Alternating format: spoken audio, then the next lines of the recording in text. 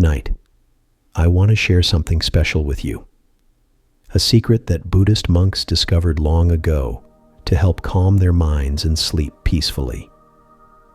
I'm going to tell you 20 beautiful Zen stories that have helped countless people quiet their busy thoughts and find the kind of deep, restful sleep they've been searching for. Each story holds a simple key that can help your mind naturally release stress and worry. What makes these stories special is that they work for anyone. It doesn't matter if you've never meditated before, or if your thoughts keep spinning, or if you've tried other things that didn't help. The Buddha once said something beautiful. Peace comes from within. Don't look for it outside yourself. Over the next few hours, you'll understand what he meant and how this can change your life. As we explore stories about empty boats, wise teachers, and moments of unexpected insight, something wonderful will start to happen. You'll feel your body beginning to relax. Your mind will gradually slow down. And without even trying, you'll find yourself drifting into a state of complete calm. Before you get settled, please like this video and subscribe. I'd love to know where you're listening from and what time it is. Just drop a comment and let me know. It's always wonderful to see people from around the world joining us. Now turn down your lights. Maybe switch off that fan or any background noise. And let's start this peaceful journey together. Story 1. The Magic Garden Inside Your Heart. Close your eyes and imagine walking through a doorway that appears only when you're very, very quiet inside. This is where our first story begins.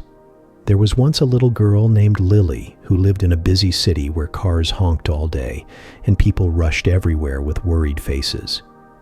Every night, she would lie in her bed, listening to all the noise outside her window, feeling like her thoughts were spinning like leaves in a windstorm. One evening, as she sat by her window feeling especially restless, something magical happened. She noticed that when she took a very deep breath and let it out slowly, the noise seemed to fade just a little bit. Curious, she tried it again. This time she closed her eyes too.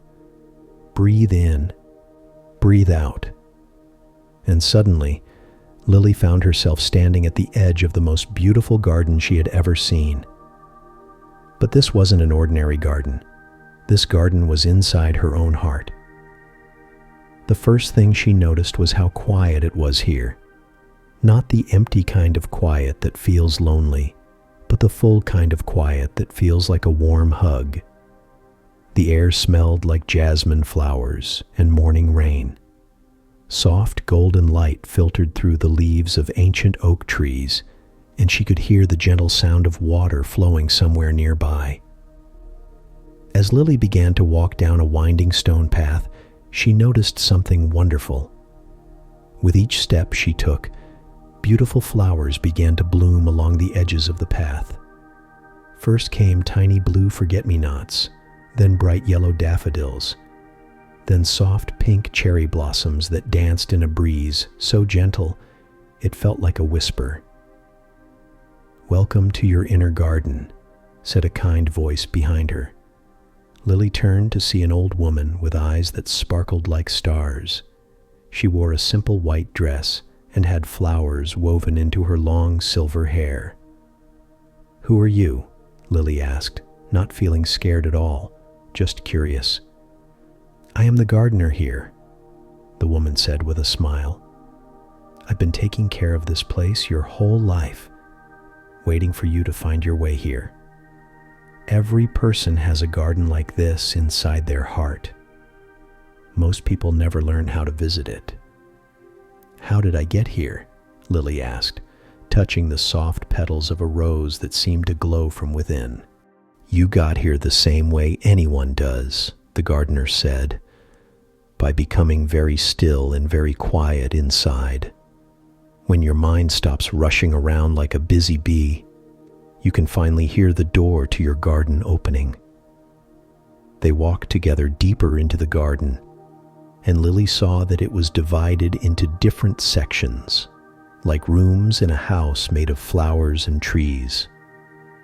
In the first section, there was a grove of bamboo trees that swayed gently in the breeze. "This is where you come when you feel worried," the gardener explained. "Listen to the bamboo. It teaches us to bend without breaking.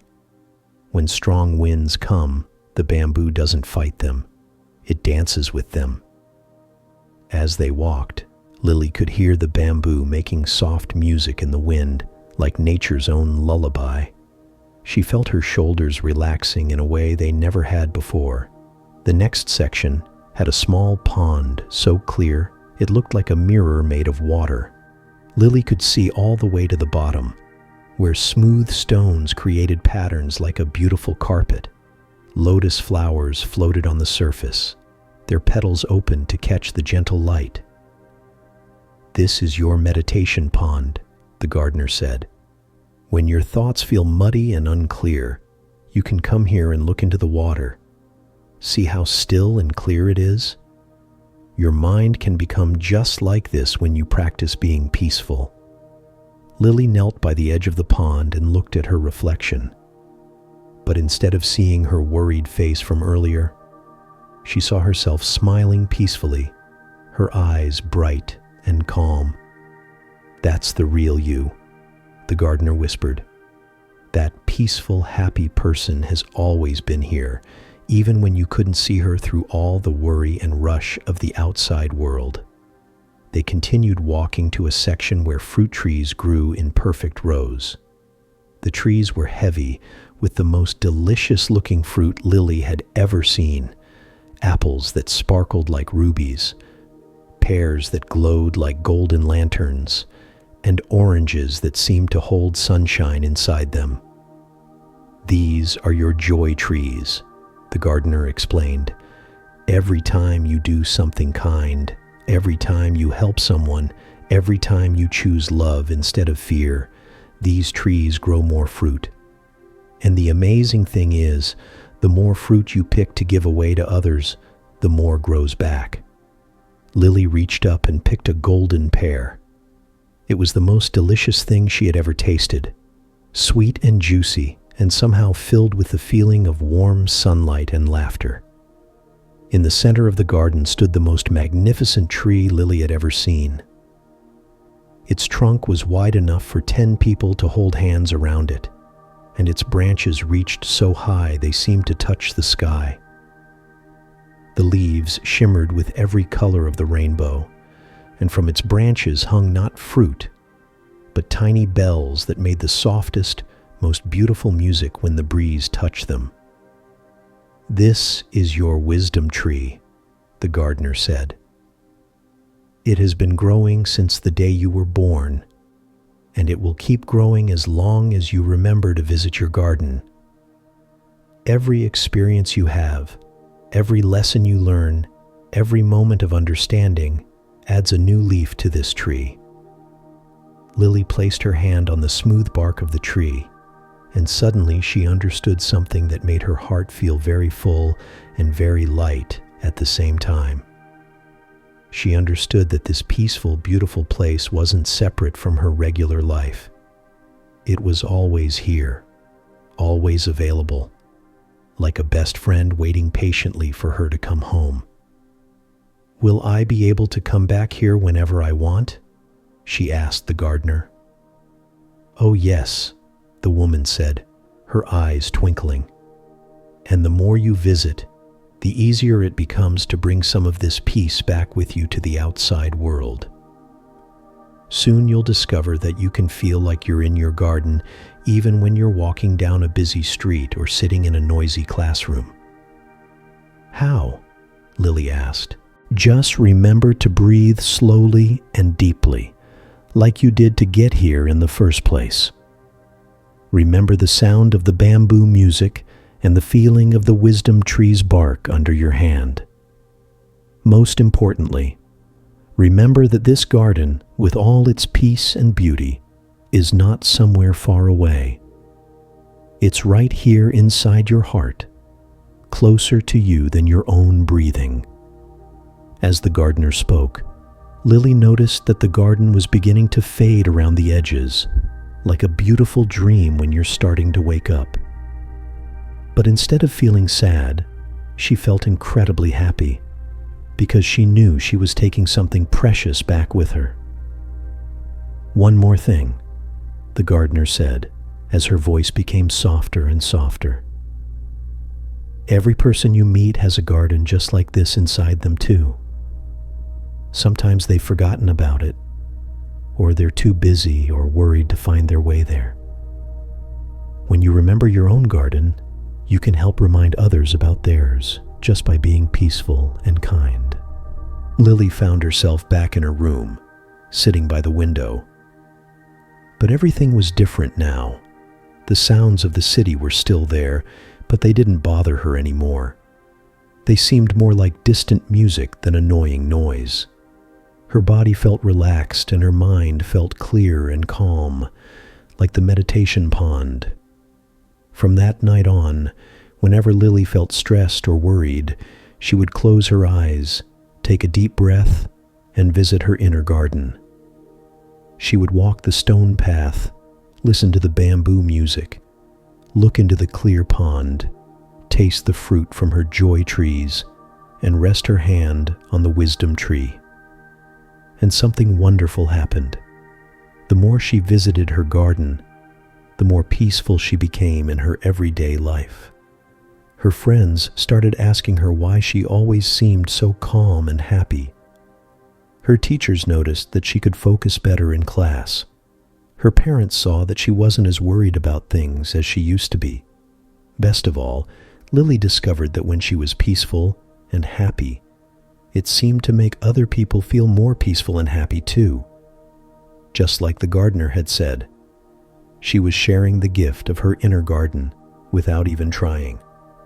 As you listen to this story, imagine your own inner garden. What does your peace place look like? Maybe it has a different kind of tree, or a stream instead of a pond, or flowers you've never seen before, but that feel perfectly right to you. Remember, just like Lily discovered, your garden is always there inside your heart, waiting for you to visit. All you have to do is breathe slowly, close your eyes, and let yourself be very quiet inside. Take a deep breath now. Let it out slowly, and feel yourself beginning to find your own path to that magical place of peace that lives within you. Story 2: The Wise Old Tree and the Rushing River. Our second story takes you to a place where time moves differently, where ancient wisdom flows like water and stands strong like deep roots. In a valley so peaceful that even the wind seemed to whisper softly, there grew an oak tree that had been there for over 1,000 years. Its massive trunk was so wide that 20 people holding hands couldn't reach around it, and its branches spread out like a great green umbrella, providing shade for anyone who needed rest. This old tree had watched countless seasons come and go. It had seen baby animals grow up and have babies of their own. It had watched storms rage and pass, droughts end with blessed rain, and winter snow melt into spring flowers. If trees could tell stories, this one would have the longest, most wonderful tales of anyone. At the base of this ancient tree, a river began its journey to the sea. But this river was unlike the old tree in every way. Where the tree was still and patient, the river was always moving, always rushing, always in a hurry to get somewhere else. One spring morning, when the river was running especially fast from the mountain snow melting above, it called out to the tree in a voice like rushing water over stones. "Old tree, I don't understand how you can just stand there day after day, year after year, doing nothing. Look at me, I'm going places. I'm seeing new things every day. I rush down mountains, I flow through valleys, I'll even reach the great ocean someday. You've been in that same spot your whole life. Doesn't it make you sad to miss out on so much?" The old tree listened to the river's words, and when the water paused to swirl around some rocks, it spoke in a voice as deep and gentle as distant thunder. "Dear river, I can see why you think I'm missing out. But let me share something I've learned in my 1,000 years of standing here. Come closer and listen." The river, curious despite its hurry, slowed its flow just a little to hear what the ancient tree had to say. "You see me standing still, but I am always moving too," the tree said. "My roots grow deeper each year, reaching down to the earth's secrets. My branches stretch higher, closer to the stars. My leaves dance with every breeze. Inside me, sap flows like your water, carrying life to every part of me. I am moving, but in a different way than you." "But you never see new places," the river argued, though it found itself flowing even more slowly as it spoke. "Ah, but I see everything," the tree replied. "Because I stay in one place, I get to really see it. I notice things that those who rush past might miss. I see how the light changes from morning to evening, how it's different in winter than summer. I know every bird that nests in my branches, every squirrel that stores nuts in my bark. I've watched love stories begin and families grow. I've seen the shy deer bring their babies to drink from your waters, and the old bear who comes here to rest. When you really stop and watch one place, you discover it contains the whole world." The river had been slowing down more and more as it listened, and now it was barely moving at all. For the first time in its existence, it was being still enough to really look around. "Oh my," the river whispered, "I never noticed how beautiful this valley is. Look at those flowers by your roots. They're like tiny stars that fell from the sky. And that butterfly, its wings look like stained glass windows. And listen, is that a bird singing? I've been flowing past bird songs my whole life, but I've been moving too fast to really hear them." "Yes," said the tree gently. "That's a wood thrush. She sings the most beautiful songs at sunrise and sunset, and if you look very carefully in that patch of sunlight, you'll see her babies taking their first flying lessons." The river watched, amazed, as 3 small birds wobbled through the air on uncertain wings, their mother encouraging them with soft chirps. "This is wonderful," the river said, "but I don't understand something. If staying still lets you see so much, why do I feel like I need to keep moving? Am I doing something wrong?" The wise old tree's leaves rustled with what sounded almost like laughter, but kind laughter, the sort a loving grandfather might make when a grandchild asks a sweet question. "Oh, dear river, you're not doing anything wrong at all. We each have our own perfect way of being in the world. You're flowing and rushing and moving. That's your gift. You bring life wherever you go. You carry seeds to new places where they can grow into forests. You bring fresh water to animals and plants. You carve new paths and shape the land in beautiful ways. The ocean is waiting for you, and when you reach it, you'll bring all the stories and experiences you've gathered along the way." "But then why did I need to slow down and listen to you?" the river asked. "Because," the tree said, "even the most important journey is made better when you remember to pause sometimes. When you rush all the time, you might miss the very things that make your journey meaningful. And sometimes, when you slow down, you discover that you're already where you need to be." The river thought about this as it sat nearly still in the tree's shade. And in that stillness, something magical happened. It began to reflect the sky above like a perfect mirror. Clouds drifted by in its surface, and birds seemed to fly both above and below the water at the same time. "Look at that," the tree said softly. "When you're still, you become like a mirror for the heavens. When you're rushing, the sky is just a blur above you. But when you pause, you can hold the whole sky in your heart." "This feels so peaceful," the river said. "I feel like I'm not just flowing through the world anymore. I feel like I'm part of it, connected to everything." "That's the secret," the tree whispered. "Whether you're moving fast like you do, or staying still like me, the important thing is to remember that we're all connected. Your water feeds my roots. My fallen leaves become food for the fish that swim in you. The birds that nest in my branches also follow your path to the sea. We're all part of one big, beautiful story." "I think I understand now," the river said. "I don't have to choose between moving and being still. I can do both. I can flow toward the ocean like I'm meant to do, but I can also remember to pause sometimes, to really see and feel and connect with the places and beings I meet along the way." "Exactly," said the tree. "And now you've learned something that will make your whole journey richer. You've learned that the secret isn't to always be still or always be moving. The secret is to know when to do each one." As the afternoon sun began to lower in the sky, the river felt ready to continue its journey. But it was different now. Instead of rushing frantically toward the sea, it flowed with purpose and awareness, like a dancer who knows each step has meaning.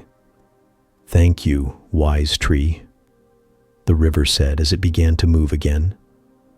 "I'll carry your wisdom with me all the way to the ocean. And I promise I'll remember to pause along the way to really see the world I'm flowing through."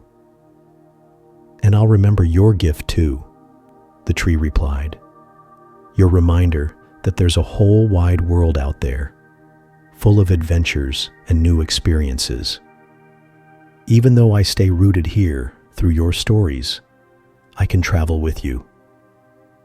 From that day forward, the river flowed differently.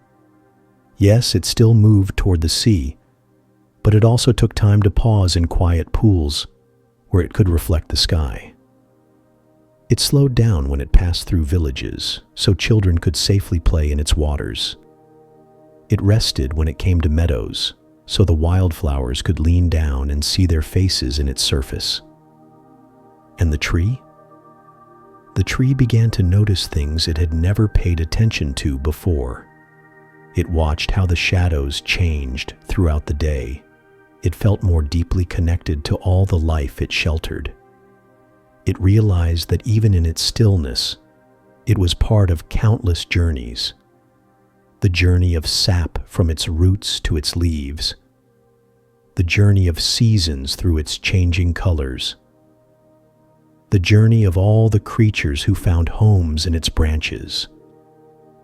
Both the tree and the river had learned something that changed their lives. You don't have to choose between being peaceful and being active. You don't have to choose between staying where you are and going new places. You can learn to be like flowing water when movement is needed, and like deep roots when stillness serves you better. As you lie here listening to this story, think about your own life. Are there times when you rush around like the river, so busy getting somewhere that you forget to notice where you are right now? Are there times when you're so focused on staying safe and comfortable that you forget to flow toward your dreams? The wisdom of the tree and the river lives inside you too. You have deep roots that connect you to what matters most. And you also have the ability to flow and grow and explore new places. Breathe in the stillness of the ancient tree. Breathe out with the gentle flow of the wise river. And feel yourself finding the perfect balance between being and becoming, between resting in peace and moving with purpose. Story 3: The Little Monk and the Heavy Stones. In our third story, we travel to a mountain monastery where the morning mist clings to ancient stone walls and where a young monk is about to learn one of life's most freeing lessons. High up in the mountains, where the air is thin and clean and where eagles circle on invisible currents of wind, there stood a monastery that had been home to Buddhist monks for over 500 years. The buildings were simple but beautiful, made of gray stone that seemed to grow right out of the mountain itself. In this peaceful place lived a young monk named Tenzin. He was only 19 years old, but he tried very hard to be wise and good like the older monks. Every morning he would wake before sunrise, meditate in the prayer hall, help prepare breakfast, and then do whatever work the head monk assigned to him. But there was a problem that Tenzin carried with him everywhere he went, though no one else could see it. This problem felt like a heavy backpack filled with stones that he could never take off. These stones were made of his worries, his regrets, and his hurt feelings. There was the stone of anger from when his brother had said mean things to him before he left home. There was the stone of sadness from missing his mother. There was the stone of shame from the time he had accidentally broken a precious bowl in the kitchen. There was the stone of fear that he would never be as wise as the other monks. Every day, it seemed like new stones got added to his invisible backpack. The strangest thing was that Tenzin thought carrying these stones made him a better person. He thought that if he stopped feeling bad about the bowl he broke, it would mean he didn't care about being careful. He thought that if he stopped missing his mother, it would mean he didn't love her. He thought that if he stopped worrying about being good enough, it would mean he was being lazy about his spiritual practice. One morning, Master Pema, the oldest and wisest monk in the monastery, called Tenzin to his room. "Tenzin," Master Pema said in his gentle voice, "I have a special task for you today. I want you to collect stones from the riverbed and carry them up to the top of the mountain.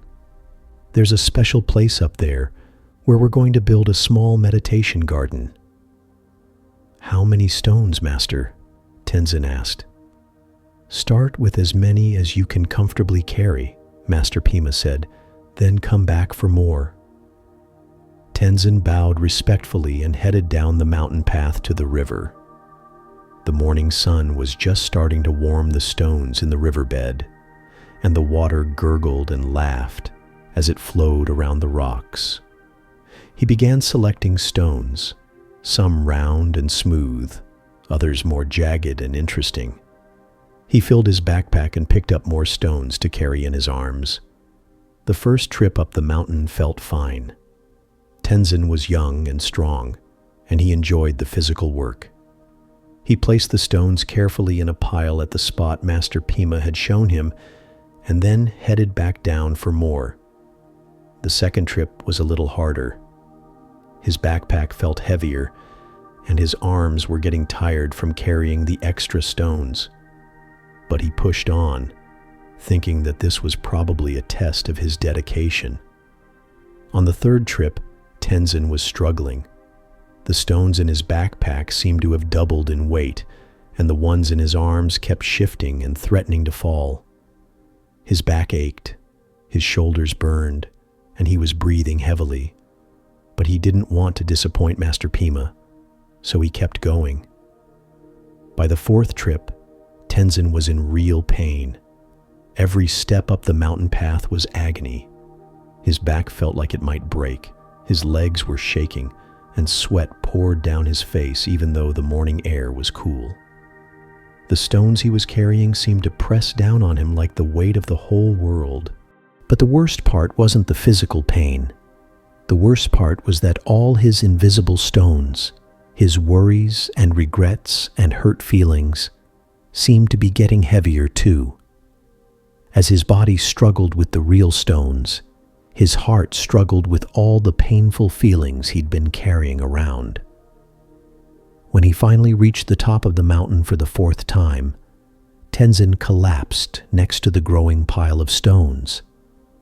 He was exhausted, in pain, and fighting back tears of frustration. That's when Master Pima appeared beside him, as quietly as morning mist. "How are you feeling, Tenzin?" the master asked, sitting down on a nearby rock. I'm sorry, Master," Tenzin panted. "I'm trying to be strong, but these stones are so heavy. My whole body hurts, and I don't think I can carry another load." "I see," Master Pema said thoughtfully. "Tell me, what do you think would happen if you put down some of these stones?" "But you asked me to carry them up here," Tenzin said, confused. "Yes, I did, but I never said you had to carry them all at once, or that you couldn't put them down to rest." Tenzin looked at the stones in his backpack and arms, as if seeing them for the first time. Slowly, carefully, he began setting them down. First, the ones from his arms, then the backpack off his shoulders. The relief was immediate and incredible, like stepping out of a crushing weight into weightless freedom. "Oh," he breathed, "that feels so much better. But Master, I feel guilty putting them down. What if you think I'm being lazy?" Master Pima smiled, and his eyes twinkled with kindness. "Tenzin, let me ask you something. Do you think these stones serve their purpose better when they're crushing your back, or when they're here, ready to become part of our meditation garden?" "Well, when they're here, I suppose. When I'm carrying them, they're not doing any good for anyone." "Exactly. Now let me ask you about some other stones you've been carrying. Tell me about the stone of the broken bowl." Tenzin's face reddened with shame. "How did you know about that?" "Because I can see the weight of it in the way you carry yourself. You've been hunched over with guilt for 3 months now. But tell me, did keeping that guilt help you become more careful?" I thought it did. I thought if I stopped feeling bad about it, I might break something else." "And have you broken anything else in these 3 months?" "No, Master." "So you learned to be more careful right away, didn't you?" "The lesson came immediately when the bowl broke, but you kept carrying the guilt long after the lesson was learned. How has carrying that stone of guilt served you or anyone else?" Tenzin thought about this. "It hasn't, has it? It's just made me nervous and clumsy. I've been so afraid of breaking something else that I've been dropping things more than usual." "Exactly. That stone of guilt isn't making you a better person. It's making you a more anxious one. What do you think would happen if you put it down?" I think I would feel lighter, and maybe I'd stop being so nervous all the time." "Try it," Master Pema said gently. Tenzin closed his eyes and imagined himself taking the heavy stone of guilt out of his invisible backpack and setting it down on the ground. To his amazement, he felt his shoulders relax and his breathing become easier. "Now," Master Pema continued, "tell me about the stone of anger toward your brother. He said I was wasting my life coming to the monastery. He said I was running away from the real world." Tenzin's voice got tight with old pain, and carrying anger about his words. "How has that helped you or him?" "It hasn't helped anyone. It just makes me feel bitter when I think about home." "Has carrying that anger changed your brother's mind or made him a kinder person?" "No, he doesn't even know I'm angry." "So you've been carrying a heavy stone that hurts only you and serves no purpose for anyone. What if you set that one down too?" One by one, Master Pema helped Tenzin identify all the heavy stones he'd been carrying in his invisible backpack. The stone of missing his mother, which had kept him from fully appreciating his new home at the monastery. The stone of fear about not being good enough, which had kept him from relaxing into his practice. the stone of shame about his past mistakes, which had kept him from moving forward with confidence. "But Master," Tenzin said, "if I put down all these stones, how will I remember not to make the same mistakes? How will I show that I care about the people I love?" Master Pima picked up one of the river stones from the pile. "Look at this stone, Tenzin. It's beautiful, isn't it? Smooth and perfect, shaped by countless years in the flowing water. But tell me, would this stone be more beautiful if I glued it to my back and carried it around everywhere? No, Master. That would be strange and painful." "Exactly. The stone is perfect, just as it is, in its proper place. Your love for your mother doesn't need to be carried as the heavy stone of longing. It can be placed in your heart as gratitude and warm memory. Your care about being a good monk doesn't need to be carried as the stone of fear. It can be placed in your daily practice as gentle attention and sincere effort." Master Pima stood up and walked over to where they had been building the meditation garden. "Look here, Tenzin. See how we're arranging these stones? Each one has its perfect place where it contributes to the beauty of the whole. When they're all in their right places, they create something much more beautiful than any one stone could be by itself." "I think I understand," Tenzin said slowly. "My experiences and even my mistakes can be like stones in a garden. Each one has value and can contribute to who I am. But I don't have to carry them around as heavy burdens. I can put them in their right place and let them serve their true purpose."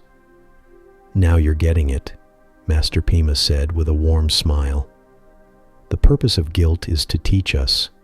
Once we've learned the lesson, the guilt has done its job and can be released. The purpose of sadness is to honor what we've lost. But it doesn't have to become a permanent weight that stops us from finding joy again. The purpose of fear is to keep us alert to real dangers. But it's not meant to be carried around as constant worry about things that might never happen." That day, Tenzin learned to put down his invisible backpack of stones.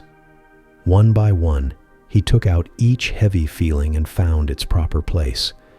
His love for his mother became a warm gratitude that made him smile instead of a heavy longing that made him sad. His mistake with the bowl became a gentle reminder to be mindful instead of a crushing weight of shame. His desire to be a good monk became a peaceful dedication to his daily practice instead of an anxious fear about not being good enough. The change was immediate and remarkable.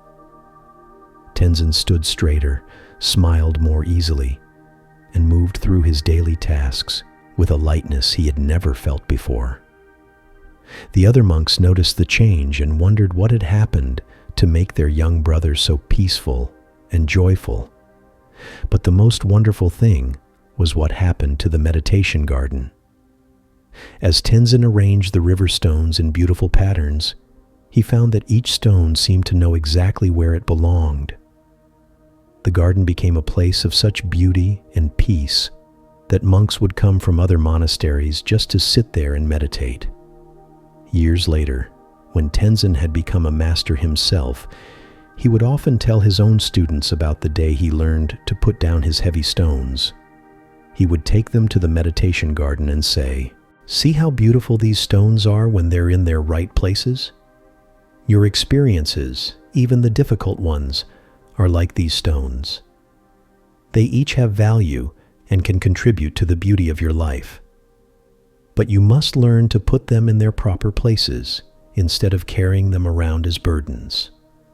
When you do this, your whole life becomes like this garden, a place of peace and beauty that brings joy not only to you, but to everyone who encounters you."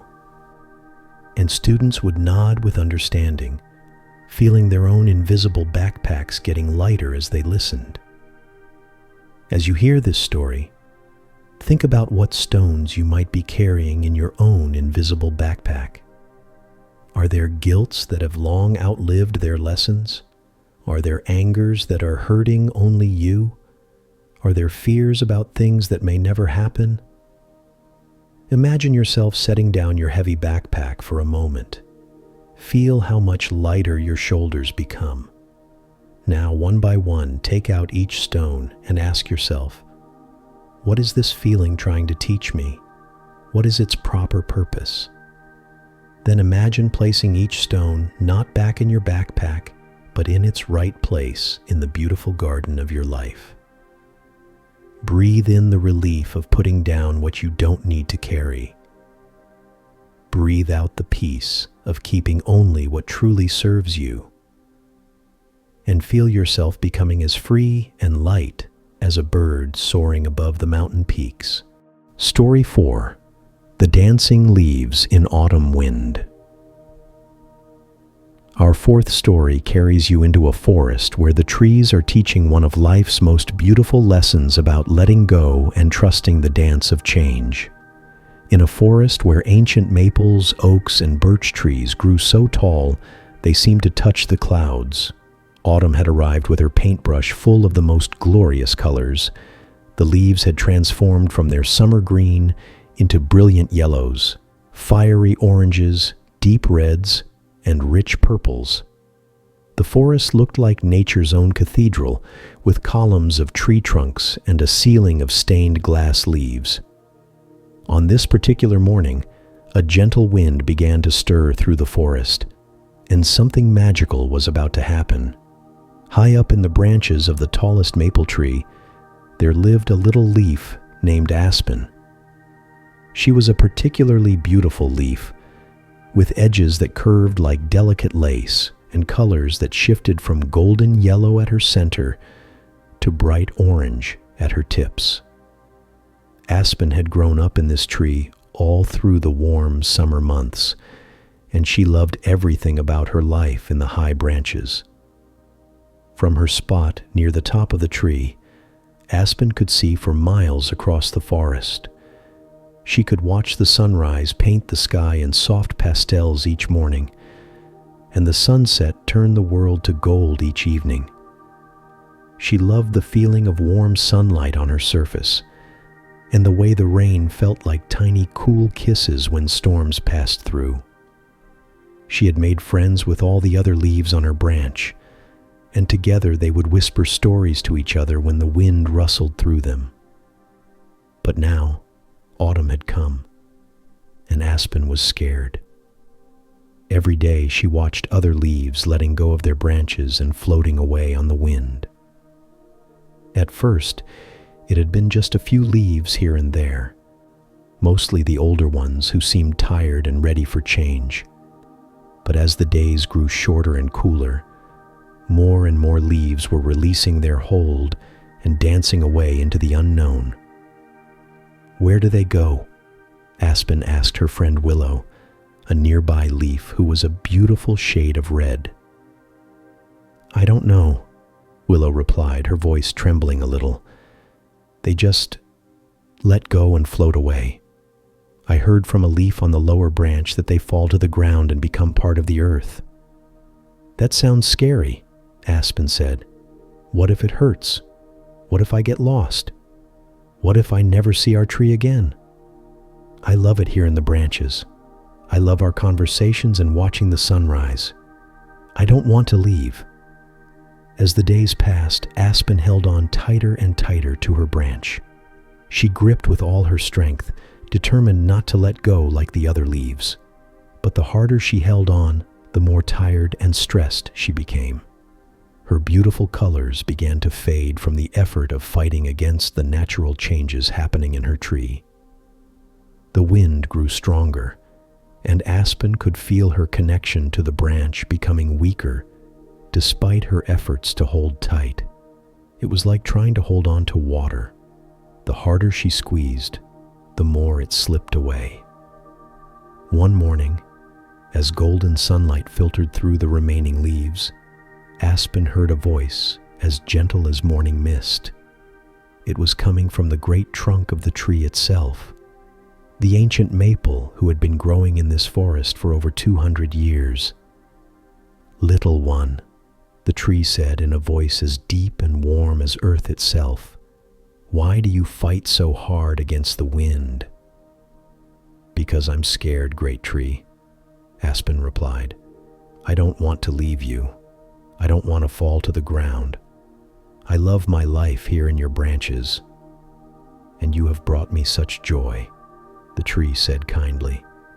"All summer long, you have helped me breathe by taking in sunlight and making it into food.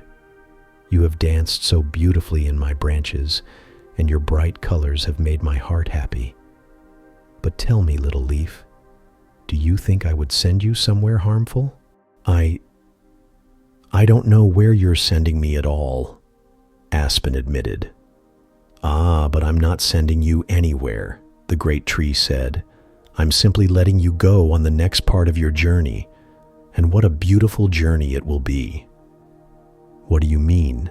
Aspen asked. "Let me tell you a secret that only old trees know," the maple whispered. "Every leaf that has ever let go of my branches has become part of something even more wonderful than they were before. When you dance on the wind, you'll see parts of the forest you never dreamed existed. You'll meet other leaves from other trees, and together you'll swirl and spin in the most joyful dance you can imagine." "But what happens after the dancing?" Aspen asked. "When you finally come to rest on the forest floor, you'll become part of the earth itself. Your beautiful colors will fade, but your essence, everything that makes you you, will sink down into the soil and become food for new life. Some of you will become part of new flowers in the spring. Some of you will become part of new trees, and some of you will even become part of me again, helping me grow stronger and taller." "Really?" Aspen whispered, amazed. "Really," the tree said. "You see, little one, letting go isn't the end of your story. It's the beginning of a new chapter. And the most beautiful part is that you don't disappear. You transform into something new and wonderful." Just then, a particularly strong gust of wind swept through the forest, and Aspen felt her grip on the branch loosening even more. "I'm still scared," she admitted. "Of course you are," the tree said gently. "Being scared of change is natural. But tell me, were you scared when you first grew from a tiny bud into the beautiful leaf you are now?" "I don't remember that," Aspen said. "That's because you trusted the process then. You didn't try to stay a tiny bud forever. You let yourself unfold and grow and become magnificent. This is just another kind of growing." As the tree spoke, Aspen looked around at the other leaves still clinging to the branches. She noticed that the ones holding on tightest looked tired and strained, their colors dull from the effort. But there was one leaf nearby, an old, wise-looking oak leaf named Sage, who seemed completely relaxed despite the strong wind. "Sage," Aspen called out, "aren't you scared of letting go?" "I was," Sage replied peacefully, "until I learned the secret of the wind dance." "What secret?" "The secret is this. The wind isn't trying to tear us away from what we love. The wind is inviting us to dance. When you stop fighting the wind and start dancing with it, everything changes. Instead of being dragged away against your will, you become partners with the wind in creating something beautiful." As Sage spoke, another gust of wind came through the forest, but instead of gripping tighter, Sage relaxed and let the wind lift one edge of his leaf. He began to sway and flutter, moving with the wind instead of against it.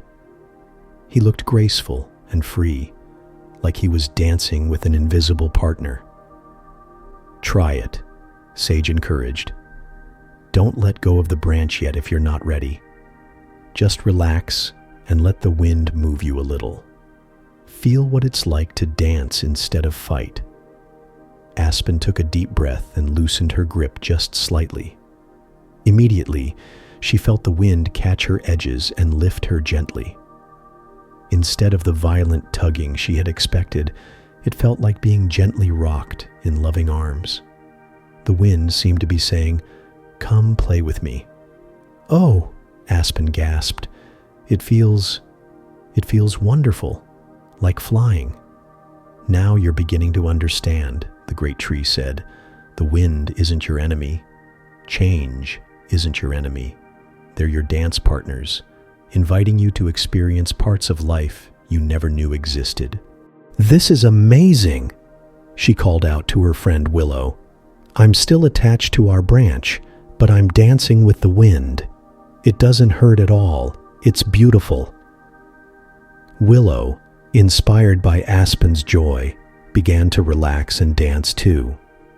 Soon all the remaining leaves on their branch were swaying and spinning in the most graceful dance, still connected to their tree, but moving in harmony with the wind.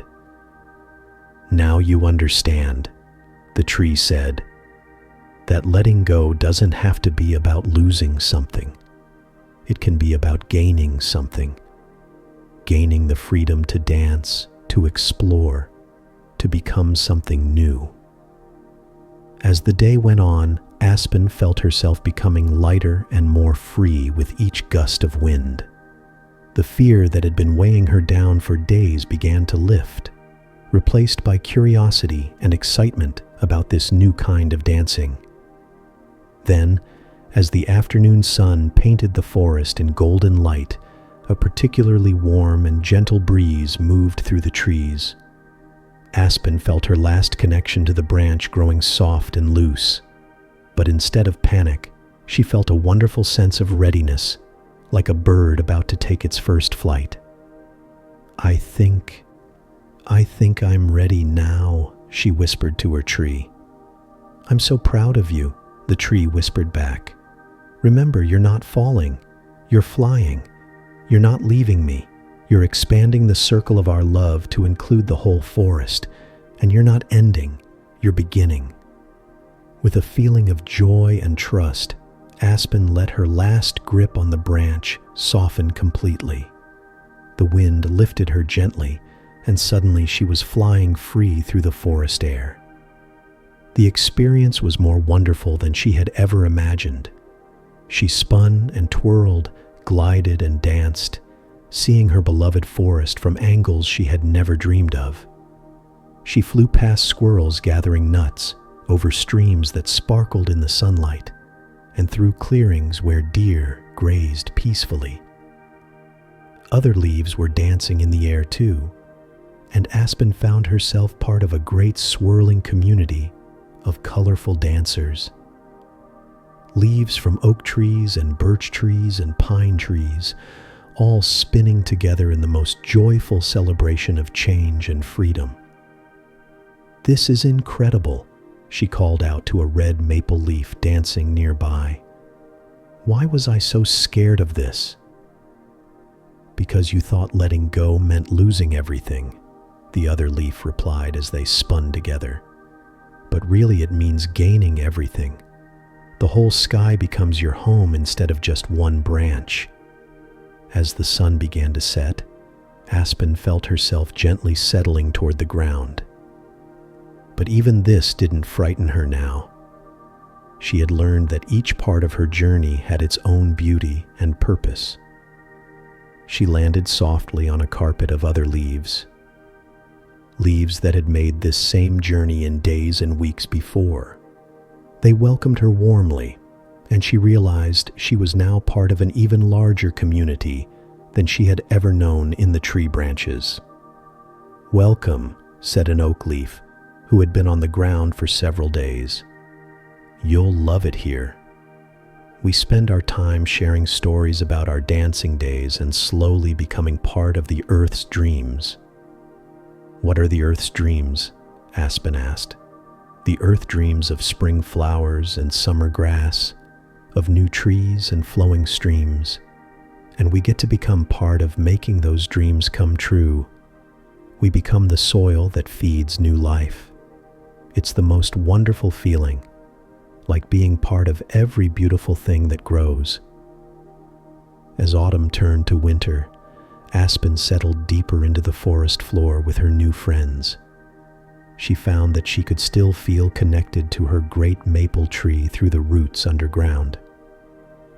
In fact, she discovered that all the trees in the forest were connected through their roots, sharing nutrients and messages through the earth itself. And when spring came, something magical happened. Aspen felt parts of herself becoming tiny green shoots of new grass. Other parts of herself became food for wildflowers that bloomed in brilliant colors. And some of her essence traveled through the root network back to her beloved maple tree, helping it grow new leaves that were somehow both completely new and yet carried a bit of her own joyful spirit. The new leaves in her old tree seemed to dance with extra grace, as if they remembered the lesson of trusting the wind and embracing change as a partner instead of fighting it as an enemy. Years passed, and the forest continued its eternal cycle of growth and change, life and transformation. And in every dancing leaf, in every spring flower, in every blade of grass, there lived the wisdom that Aspen had learned, that letting go is not about losing what you love, but about expanding love to include new possibilities. The wind still dances through the forest, and it still invites each leaf to join its graceful movement. And now, when young leaves feel scared about letting go, the older, wiser leaves whisper to them the secret that Aspen learned. Don't fight the wind, dance with it. Don't fear the change, trust it. You are not falling, you are flying into your next beautiful adventure. As you listen to this story, think about the changes in your own life that might be calling to you like the autumn wind. Are there old ways of being that you've been gripping tightly, even though they're no longer serving you? Are there new adventures your heart is calling you toward, even though they feel scary and unknown? Remember Aspen's lesson. You don't have to fight the winds of change. You can learn to dance with them. You don't have to fear letting go of what was, because letting go creates space for what wants to become. Breathe in the trust of the dancing leaf. Breathe out the fear of change, and feel yourself beginning to move with grace and joy through all the seasons of your beautiful life. Story 5: The Silent Lake and the Chattering Monkeys. Our fifth story takes you to a place where stillness and chaos live side by side, and where a profound lesson awaits about the natural peace that lies beneath all the noise of our busy minds. High in the mountains, where the air is so clear you can see stars even in the daytime, there nestled a lake so perfectly still it looked like a mirror made of liquid sky. This lake had no name because it was so hidden and peaceful that very few people had ever found it. The water was so pure you could see all the way to the bottom, where smooth stones created patterns like a beautiful mosaic floor. Around this silent lake grew the most magnificent trees, ancient pines that had stood there for centuries, their branches reaching toward the heavens like green prayers. The lake reflected these trees so perfectly that it was sometimes impossible to tell where the real trees ended and their reflections began. It was as if the whole world existed twice, once above the water and once below, in perfect, peaceful harmony. But there was one thing that made this serene place quite interesting. In the trees around the lake lived a large family of monkeys, at least 50 of them. And these monkeys were possibly the chattiest, busiest, noisiest creatures you could ever imagine. From dawn until dusk, the monkeys would swing from branch to branch, chattering constantly about everything and nothing. They gossiped about which trees had the best fruit, argued about who was the fastest climber, debated the best techniques for finding insects, and generally filled the air with a constant stream of monkey conversation. "Did you see how Miko swung from that branch yesterday?" one monkey would chatter. "Yes, but I think Kessie's technique is much better," another would reply. "Oh, but have you heard about the new fruit trees the humans planted in the valley?" a third would interrupt. "Speaking of fruit, I think someone stole my favorite mango yesterday," a fourth would complain. And on it went, from sunrise to sunset. The monkeys never seemed to run out of things to talk about, worry about, or argue about. Now, you might think that all this monkey chatter would disturb the peace of the beautiful lake. And indeed, when people first arrived at this hidden place, they often felt frustrated by the noise. Visitors would come seeking perfect silence and tranquility, only to find themselves listening to endless monkey conversations. Many people would get annoyed and leave, complaining that the monkeys had ruined their peaceful retreat. Some would throw stones to try to scare the monkeys away. Others would shout at them to be quiet. But the monkeys, being monkeys, would just chatter more loudly when disturbed, creating even more noise and chaos. But one day, a very wise old meditation teacher named Lama Norbu made the long journey up the mountain to find this hidden lake. He had heard stories about its perfect beauty and wanted to spend some time in meditation beside its still waters.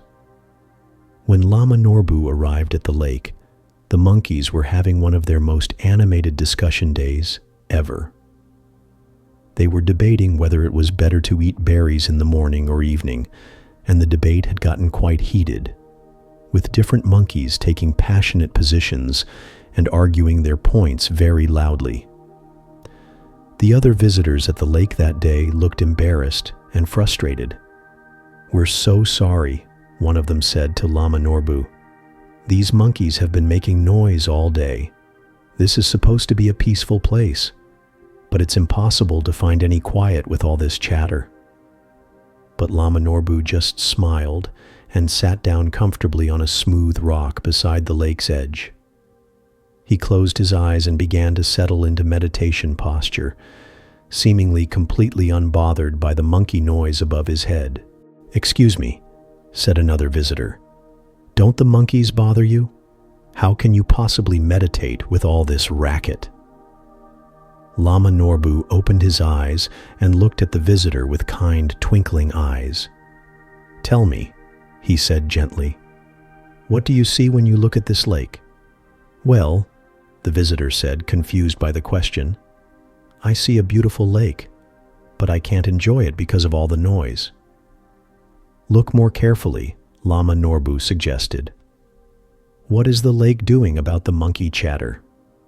The visitor looked at the lake more closely. The surface was perfectly still and mirror-like, reflecting the trees and sky with absolute clarity and peace. Despite all the noise and activity happening in the trees above, the lake itself remained completely undisturbed.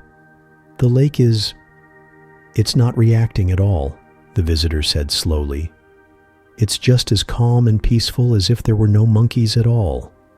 "Exactly," Lama Norbu said with a smile. "The lake doesn't argue with the monkeys. It doesn't try to shush them or make them go away. It doesn't get upset or frustrated by their chatter.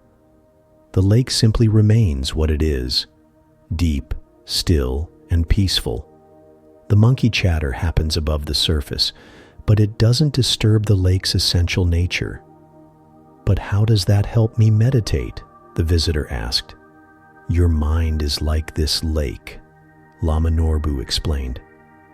"Deep down, beneath all the surface activity, your mind is naturally peaceful and still, just like these waters. But you also have monkeys living in the trees of your consciousness." "Monkeys in my consciousness?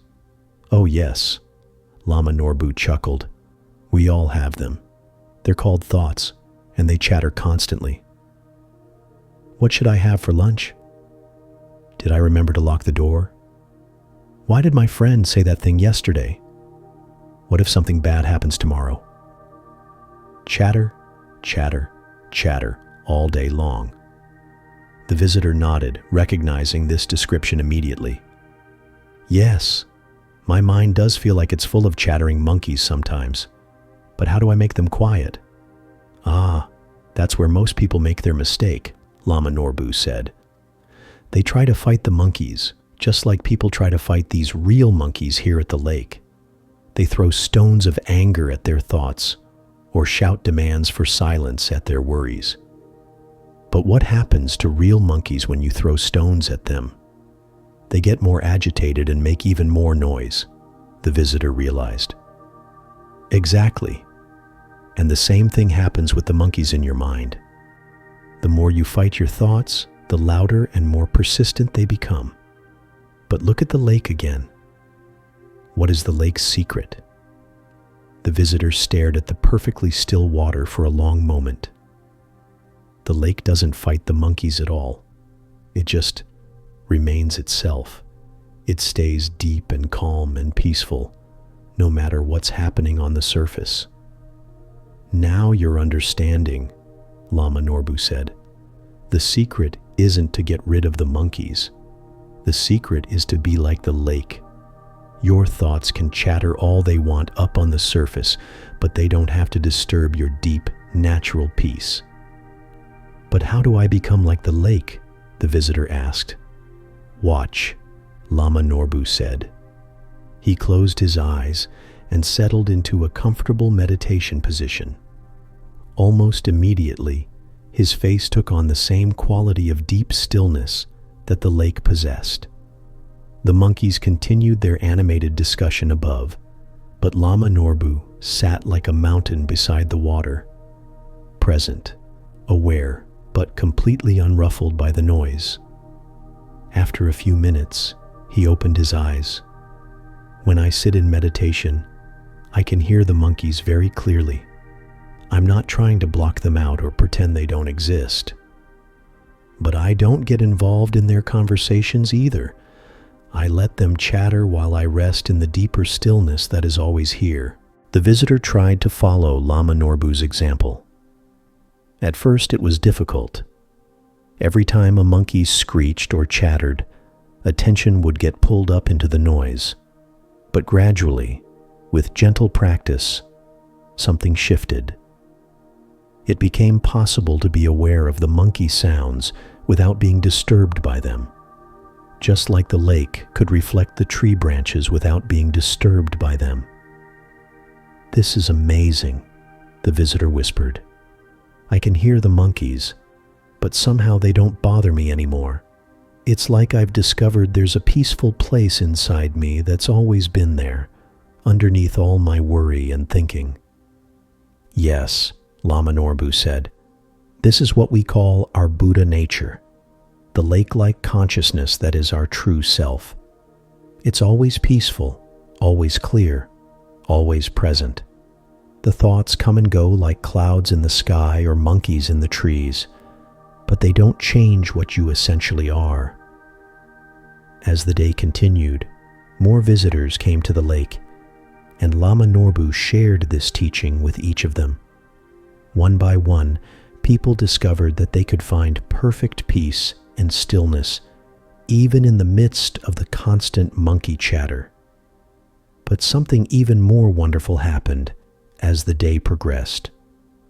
As the people around the lake became more peaceful and accepting, the monkeys themselves seemed to sense the change in energy.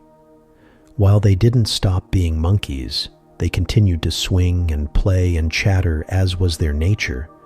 Their sounds somehow became more musical, more harmonious, like a natural symphony rather than chaotic noise. Look at that, one visitor marveled. The monkeys seem different now, more peaceful somehow. When we stop fighting what is and learn to rest in our deeper nature, Lama Norbu explained, everything around us feels more harmonious too. We're not trying to change the monkeys, we're changing our relationship to them. And that changes everything. As evening approached and the sun began to set behind the mountains, painting the sky in shades of pink and gold, the visitors sat in comfortable silence around the lake.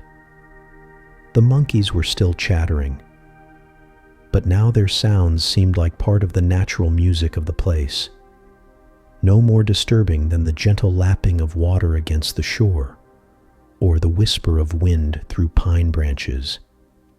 "I understand now," said the first visitor. "Peace isn't the absence of noise or activity. Peace is something deeper that can exist even when there's noise and activity happening around it." "Exactly," Lama Norbu nodded. "You have discovered the difference between the peace that depends on perfect conditions and the peace that is your natural birthright, always available, always present, deeper than any surface disturbance." That night, as the visitors made camp by the lake, they discovered something wonderful. Even though the monkeys continued their evening chatter, everyone slept more peacefully than they had in years. They had learned the secret of the silent lake, how to remain deeply calm and rested regardless of what was happening on the surface of their experience. And when they returned to their regular lives in the busy world, they carried this secret with them. In traffic jams, instead of getting frustrated by the noise and chaos, they remembered the lake and found their inner stillness. In busy offices, instead of being overwhelmed by the constant chatter and demands, they rested in their deeper peace while handling whatever needed attention. During family arguments or stressful situations, they learned to be like the lake, present and aware, but not disturbed by the surface turbulence. The monkeys of their minds, their worries, their plans, their endless inner commentary, continued to chatter as before. But now they knew these mental monkeys didn't have to disturb their essential peace. They could let their thoughts be thoughts while they rested in something much more stable and serene. Years later, many of those visitors became teachers themselves, sharing the wisdom of the silent lake and the chattering monkeys with others who were seeking peace in their busy lives. And the lesson spread, like ripples on still water, helping countless people discover the unshakable tranquility that lives within every human heart. The lake still reflects the sky perfectly, and the monkeys still chatter in their trees. But now this hidden mountain sanctuary serves as a living reminder that external peace and inner peace are two different things entirely, and that the peace that matters most, the peace that can never be taken away from you, lives in the depths of your own consciousness, as still and clear as mountain lake water, as constant as your own breathing. As you rest here listening to this story, notice your own inner monkeys, the thoughts that might be chattering right now about tomorrow's tasks, or memories from earlier today, or wondering what comes next. Instead of fighting these mental monkeys, imagine yourself sitting peacefully beside your own inner lake. Let your thoughts chatter if they want to, but rest your attention in the deeper stillness that lies beneath all mental activity. Breathe in the peace of the silent lake. Breathe out any struggle with your thinking mind, and discover for yourself the profound tranquility that is always available in the depths of your own awareness. Story 6: The Lighthouse Keeper's Secret. Now let me take you to a place where wild waves crash against ancient rocks, and where one man's gentle heart becomes a beacon of hope for everyone who crosses his path.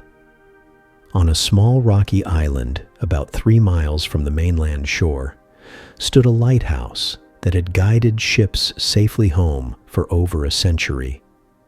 The lighthouse was painted in cheerful red and white stripes, and its bright light could be seen for 20 miles on a clear night. But this isn't really a story about the lighthouse itself. It's about Thomas, the lighthouse keeper who had lived there alone for 15 years. Thomas was a quiet man with kind eyes and gentle hands that could fix anything.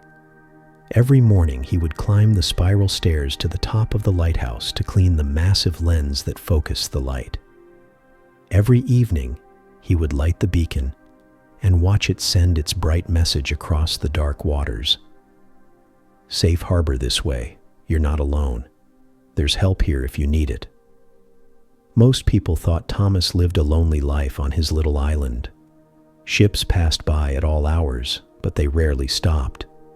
The supply boat came once a month with food and mail, but the supply captain was always in a hurry to get back to shore before dark. Days would go by when Thomas spoke to no one except the seagulls who nested on his lighthouse, and they weren't much for conversation. But Thomas had a secret that made him happier than any person living in the busiest city. His secret was this: he had discovered that the most wonderful way to live was to be a source of light for others, even when, especially when, no one was watching. It started small, the way the best secrets usually do. One stormy night during Thomas's first winter on the island, he noticed a fishing boat struggling in rough seas about a mile offshore. The boat was too far away for him to help directly, and his radio calls weren't getting through because of the storm. But Thomas noticed that when he moved his lighthouse beam in slow, deliberate patterns, the boat's captain seemed to understand and began following the light's guidance. For 3 hours, Thomas stood at his lighthouse controls, moving the beam like a gentle hand guiding the struggling boat around dangerous rocks, toward calm water, and finally to safe harbor at the mainland port. He never knew if the fishing boat made it safely. There was no way for them to communicate. But something warm and bright had awakened in Thomas's heart that night. He had become a lighthouse keeper not just for the building, but for the people who needed guidance. After that night, Thomas began to notice other ways he could be helpful.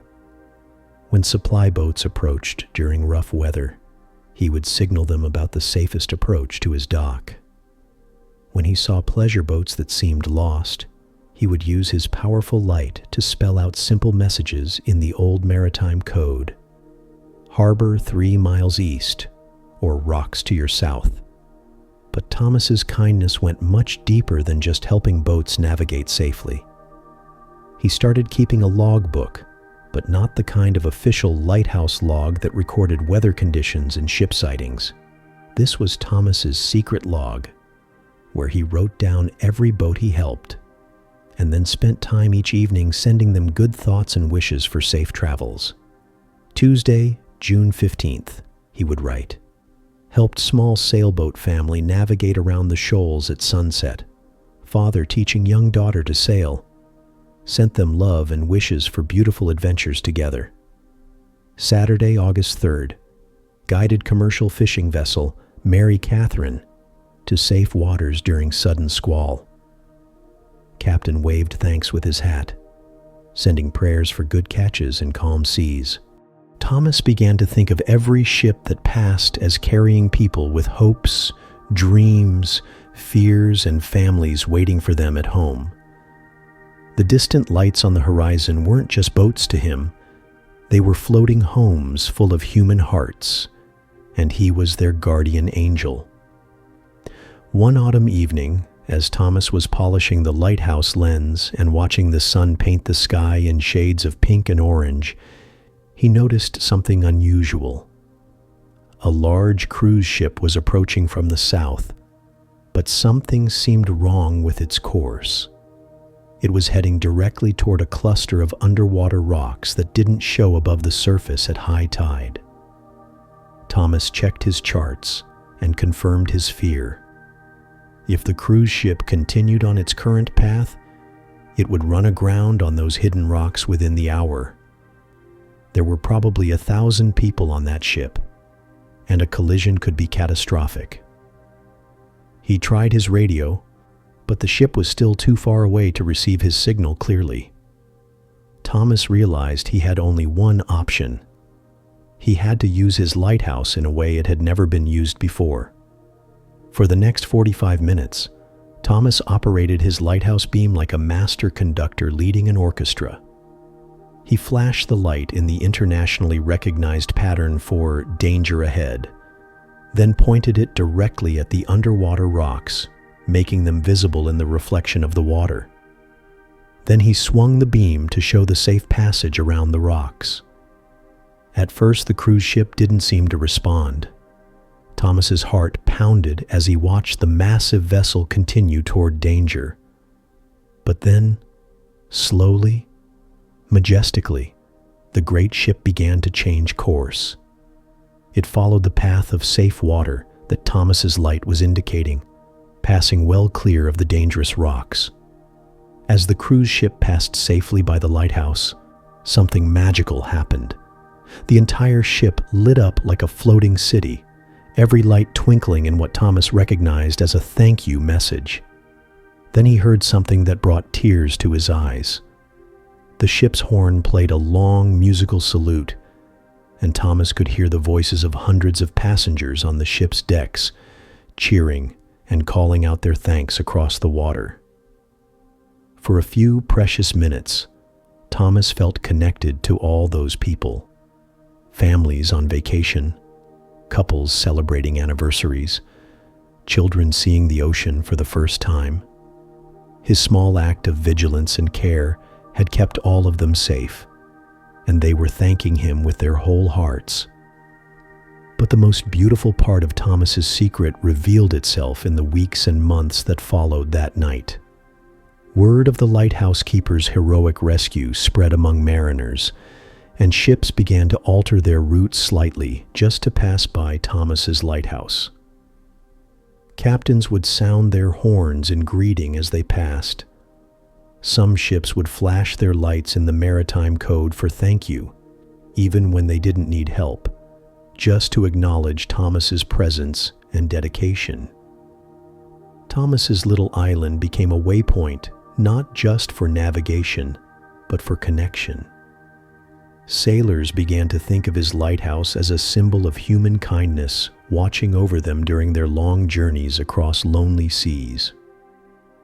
But Thomas discovered that the secret of being a source of light for others had an unexpected side effect.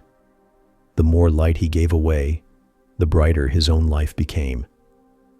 His days, which used to feel long and sometimes lonely, now felt full of purpose and connection. Every morning, he woke up wondering who he might help that day. Every evening, he went to sleep feeling grateful for the chance to be useful, to be a guardian, to be someone's reason for getting home safely. Thomas began to understand something profound. You don't have to have a big, important job or be famous or wealthy to make a real difference in the world. You just have to pay attention to the people around you and look for ways to help them navigate safely through whatever storms they're facing. He started applying this secret to every part of his life. When the supply boat captain seemed stressed and hurried, Thomas would have a thermos of hot coffee and a friendly smile waiting at the dock. When seabirds were injured in storms, he would gently nurse them back to health in a small shelter he built behind the lighthouse. When he wrote letters to his sister on the mainland, he always included pressed flowers from his island garden and encouraging words about her struggles with raising 3 children alone. Years passed, and Thomas became something of a legend among seafaring people. Stories spread about the lighthouse keeper, who seemed to have a sixth sense for when ships were in trouble, who never failed to provide guidance, and whose light somehow felt warmer and more welcoming than ordinary lighthouse beams. But Thomas never thought of himself as doing anything special. He was simply living his secret, being a source of light for others, especially when no one was watching. One Christmas Eve, 20 years after Thomas had first come to the lighthouse, something extraordinary happened that showed him just how far his light had reached. As Thomas sat in his cozy lighthouse kitchen, sharing his Christmas dinner with a family of seabirds who had become his companions over the years, he noticed lights approaching from every direction on the horizon. At first, he thought there might be an emergency. Ships only gathered in large numbers when something was wrong. But as the vessels came closer, Thomas realized this was no emergency. Fishing boats, pleasure craft, commercial ships, and even a Coast Guard cutter were converging on his lighthouse, all decorated with Christmas lights and holiday decorations. As Thomas stood on his lighthouse gallery watching in amazement, the first boat to arrive sent a message with its signal lamp. "Merry Christmas to the keeper who keeps us all safe." Then another message. "Thank you for 20 years of watching over us." And another. "Your light guides more than ships, it guides hearts."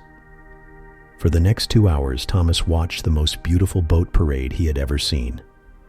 Dozens of vessels circled his lighthouse in a gentle procession, each one sending messages of gratitude and Christmas wishes. Families on pleasure boats held up signs that said, "Thank you." Commercial fishermen played Christmas carols on their horns. The Coast Guard cutter fired a salute of flares that lit up the winter sky like fireworks. Thomas stood on his lighthouse gallery, tears of joy running down his weathered cheeks, understanding for the first time the full extent of his secret. All these years of quietly helping ships, of being a source of light and guidance and care, had created something beautiful. A community of people who felt watched over, cared for, and connected to something larger than themselves. But the most profound moment came when a small sailboat approached the lighthouse dock, and Thomas saw a young woman climb onto his pier. She looked familiar, but Thomas couldn't quite place her. "Mr. Thomas," she said, smiling brightly, "you probably don't remember me, but 30 years ago, when I was 7 years old, my father and I were sailing in a small boat when a sudden storm came up.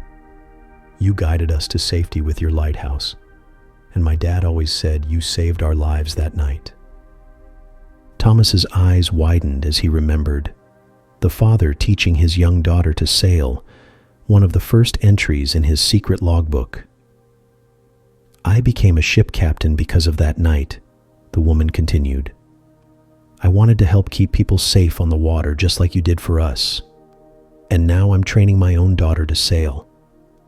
I wanted her to meet the lighthouse keeper who inspired me to spend my life helping others navigate safely through storms." A little girl peeked out from behind her mother, looking up at Thomas with wide, curious eyes.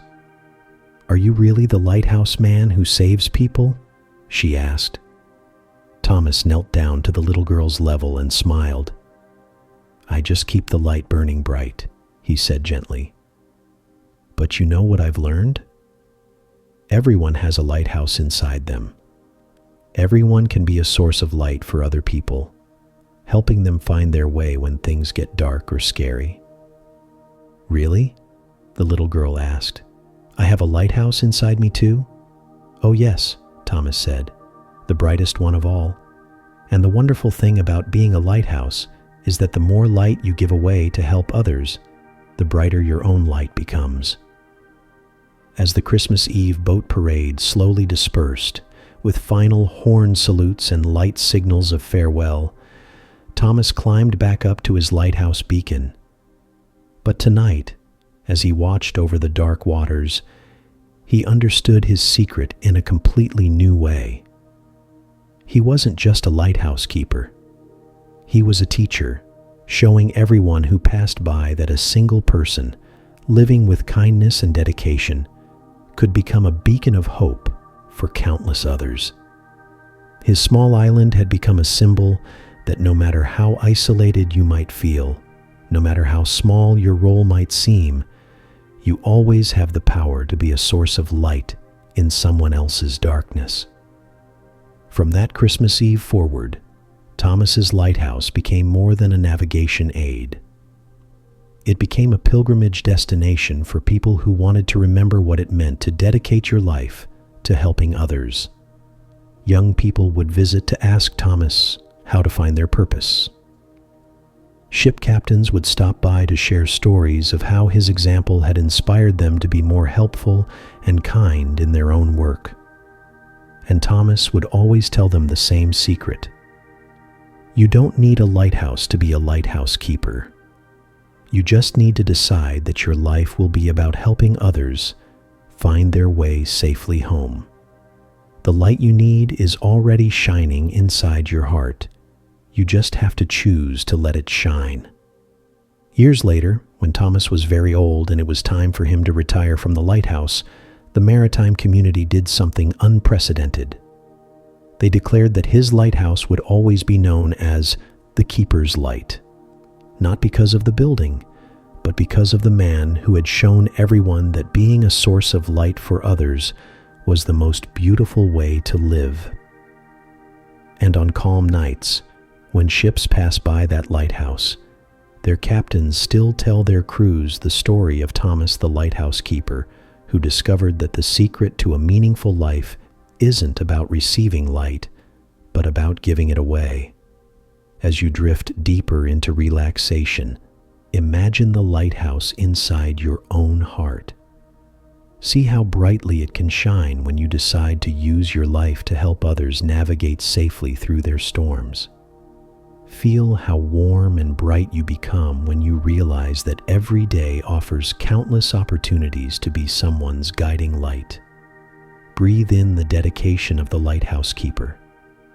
Breathe out any doubt about your ability to make a difference.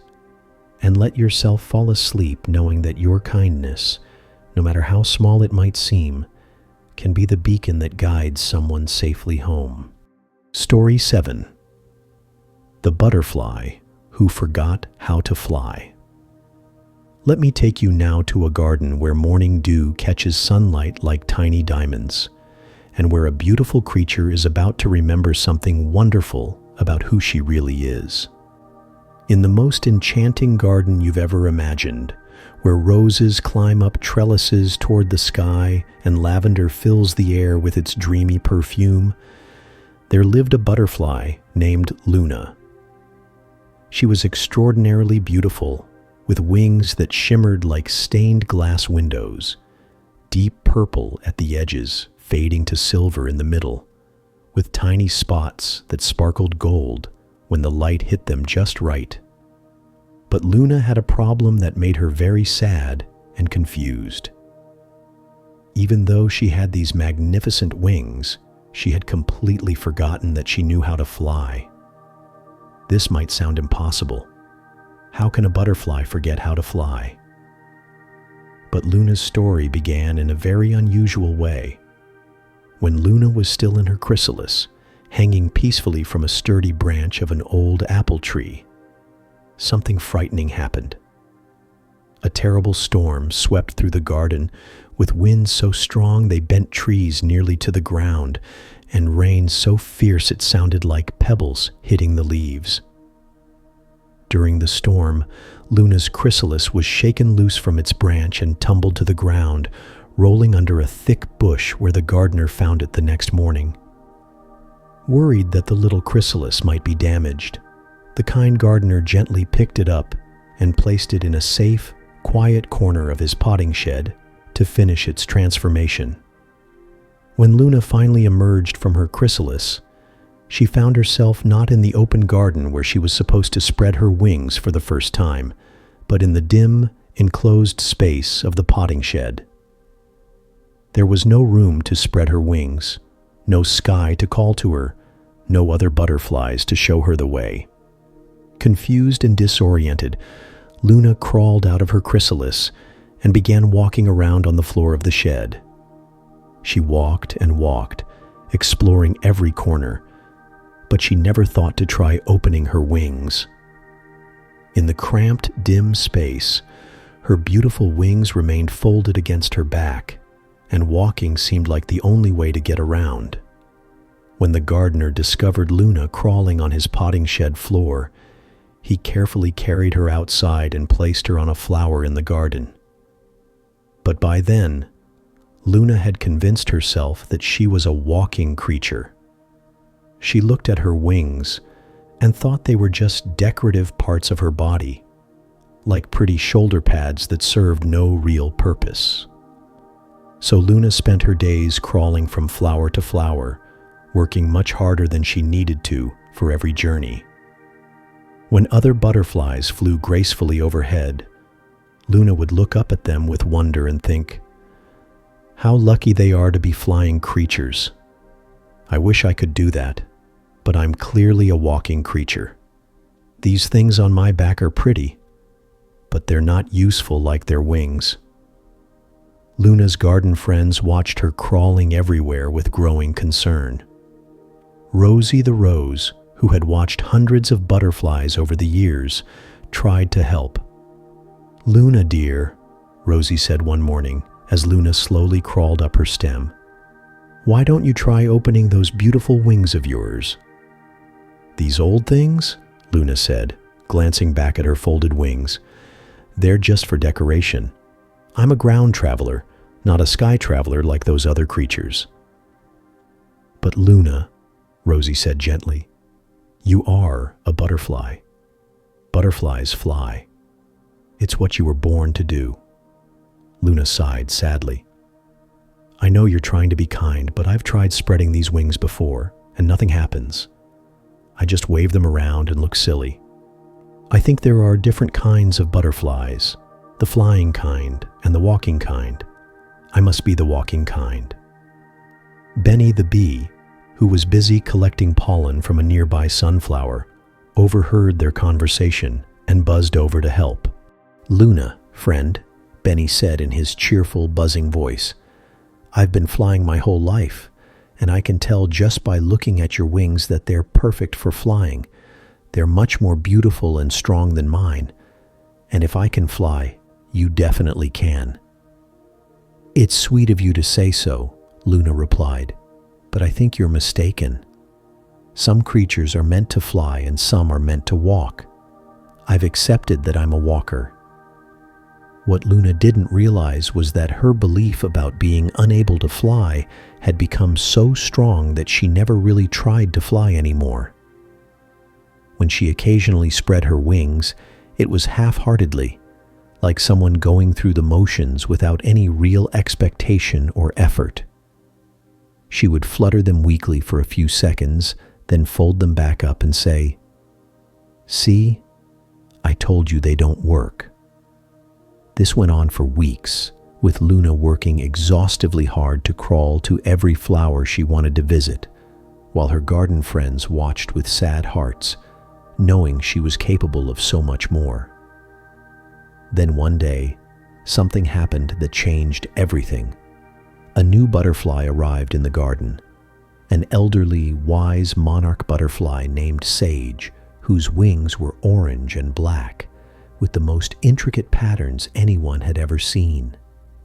Sage had traveled thousands of miles in her lifetime and had seen many gardens and many creatures. When Sage first saw Luna crawling slowly across the garden path, she was puzzled. This was clearly a butterfly, and a particularly beautiful one, but she was moving like a caterpillar who hadn't yet transformed. Sage watched Luna for several minutes, taking in the whole situation. Then she flew down and landed directly in Luna's path.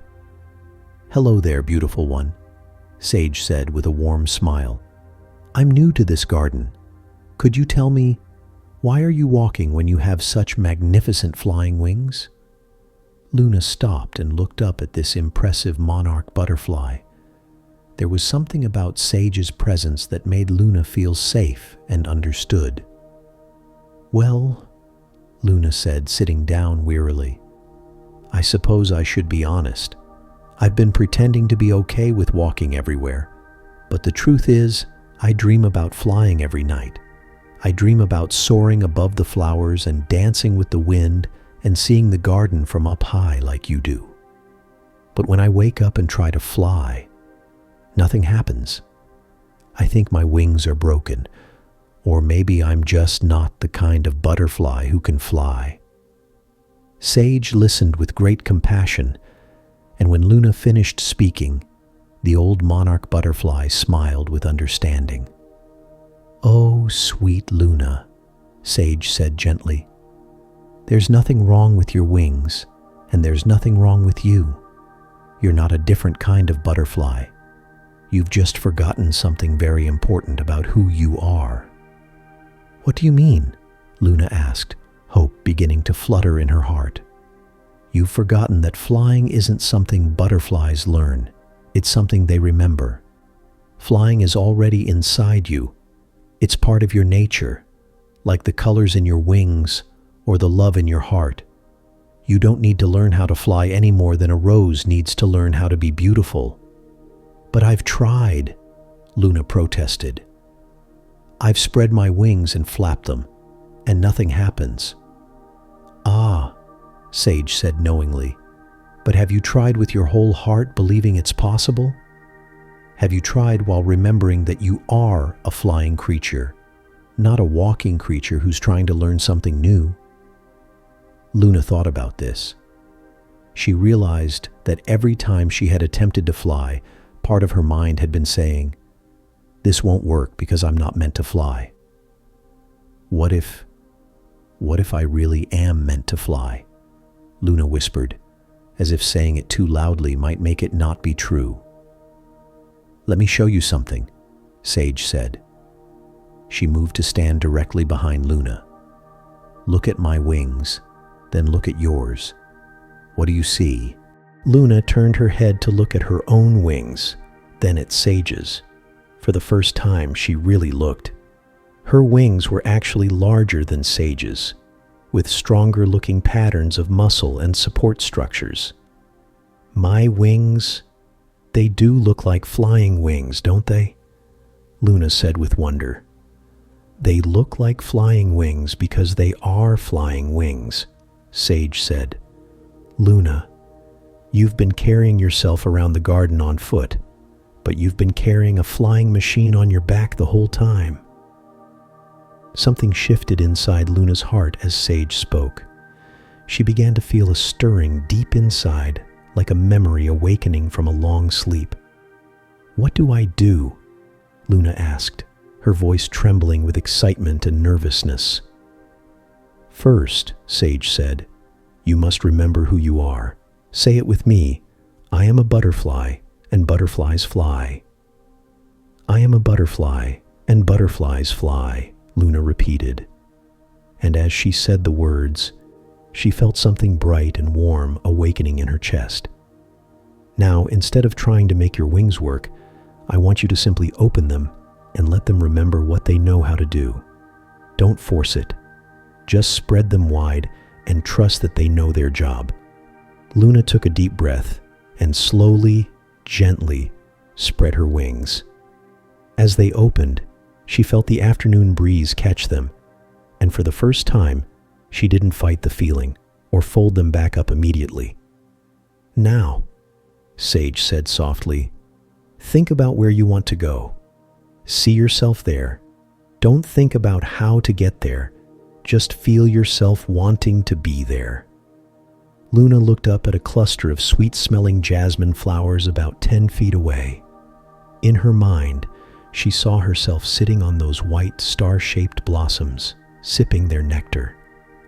"Feel the desire to be there in your whole body," Sage coached. "Let that desire fill your wings." As Luna focused on her desire to reach the jasmine flowers, something magical began to happen. Her wings began to move, but not in the forced, awkward way she had tried before. They began to move with a rhythm that seemed to come from somewhere deep inside her, like her heart was beating through her wings. And then, so naturally that it felt like the most obvious thing in the world, Luna felt her feet leave the ground. I'm flying, she gasped, her voice filled with joy and amazement. I'm actually flying. She was only a few inches off the ground, and only for a few seconds, but she was definitely, unmistakably flying. When she landed gently on the grass, she turned to Sage with tears of happiness sparkling in her eyes. I can fly. I really can fly, but how? What changed? You remembered who you are, Sage said simply. You stopped thinking of yourself as a walking creature trying to learn how to fly, and started remembering that you're a flying creature who had forgotten how to use her wings. Over the next few days, with Sage's gentle encouragement and the cheering support of all her garden friends, Luna practiced remembering how to fly. Each attempt was easier than the last because she was no longer fighting against her own nature. She was embracing it. Soon Luna was soaring gracefully around the garden, visiting flowers she had never been able to reach by walking, seeing her garden home from beautiful new perspectives, and feeling the incredible joy of moving through the world the way she was designed to move. But the most beautiful moment came a week later, when Luna was flying high above the garden and spotted a small butterfly near the potting shed, walking slowly across the ground with her wings folded tightly against her back. Luna flew down and landed gently in front of the young butterfly. "Hello there," Luna said warmly. "I'm Luna. Why are you walking when you have such lovely wings for flying?" The young butterfly looked up with sad, confused eyes. "I think there's something wrong with me," she said. "I'm supposed to be a butterfly, but I can't fly. I must be broken." Luna smiled with deep compassion, remembering exactly how that felt. "Oh, sweet friend," she said, "there's nothing wrong with you at all. You haven't forgotten how to fly. You've just forgotten that you already know how. Let me help you remember who you really are." And so Luna became a teacher, helping other butterflies remember their true nature and rediscover their wings. She learned that one of the most beautiful gifts you can give someone is helping them remember what they're truly capable of. From that day forward, Luna's garden became known as the place where butterflies remembered how to fly. And Luna understood that her own journey, from forgetting to remembering, had prepared her perfectly to help others find their wings. As you rest here, feeling deeply relaxed and peaceful, think about the wings in your own life that you might have forgotten you have. What abilities, what dreams, what beautiful parts of your nature have you convinced yourself you don't possess? Remember Luna's secret. You don't need to learn how to be wonderful. You need to remember that you already are. You don't need to become something new. You need to unfold what's already inside you, waiting to take flight. Breathe in the joy of remembering who you truly are. Breathe out any beliefs that make you feel small or limited. And feel your own beautiful wings beginning to remember how they were always meant to soar. Story 8. The Master of the Tea Ceremony. Teaching focus, mindfulness, and being present in simple moments. Close your eyes and imagine walking down a quiet stone path. Your feet make soft sounds on the smooth rocks. The air smells like cherry blossoms and fresh rain. You can hear water trickling somewhere nearby. Ahead of you, there's a small wooden house with a red door. Gentle smoke rises from its chimney like a prayer going up to the sky. This is where Master Sato lives, and today you're going to learn something very special. You knock softly. The door opens, and there stands an old man with kind eyes that twinkle like stars. His hair is white as snow, and he moves like he has all the time in the world. "Welcome, young friend," he says with a bow. "I've been expecting you." You step inside and wow, everything is so peaceful. The room is simple but beautiful. There's a low wooden table, soft cushions on the floor, and a tiny garden you can see through the window. The whole place feels like a big, warm hug. Today, Master Sato says, we will have tea together. But this isn't just any tea. This is a tea ceremony, where every single movement is like a prayer. He sits down gracefully, and you sit across from him. On the table, there are beautiful things. A small iron pot, delicate cups that look like flowers, and a bamboo whisk. First, he says, picking up the pot with both hands, we heat the water, but watch my hands. See how I hold the pot like I'm holding something precious? Because I am. Water is life itself. You watch as he moves so slowly, so carefully. His hands never shake. His eyes never look away from what he's doing. It's like he's dancing, but sitting down. The water is ready when it sounds like wind through pine trees, he whispers. And sure enough, you hear it, a gentle whooshing sound, like nature itself is singing. Next, he opens a small container filled with bright green powder. This is matcha, he explains. Green tea powder that's been grown in the shade, picked by hand, and ground by stone wheels. Look at this color, like spring grass after rain. He measures the powder with a tiny bamboo spoon. 1 scoop, 2 scoops. Each movement is exact but not rushed. It's like he's painting a picture with tea. Now comes the mixing, he says, picking up the bamboo whisk. This whisk has been carved from a single piece of bamboo. Someone spent hours making this, thinking only of creating something beautiful for tea. He pours the hot water over the green powder, and then something magical happens. His hand starts moving the whisk in perfect circles, round and round, like he's stirring clouds. The tea begins to foam, creating tiny bubbles that dance on the surface. Feel that? He asks, still whisking. The rhythm? This is the heartbeat of the tea ceremony. Not too fast, not too slow. Just right. You watch, mesmerized. The green tea becomes frothy and bright, like liquid jade. The smell fills the air. Fresh, earthy, alive. When the tea is perfect, Master Sato stops whisking. He picks up your cup with both hands and turns it slowly, like he's presenting you with a treasure. In the tea ceremony, he says softly, we turn the cup so the most beautiful side faces you. Even though you can't keep this moment forever, right now, it's all yours. He places the cup in front of you. The tea is the most beautiful green you've ever seen, with foam that looks like tiny clouds floating on a pond. Before we drink, he says, we bow to the tea. We say thank you to the plant that grew, to the rain that watered it, to the sun that warmed it, and to the hands that picked it.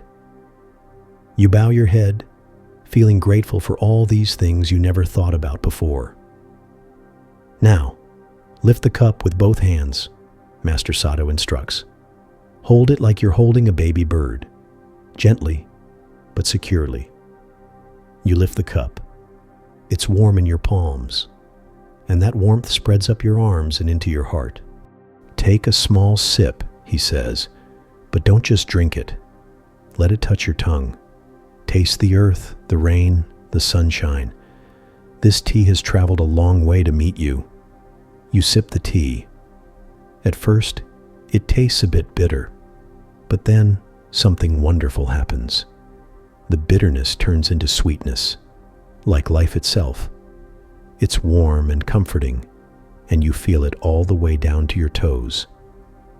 You see, Master Sato says, sipping his own tea slowly, most people drink tea while thinking about other things.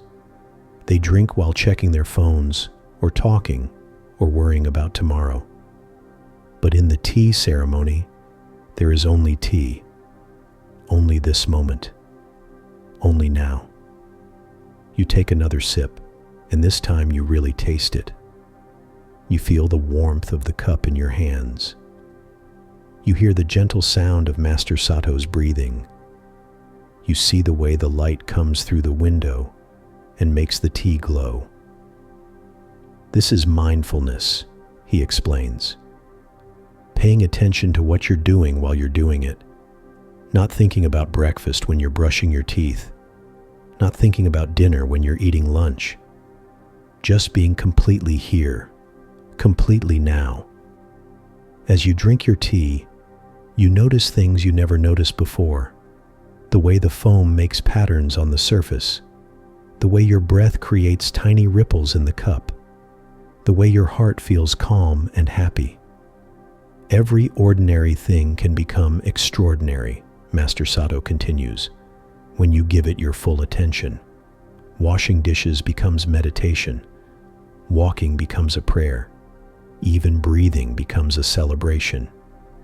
You finish your tea slowly, not wanting this peaceful moment to end. The tea is gone, Master Sato says with a smile, but the lesson remains. Tomorrow, when you brush your teeth, remember the tea ceremony. When you eat your breakfast, remember the tea ceremony. When you walk to school, remember the tea ceremony. He stands up and starts cleaning the tea things, but even cleaning looks like a dance. Each movement is careful and purposeful. Master Sato, you ask, how long have you been doing tea ceremony? 50 years, he replies, drying a cup with a soft cloth. And I'm still learning. Every time I make tea, it teaches me something new about being present, about being grateful, about being alive. As you get ready to leave, Master Sato gives you a small gift, a tiny teacup, simple but beautiful. Take this home, he says, and sometimes when life gets busy and your mind gets noisy, make yourself a cup of tea. Any tea will do. Hold the cup like we held it today. Drink it slowly. Be present. Be grateful. Be here now. You bow to Master Sato and walk back down the stone path. But now everything looks different. You notice the way your feet feel against the stones. You smell the flowers more deeply. You hear the birds singing like they're sharing secrets. This is what mindfulness feels like. This is what it means to be truly awake. Story 9. The empty bowl that fed everyone. Teaching, focus, understanding abundance and sharing. Picture yourself walking through a village where the houses are small and simple, but the people's smiles are big and warm. This village has been having hard times. The rain hasn't come in months, the crops didn't grow very well, and everyone is a little worried about having enough food. You're walking down the dusty main street when you see something interesting. There's an old woman sitting outside her tiny house, and she's holding the most unusual bowl you've ever seen. The bowl looks ancient, made of dark wood that's been polished smooth by thousands of hands. But here's the strange thing. It appears to be completely empty, not even a crumb inside. This is Grandmother May, and everyone in the village knows her story. She's lived here longer than anyone can remember, and she has a secret that nobody quite understands. "Good morning, Grandmother May," you say, walking up to her. Her face lights up like sunrise. "Oh, hello there, young friend. Perfect timing. I was just about to make lunch. Would you like to join me?" You look at the empty bowl in her hands and wonder what she means. "But grandmother, your bowl is empty." She laughs, and her laugh sounds like wind chimes dancing in the breeze. "Is it? Are you sure? Look again, but this time, look with your heart, not just your eyes." You stare at the bowl again. It still looks empty to you, but something about the way she holds it makes you curious. "This bowl," she says, running her fingers along its smooth edge, "has been in my family for 7 generations. My great-great-great-great-grandmother gave it to me, and she taught me its secret." Just then, a young mother walks by carrying a crying baby. She looks tired and worried. "Mrs. Chen," Grandmother May calls out, "come here, please. I have something for you." Mrs. Chen approaches slowly. "Grandmother May, I can't accept any food from you. You have so little, and my baby keeps me up all night. I'm too tired to work much and—" "Nonsense," Grandmother May interrupts gently. She holds out the bowl, and somehow, you can't believe your eyes, there's now a small portion of rice porridge in it, still steaming hot. "For you and the baby," Grandmother May says. "It will give you strength." Mrs. Chen's eyes fill with tears of gratitude. She accepts the bowl, eats the porridge quickly, and immediately looks less tired. The baby stops crying and gurgles happily. "Thank you, Grandmother. How can I repay you?" "No need to repay. Just remember to share when you can." Mrs. Chen nods and walks away, her step lighter than before. You stare at Grandmother May's bowl. Once again, it's empty. "How did you do that?" you whisper. "The bowl did it," she says simply. "Would you like to see more?" Before you can answer, an old farmer trudges by, his shoulders slumped with worry. "Mr. Wong," Grandmother May calls, "you look like you could use some soup." "Ah, Grandmother May, you're too kind, but I couldn't. My crops failed this season, and I have nothing to give in return." "Who asked for anything in return?" she says, laughing. She holds out the bowl, and there it is again, this time filled with rich, warm soup that smells like comfort itself. Mr. Wong drinks the soup gratefully. As he does, his worried frown disappears, replaced by a peaceful smile. "I feel like I could work all day now," he says, amazed. "This soup tastes like hope." "That's exactly what it is," Grandmother May replies. After he leaves, you sit down next to her, completely puzzled. "Grandmother May, I don't understand. Where does the food come from? Is it magic?" She sets the empty bowl between you both and looks at you with eyes full of wisdom. "Let me tell you the real secret," she says. "This bowl has never been empty. Not once in 7 generations." "But I can see it's empty right now." "Can you? What do you see when you look at this bowl?"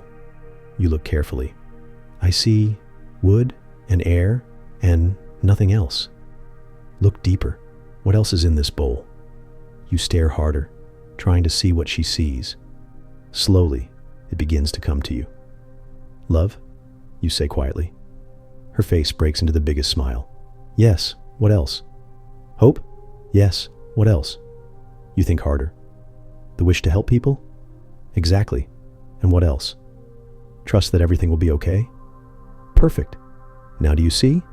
This bowl has never been empty because it's always been full of love, hope, kindness, and faith.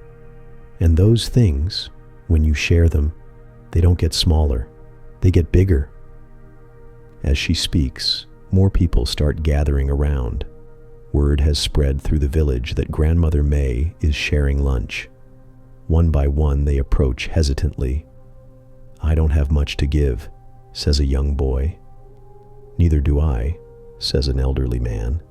"We've all had such a hard year," says a woman with 3 children. But Grandmother May just smiles and keeps offering the bowl. Each time someone accepts food from it, they don't just receive nourishment for their body. They receive something for their spirit too. And something wonderful starts to happen. After eating from the bowl, people begin to remember things they can share. Mrs. Chen, who received the first portion, suddenly remembers she has some extra thread she could give to the woman who repairs clothes. Mr. Wong recalls that he has seeds he's been saving that might grow better in his neighbor's garden. The young boy realizes he's really good at making people laugh, and he starts telling jokes that make everyone giggle. The elderly man remembers that he knows how to fix broken tools, and he offers to help repair things around the village. Soon, everyone is sharing something. Not just food, but skills, stories, hugs, songs, and smiles. The worried village transforms into a place buzzing with joy and cooperation. You see, Grandmother May whispers to you as you watch the magic happen, the bowl works because of a simple truth. When you share with an open heart, there's always enough. Always. But what if someone takes more than their share? You ask. That's never happened, she says. When people feel truly cared for, they naturally want to care for others too. Kindness is contagious, like laughter or yawning. As the sun begins to set, people start to leave. But nobody goes away empty-handed. Some carry food, others carry new friendships, and everyone carries the feeling of being loved and valued. Grandmother May, you say, can I learn to use the bowl like you do? She picks up the wooden bowl and places it gently in your hands. It feels warm, like it's alive. The secret isn't in the bowl, she says softly. It's in your heart. When you truly believe that sharing creates abundance instead of scarcity, when you trust that giving with love always comes back to you, when you understand that we're all connected, then every bowl becomes magical. You look down at the bowl in your hands. It still looks empty, but now you understand that it's full of infinite possibility. Try it, she encourages. Just then, a stray cat wanders up, looking thin and hungry. Without thinking, you hold out the bowl, wishing with all your heart that this little creature could have something good to eat. And there it is, a small portion of fish, perfect for a cat, appearing in the bowl as if it had always been there. The cat purrs and eats gratefully, then rubs against your leg before wandering off, clearly content. Grandmother May claps her hands in delight. You see, the bowl responds to love, not magic. When your heart is open and generous, the whole universe conspires to help you share that generosity. As you prepare to leave, Grandmother May teaches you the most important lesson of all. Remember, dear child, scarcity is often just fear wearing a disguise. When we're afraid there isn't enough, we hold tight to what we have. And that tightness actually creates the shortage we're afraid of.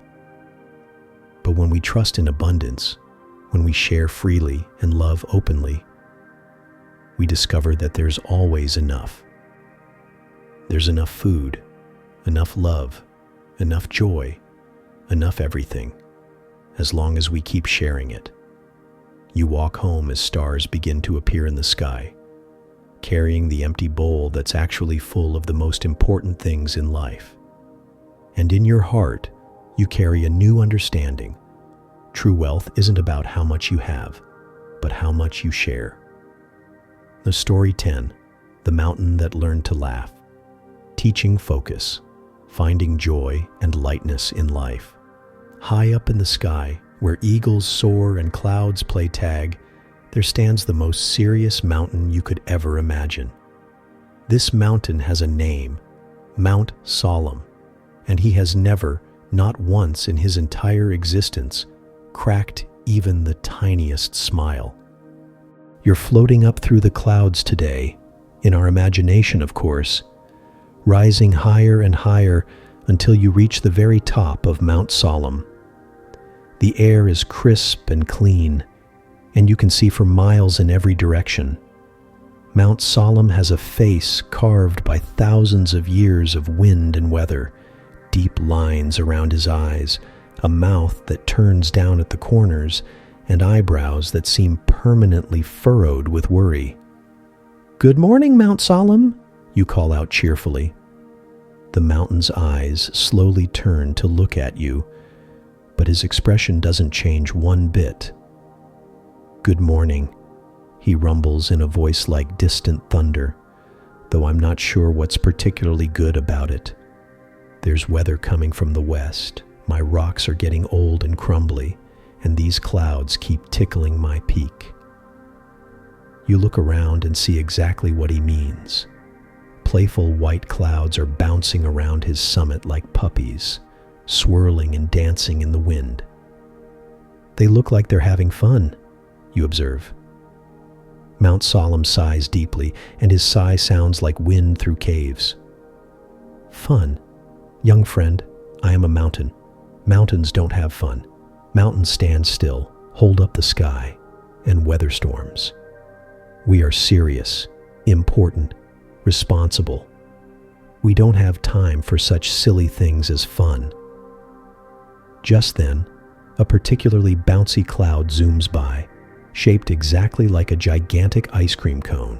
It does a loop-de-loop around Mount Solemn's peak before floating away. "Did you see that?" You giggle. "That cloud looked like it was dancing." "Exactly my point," Mount Solemn grumbles. "No sense of responsibility whatsoever. In my day, clouds moved in straight, orderly lines. They had dignity, they had purpose. Now look at them, bouncing around like they're happy, you suggest?" Mount Solemn pauses. He's never really thought about clouds being happy before. A small, wispy cloud drifts over and starts rearranging itself into different shapes right in front of you both.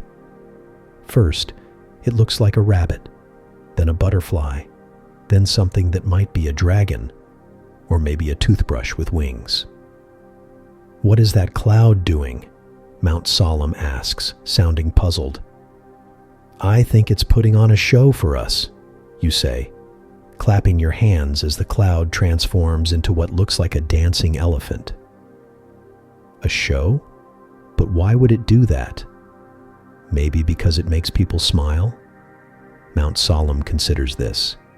He watches as more clouds gather around, each one trying to make more interesting shapes than the last. Soon the sky is full of cloud animals, cloud castles, and cloud flowers, all shifting and changing in the breeze. "They do seem to be enjoying themselves," Mount Solemn admits reluctantly. Suddenly, a tiny raindrop lands right on the tip of Mount Solemn's nose, then another, then dozens of them, each one catching the sunlight like a tiny diamond. "Oh no," Mount Solemn groans. "Rain. This will be cold and wet and miserable." But something magical happens instead. As the raindrops fall, they create the most beautiful music, plink, plink, plink, as they hit different rocks and surfaces on Mount Solemn's slopes. Some drops create high, tinkling sounds like tiny bells. Others make deeper, warmer tones like gentle drums. "Listen," you say excitedly. "The rain is making music." Mount Solemn has heard rain for thousands of years, but he's never really listened before. The rhythm is actually quite lovely, not chaotic or annoying, but like nature's own symphony. He says thoughtfully. "It does have a certain melody." As the rain continues, something even more wonderful happens. The sun peeks through the clouds, and suddenly there's a rainbow stretching across the valley below. Not just any rainbow, but the brightest, most colorful rainbow you've ever seen. "Would you look at that?" Mount Solemn murmurs. And for the first time ever, his voice doesn't sound grumpy. It sounds amazed. But the best part is still coming. As the sun shines through the raindrops on Mount Solemn's rocks, everything starts to sparkle like he's covered in millions of tiny mirrors. He looks absolutely magical.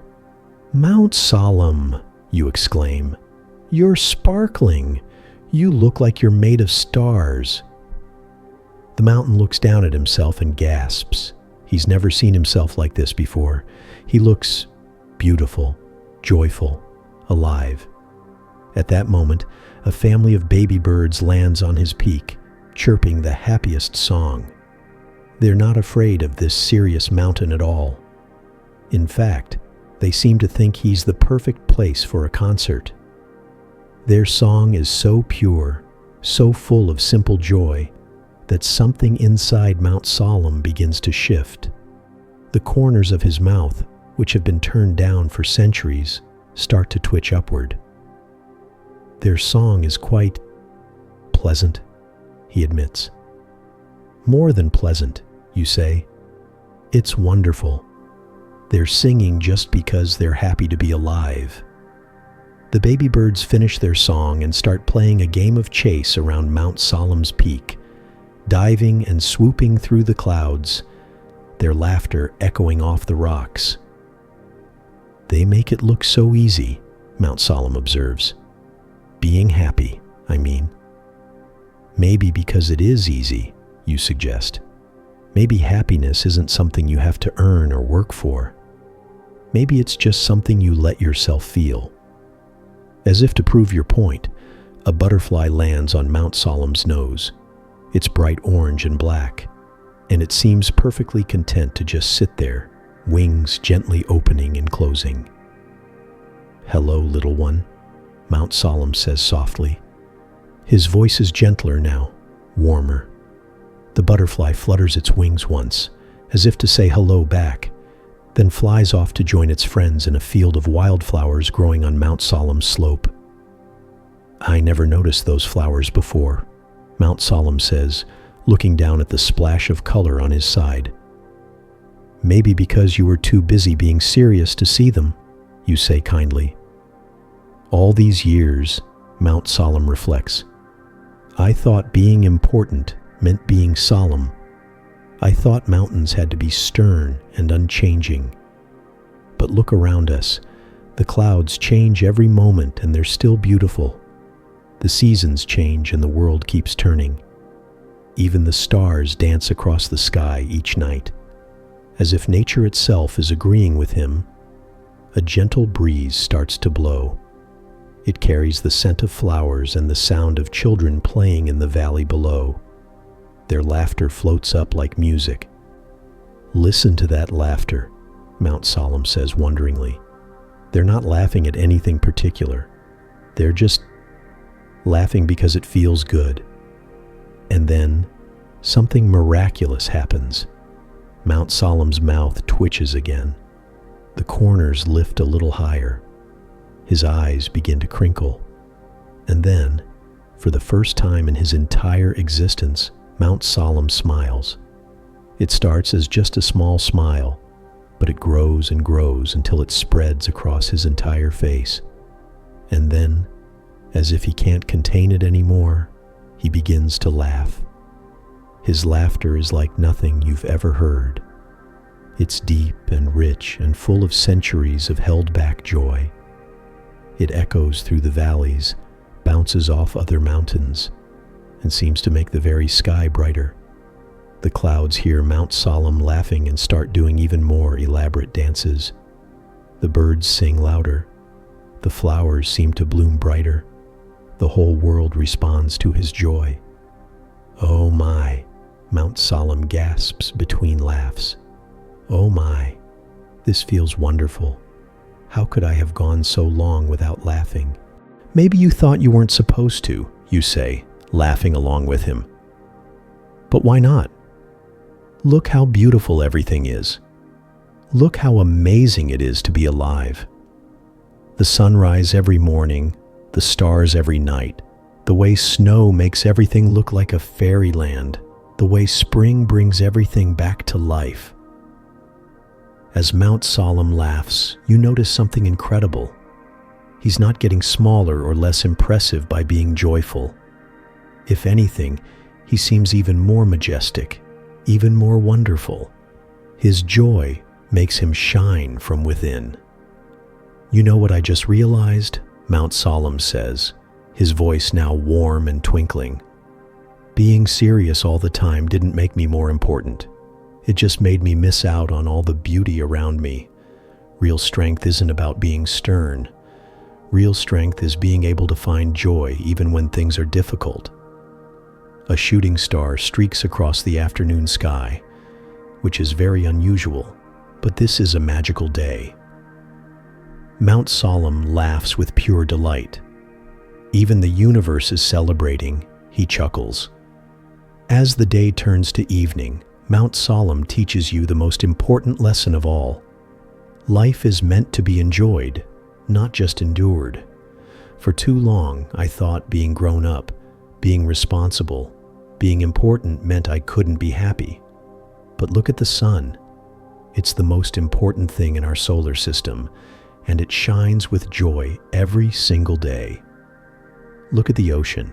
It holds all life, and yet it dances with every wave. The stars begin to appear, twinkling like they're winking at you both. From now on, Mount Solemn declares, I'm going to find something to laugh about every single day. Maybe it will be the way the morning mist makes everything look like a dream. Maybe it will be the sound of children playing. Maybe it will just be the amazing fact that I get to be alive and part of this incredible world. As you prepare to float back down through the clouds, Mount Solemn gives you a final gift of wisdom. Remember, young friend, laughter is not the opposite of taking life seriously. Laughter is what happens when you take life so seriously that you fall completely in love with it. Joy isn't something that makes you weak or silly. Joy is what makes you fully alive. You drift down through the clouds, and even from far below, you can still hear Mount Solemn's gentle laughter echoing through the mountains, mixing with the wind and becoming part of the eternal song of nature. And now, whenever you see a mountain, you'll remember that even the most solid, permanent things in the world can learn to laugh. And if a mountain can find joy, certainly you can too. Story 11. The Fisherman Who Caught Wisdom. Close your eyes and let me take you to a place where time moves like honey and wisdom flows like water. Picture yourself walking along the shores of Mirror Lake, a body of water so perfectly still it looks like the sky decided to take a nap on the earth. The morning mist rises from the water like the breath of sleeping dragons, and somewhere in that gentle fog, you hear the soft splash of a fishing line hitting the water. Follow that sound, and you'll find yourself face to face with the most patient man who ever lived. Old Chen has been sitting on this same wooden dock for 73 years, ever since he was a boy of 7 who couldn't even hold a fishing rod properly.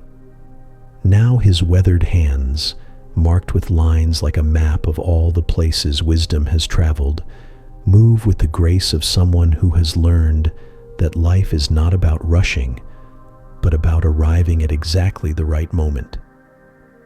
His fishing rod is nothing fancy, just bamboo that he cut himself from the grove behind his small cottage, string that his wife spun before she passed away 20 years ago, and a hook that his grandfather made by hand.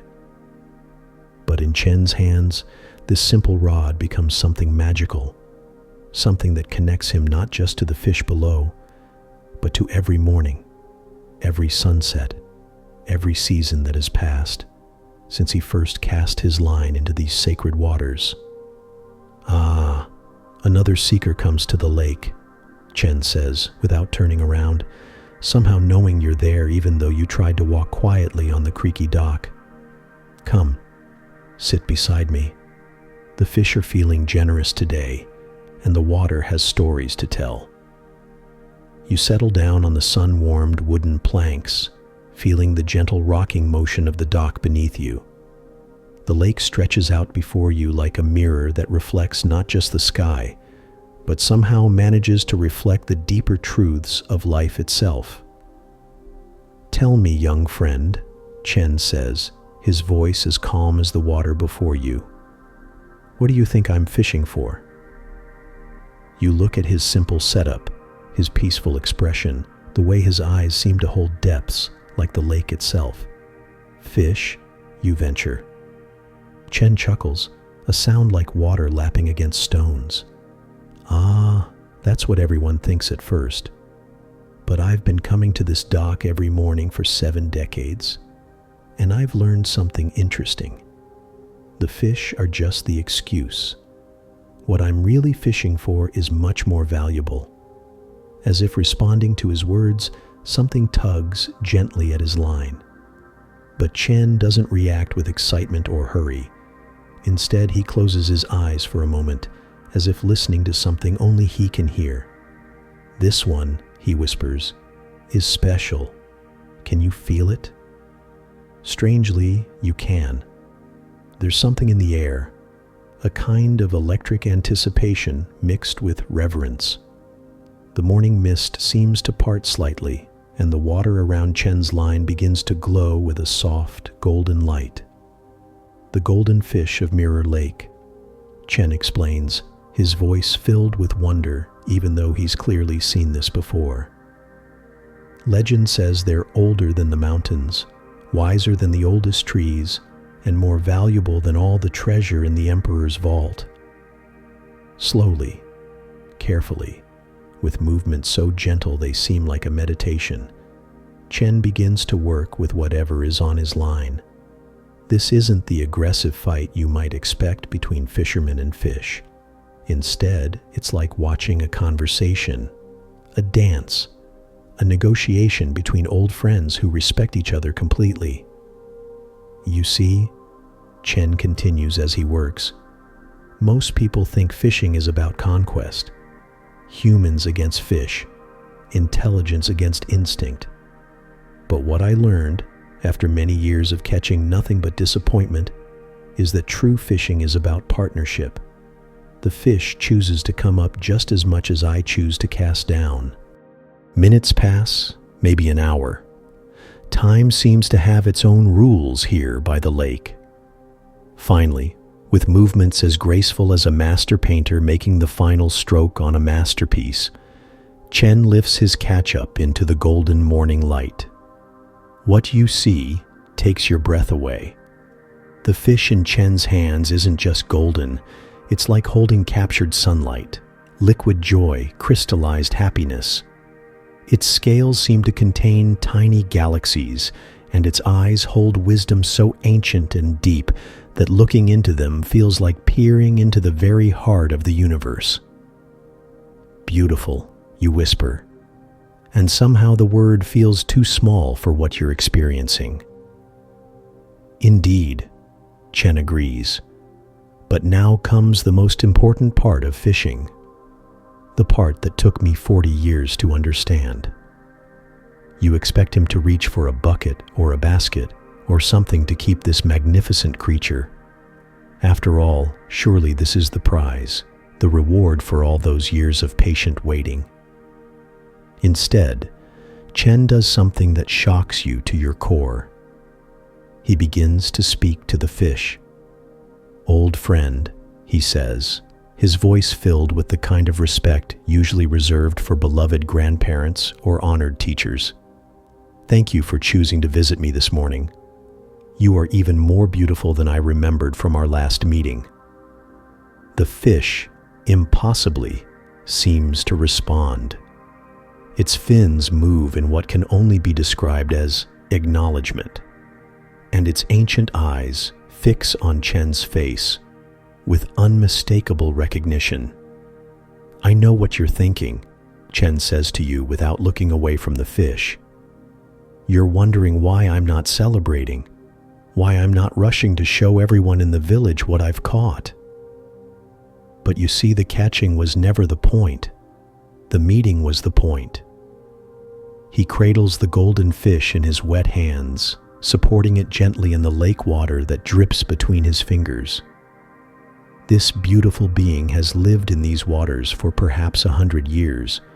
It has seen storms that could sink ships, winters that froze the lake solid, summers that made the water warm as bathwater. It has wisdom that I can only dream of.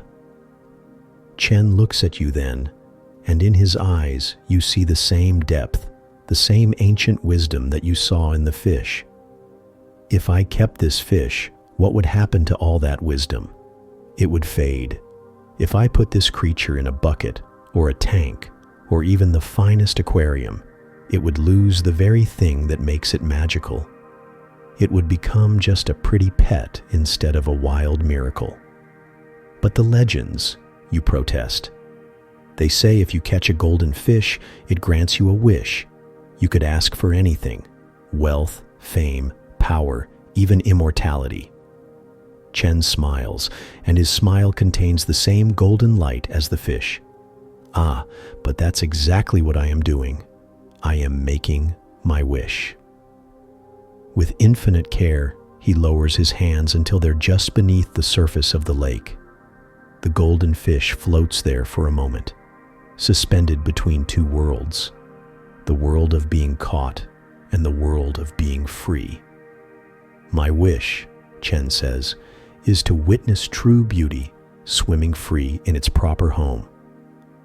My wish is to know that somewhere in these waters, magic still lives untamed and untainted.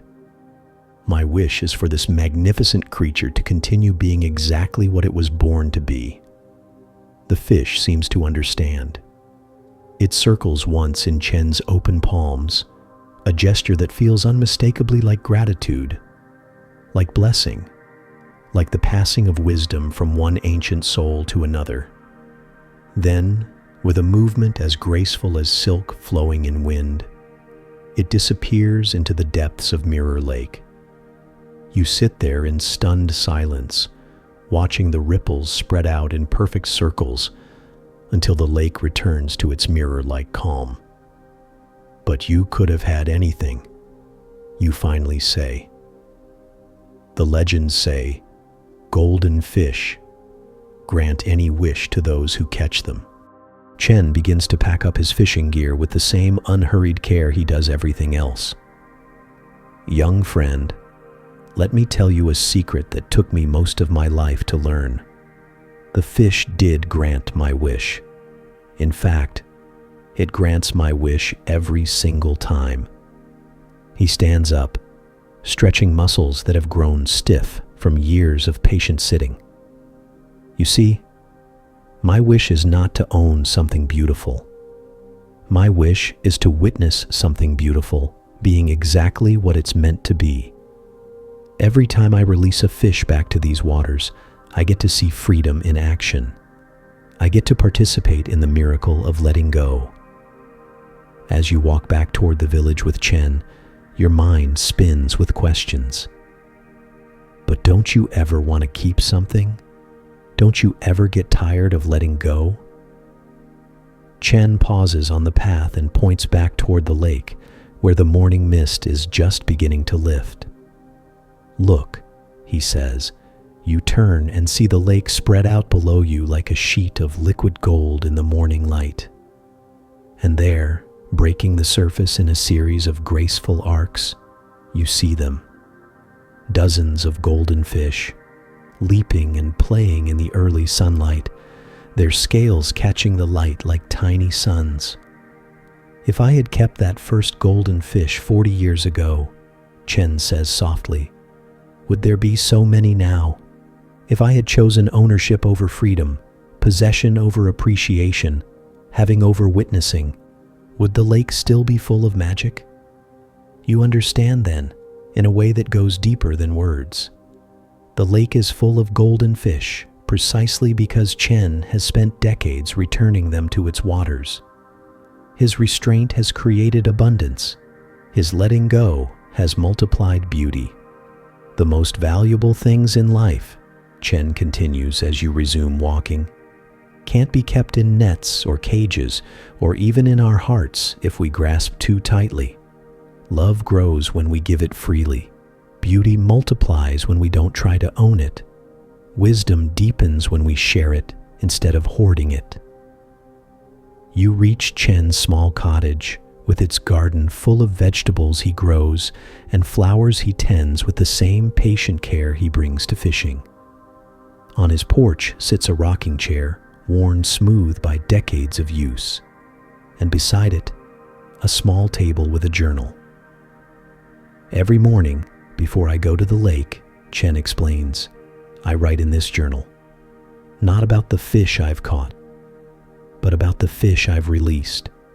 Each page is a story of something beautiful that I was privileged to witness and wise enough to let go.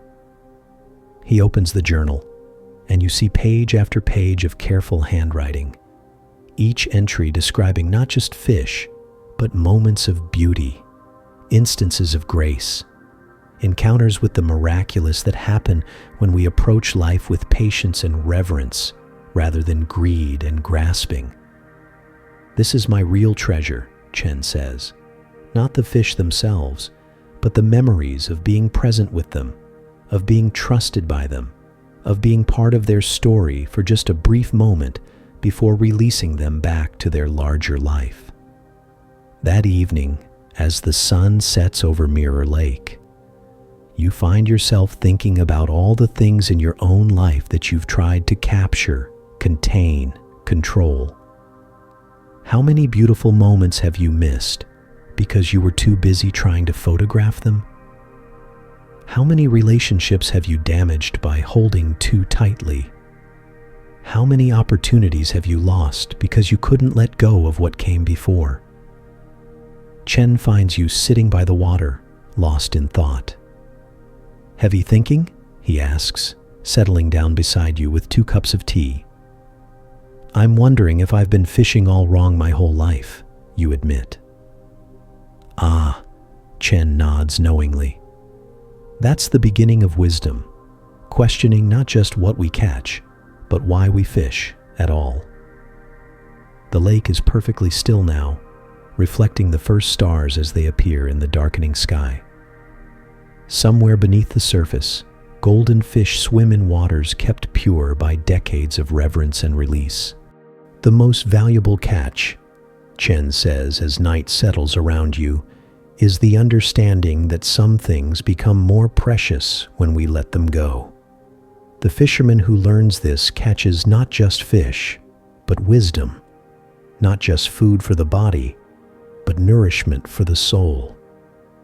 As you prepare to leave Mirror Lake the next morning, Chen hands you a simple bamboo fishing rod. Take this, he says. But remember, you're not fishing for fish. You're fishing for moments of connection, opportunities to practice reverence, chances to choose freedom over possession. How will I know when I've caught something worth releasing, you ask? Chen's final smile contains all the wisdom of the lake. Your heart will know, and when it does, the letting go will feel not like loss, but like the most natural thing in the world. That's how you'll know you've truly learned to fish. Years later, whenever life presents you with something beautiful, a moment, a relationship, an opportunity, you remember the fisherman of Mirror Lake. You remember that the most valuable things can't be kept in nets, and that sometimes the greatest gift we can give to beauty is the freedom to remain beautiful. The golden fish still swim in Mirror Lake, multiplying year after year, because one wise fisherman learned that true abundance comes not from what we take, but from what we're wise enough to release back into the world. Story 12. The Bridge Builder's Greatest Bridge. Let me take you to a village that time forgot to unite, nestled in a valley where the whispering river runs swift and deep, for as long as anyone could remember. And in this village, that meant at least 12 generations, the people lived divided by more than just water. On the eastern bank, where the sun rises first and the morning light turns everything golden, lived the Dawn people. They were early risers who believed that life should be lived in harmony with the sun's rhythm. Their houses were painted in warm yellows and oranges, their gardens bloomed with sunflowers and marigolds, and their favorite time of day was when the world awakened with the first light. On the western bank, where the sunset painted the sky in brilliant purples and deep blues, lived the Dusk people. They were night lovers who found their energy when the rest of the world wound down. Their homes were decorated in cool blues and silver. Their gardens grew night-blooming jasmine and moonflowers, and their favorite time was when stars appeared like diamonds scattered across velvet. The river between them was not just water. It was a barrier built from generations of misunderstanding, suspicion, and the simple human tendency to fear what we don't understand. Those dawn people, the dusk people would whisper, they're so loud and energetic. They wake up singing. Who wakes up singing? It's unnatural. Those dusk people, the dawn people would murmur. They stay awake all hours making noise with their music and laughter. Don't they know that proper people should be asleep when the sun goes down? For decades, children grew up hearing these whispers. They learned to see the people across the river not as neighbors, but as others, strange, different, wrong, in ways that couldn't be explained, but were somehow deeply felt. Then, on a morning when the mist hung low over the whispering river, something extraordinary happened. A woman appeared walking down the main road that led to both sides of the village. She moved with the confident stride of someone who had traveled many roads and built bridges across many kinds of divides. Master May carried a leather satchel filled with tools that clinked softly as she walked, and her eyes held the peculiar quality of someone who could see connections where others saw only divisions. She was neither young nor old, neither tall nor short, neither from the east nor the west, but somehow perfectly balanced between all possibilities. "Good morning," she called out cheerfully to the dawn people, who were already up and tending their gardens as the sun painted the sky in shades of hope. "Good evening," she called out with equal warmth to the dusk people, who were just finishing their breakfast and preparing for their afternoon rest. This simple greeting caused quite a stir. No one had ever acknowledged both sides of the village with such easy acceptance before. "I am Master May," she announced, standing at the edge of the river where both sides could hear her clearly. "I am a bridge builder by trade, and I've come because I heard this village might be in need of my services." The dawn people gathered on their side of the river, murmuring among themselves. "A bridge? But we've managed perfectly well without one for generations." The dusk people assembled on their side, equally puzzled. "Why would we need a bridge? We have our own side of the river. It's perfectly adequate." Master May listened to both groups with the patient attention of someone who had heard similar doubts in dozens of villages. "I understand your concerns," she said. "Bridges can seem unnecessary until you discover what lies on the other side. But I'll make you both a promise. I won't build a bridge you don't want." "Then why are you here?" called out Elder Huang from the dawn side, a man who had been watching the sunrise for 73 years and had firm opinions about the proper order of things. "Yeah," echoed Elder Sage from the dusk side, a woman who had been counting stars for equally long and was suspicious of anyone who disrupted established patterns. "What's in it for you?" Master May smiled with the warmth of someone who genuinely enjoyed her work. "I'm here because bridges fascinate me, but not the kind made of wood and stone. Those are easy. I'm interested in the harder bridges, the more important ones, the bridges between hearts." She set down her satchel and began unpacking tools, but not the hammers and saws you might expect.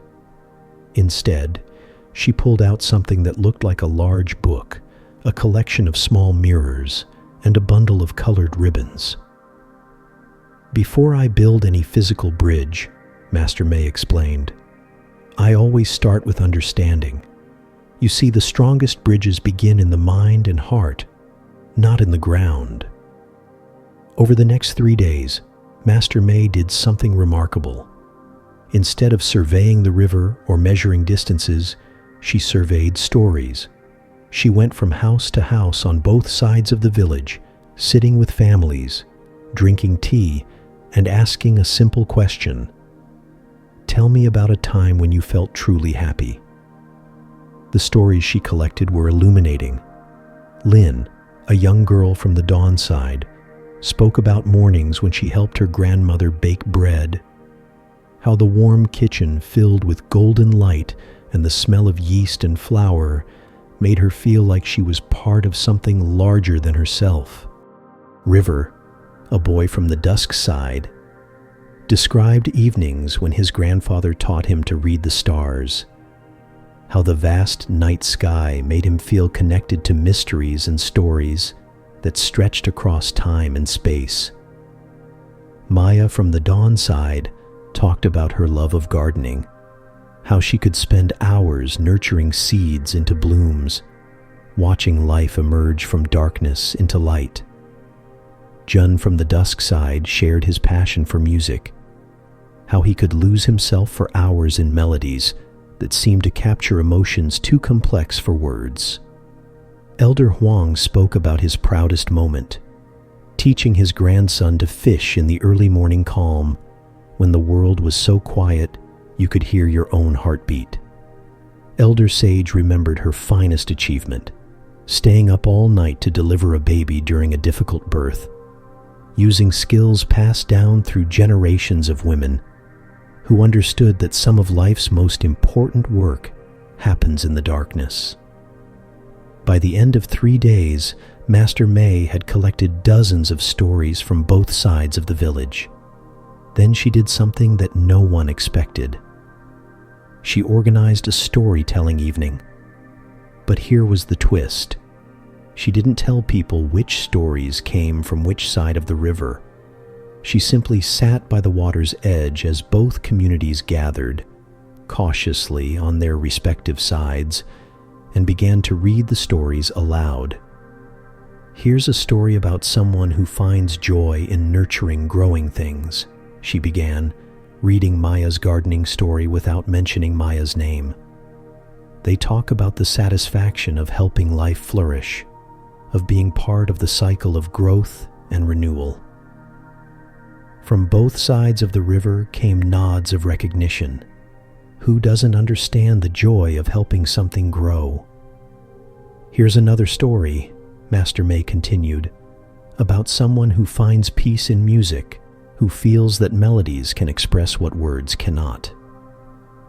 Jun's story, read without attribution, resonated with people on both sides who had felt the power of music to heal and inspire. As the evening progressed, something magical began to happen. The people on both sides of the river started to realize that these stories could have come from anywhere.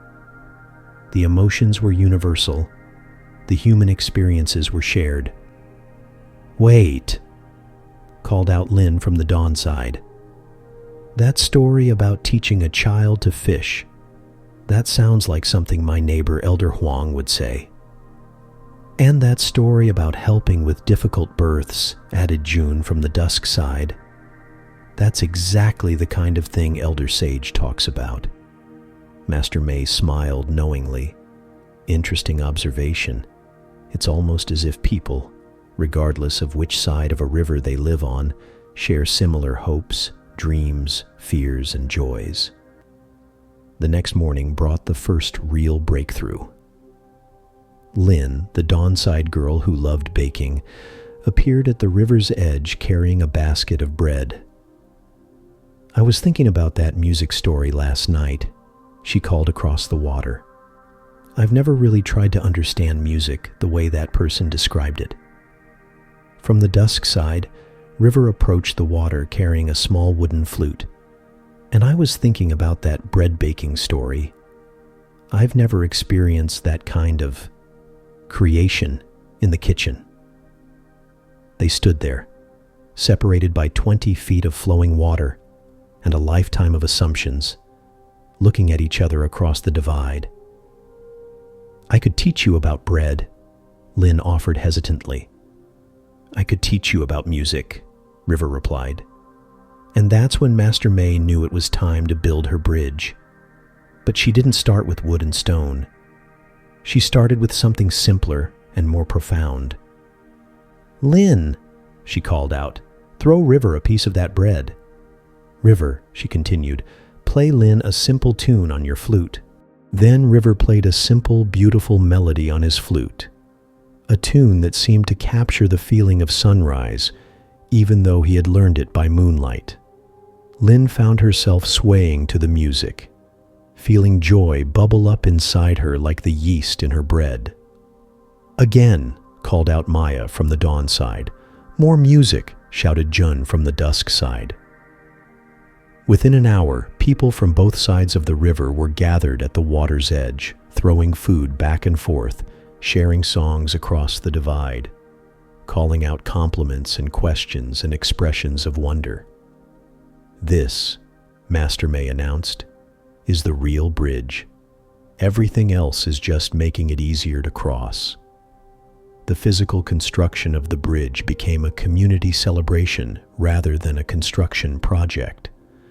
People from both sides worked together, sharing tools, sharing meals, sharing stories as they worked.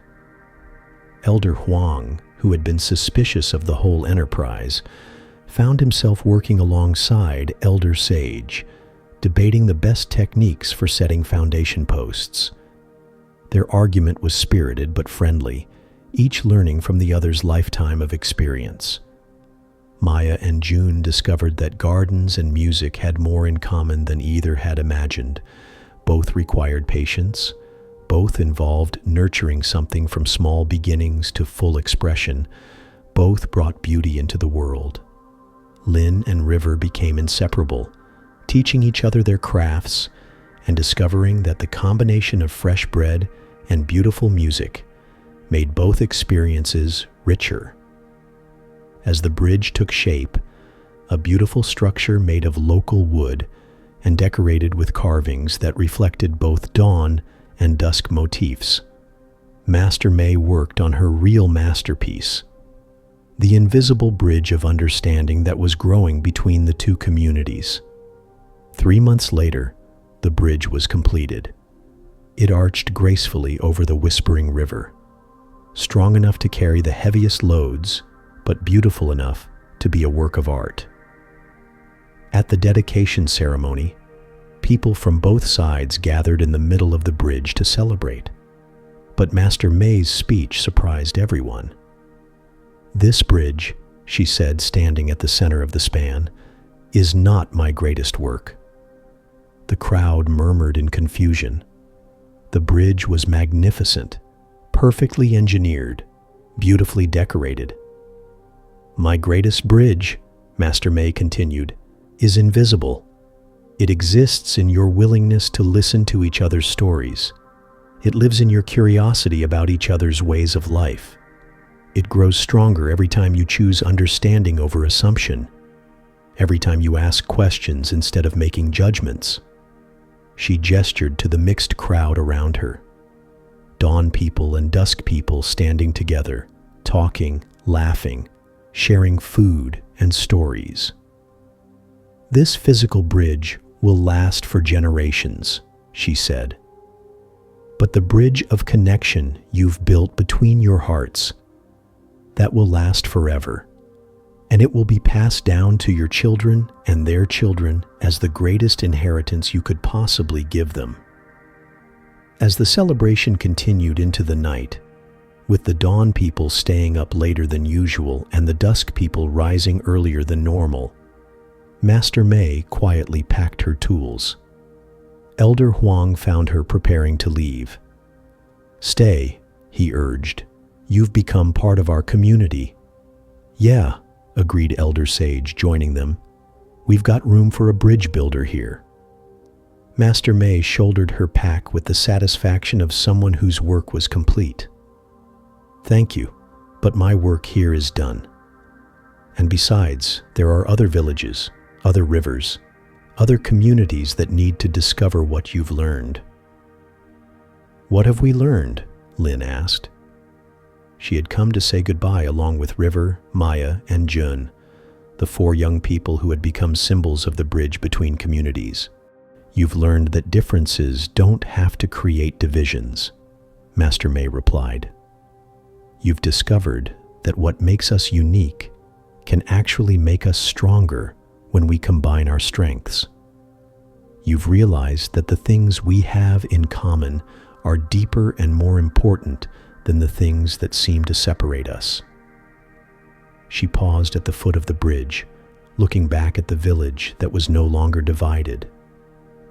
"But most importantly, you've learned that the strongest bridges are built not with wood and stone, but with curiosity, empathy, and the courage to reach across whatever divides us and say, 'I want to understand you better.'" Years later, travelers would come from far and wide to see the bridge of two communities, as it came to be known. They expected to find an engineering marvel, and they did find a beautiful bridge. But what amazed them more was the community itself, a place where differences were celebrated rather than feared, where dawn songs blended with night music, where morning bread was shared with evening stargazers, where children grew up thinking it was perfectly natural to have friends who lived different rhythms of life. The bridge became famous not for its construction, but for what it represented. Proof that any divide can be crossed when people approach each other with open hearts and genuine curiosity. Master May moved on to other villages, other rivers, other communities in need of connection. But she carried with her the satisfaction of knowing that she had helped create something that would outlast any physical structure, a bridge between hearts that would inspire others to build their own bridges for generations to come. The strongest bridges, as the people of the dawn and dusk communities learned, are built not just with tools and materials, but with understanding, kindness, and the simple revolutionary act of choosing to see others not as strangers, but as neighbors waiting to be known. Story 13. The Gardener of Thoughts. Close your eyes and imagine you're walking down a cobblestone path. The morning sun feels warm on your face, and you can hear birds singing in the distance. You smell something wonderful, like flowers and fresh earth mixed together. As you round a corner, you see the most amazing garden you've ever seen. But this isn't like any garden you know. Some plants are glowing with golden light, while others look dark and twisted. Some flowers are singing happy songs, while thorny vines seem to whisper mean things. An old woman with kind eyes and dirt under her fingernails walks up to you. She's wearing a wide sun hat and carrying a watering can that sparkles like it's made of starlight. "Welcome to the Garden of Thoughts," she says with a warm smile. "I'm Maya, the gardener here. Would you like to learn how to tend your own garden?" You nod, curious about what she means. Maya leads you to a small plot of earth. "This," she says, pointing to the ground, "is your mind's garden. Every thought you think is like planting a seed. Look closely." As you watch, tiny seeds appear in the soil. Some seeds glow with warm golden light. Others are dark and seem to make the earth around them cold. The golden seeds are your kind thoughts, Maya explains. Thoughts like, "I can do this," "My friend is nice," or "What a beautiful day." The dark seeds are the worried, angry, or mean thoughts. Watch what happens when we water them. Maya sprinkles water from her magical can on a golden seed. Immediately, a beautiful flower springs up, filling the air with the sweetest smell. The flower hums a happy tune that makes you want to dance. Then she waters a dark seed. Up grows a thorny plant that blocks out the sun and whispers things like, "You're not good enough," and "Everyone is better than you." "Oh my," you say, stepping back from the mean plant. Maya nods. "Now you understand. Your thoughts grow into your feelings, and your feelings grow into your actions. If you plant good thoughts, you'll have a garden full of happiness. If you plant worried or angry thoughts, your garden becomes a place you don't want to be. She hands you the magical watering can. But here's the secret. You get to choose which thoughts to water. You can't stop seeds from appearing in your mind, but you can choose which ones to help grow. You walk through your garden patch and see all kinds of thought seeds sprouting. There's a seed that looks worried about a test tomorrow. There's another that's angry at your little brother. But you also see seeds of excitement about playing with friends and gratitude for your family's love. What should I do? You ask Maya. She sits down on a tree stump and pats the ground next to her. Let me tell you about my own garden, she says. When I was young, I watered all my thoughts, the good ones and the bad ones. My garden was a mess, half beautiful, half scary. I was happy sometimes and worried other times.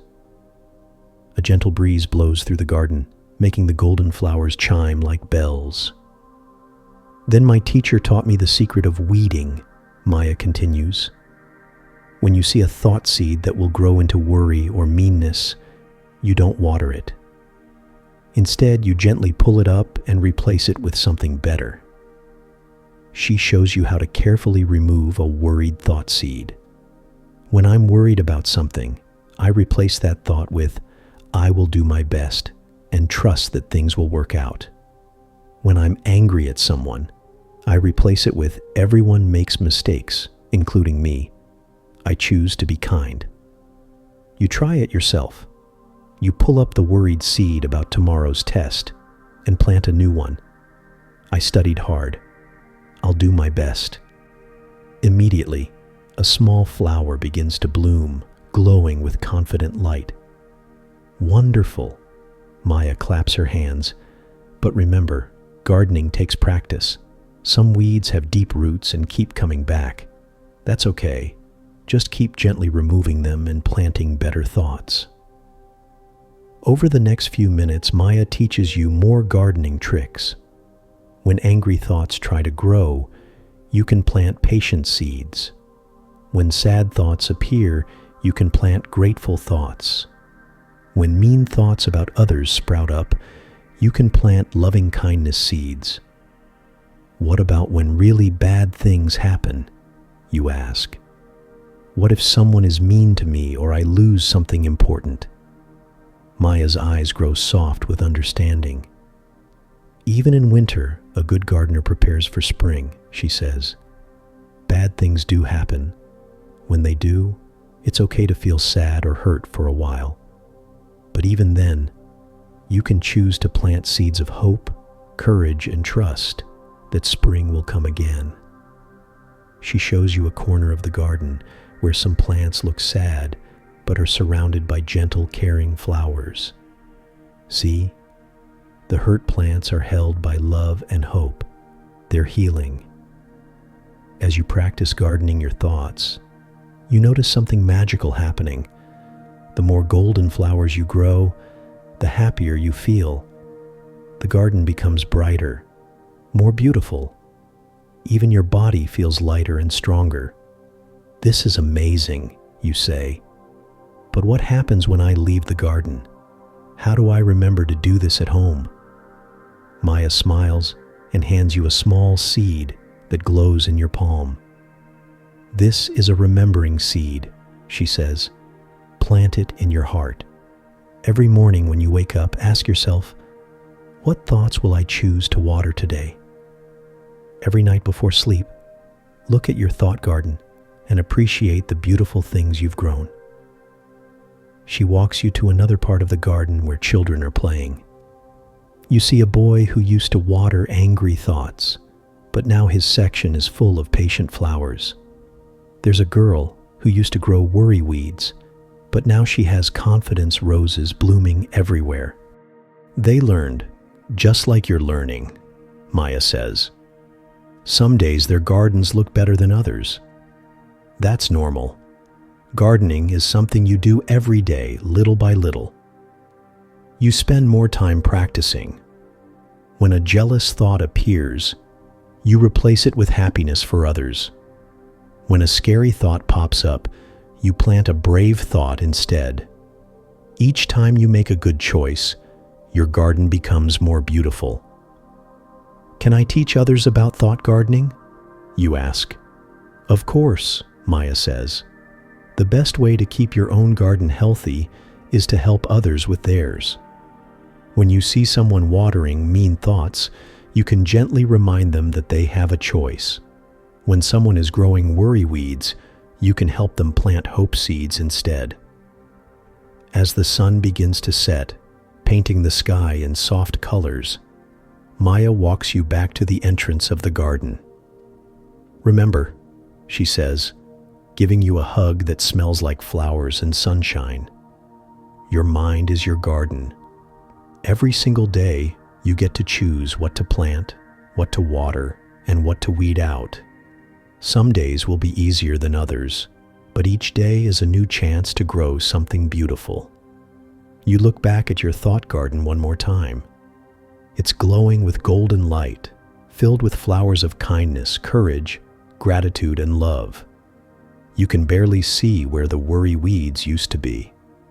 Thank you, Maya, you say. I understand now. My thoughts become my feelings, and my feelings become my life. I want to grow a beautiful life. And you will, she says with a knowing smile. One thought at a time, one day at a time, one season at a time. Your garden will grow more beautiful than you can imagine. As you walk back down the cobblestone path, you feel the remembering seed glowing warm in your heart. You know that tomorrow morning, the first thing you'll do is check your thought garden and choose to water the very best thoughts you can find. The birds are still singing, and now their song sounds like a reminder. Choose love, choose hope, choose kindness. Your beautiful garden is waiting for you. Story 14. The Lost Traveler's True Destination.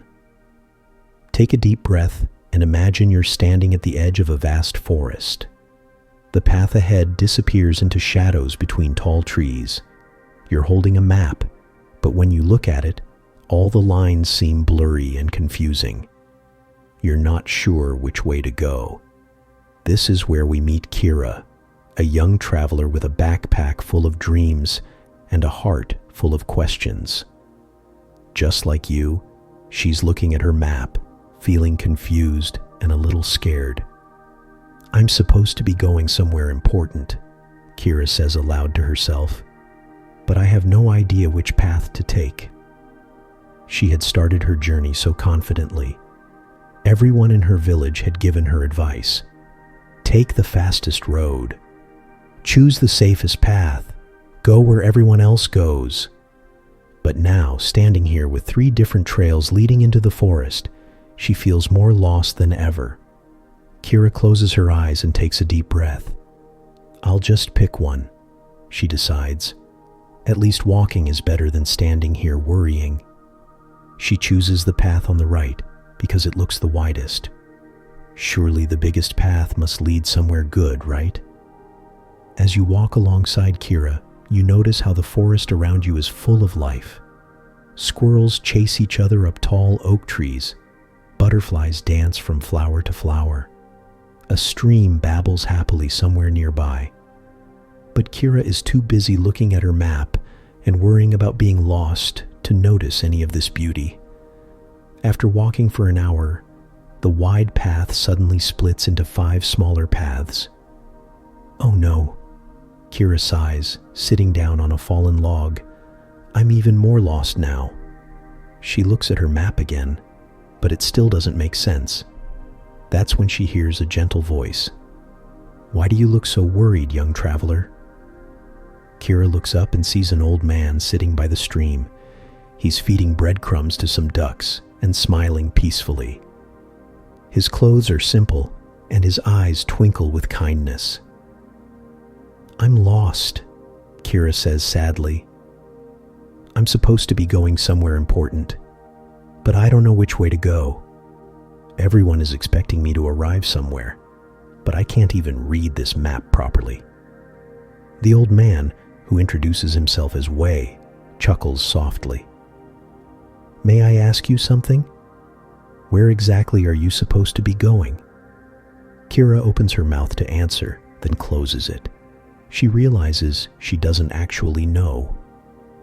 Well, somewhere important, somewhere successful, somewhere that will make everyone proud of me. Ah, Wei nods, understanding in his eyes. And who decided this mysterious somewhere was your destination? Everyone, I guess. My parents, my teachers, my friends. They all said I needed to find my path and get to the right place in life. Wei feeds another breadcrumb to a duck. What if I told you something that might sound strange?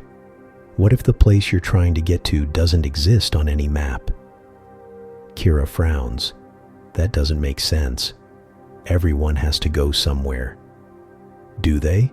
Wei asks gently. Look around you right now. Where are you? I'm in a forest, by a stream, talking to you. And how do you feel right here, right now in this moment? Kira pauses. She notices the warm sun on her face, the sound of water flowing, the soft moss under her feet. Actually, it's quite peaceful here. What if, Wei says, standing up slowly, being lost is not a problem to solve, but a gift to receive. This sounds crazy to Kira, but something in Wei's calm presence makes her want to listen. Come, he says, let me show you something. But first, put your map away. But then I'll be even more lost. Trust me, Wei smiles. Sometimes you have to lose your way to find your way. Reluctantly, Kira folds up her map and follows Wei down a tiny path she hadn't even noticed before.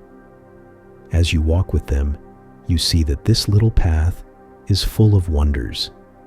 There are flowers here that don't exist anywhere else, glowing with soft colors that seem to change as you watch them. I never would have found these flowers if I was sticking to the main path, Kira whispers in amazement. Exactly, Wei says. The main paths take you where everyone else goes. The little paths, the ones you find when you're lost, take you to places of magic and surprise. They walk further, and the tiny path leads to a hidden waterfall.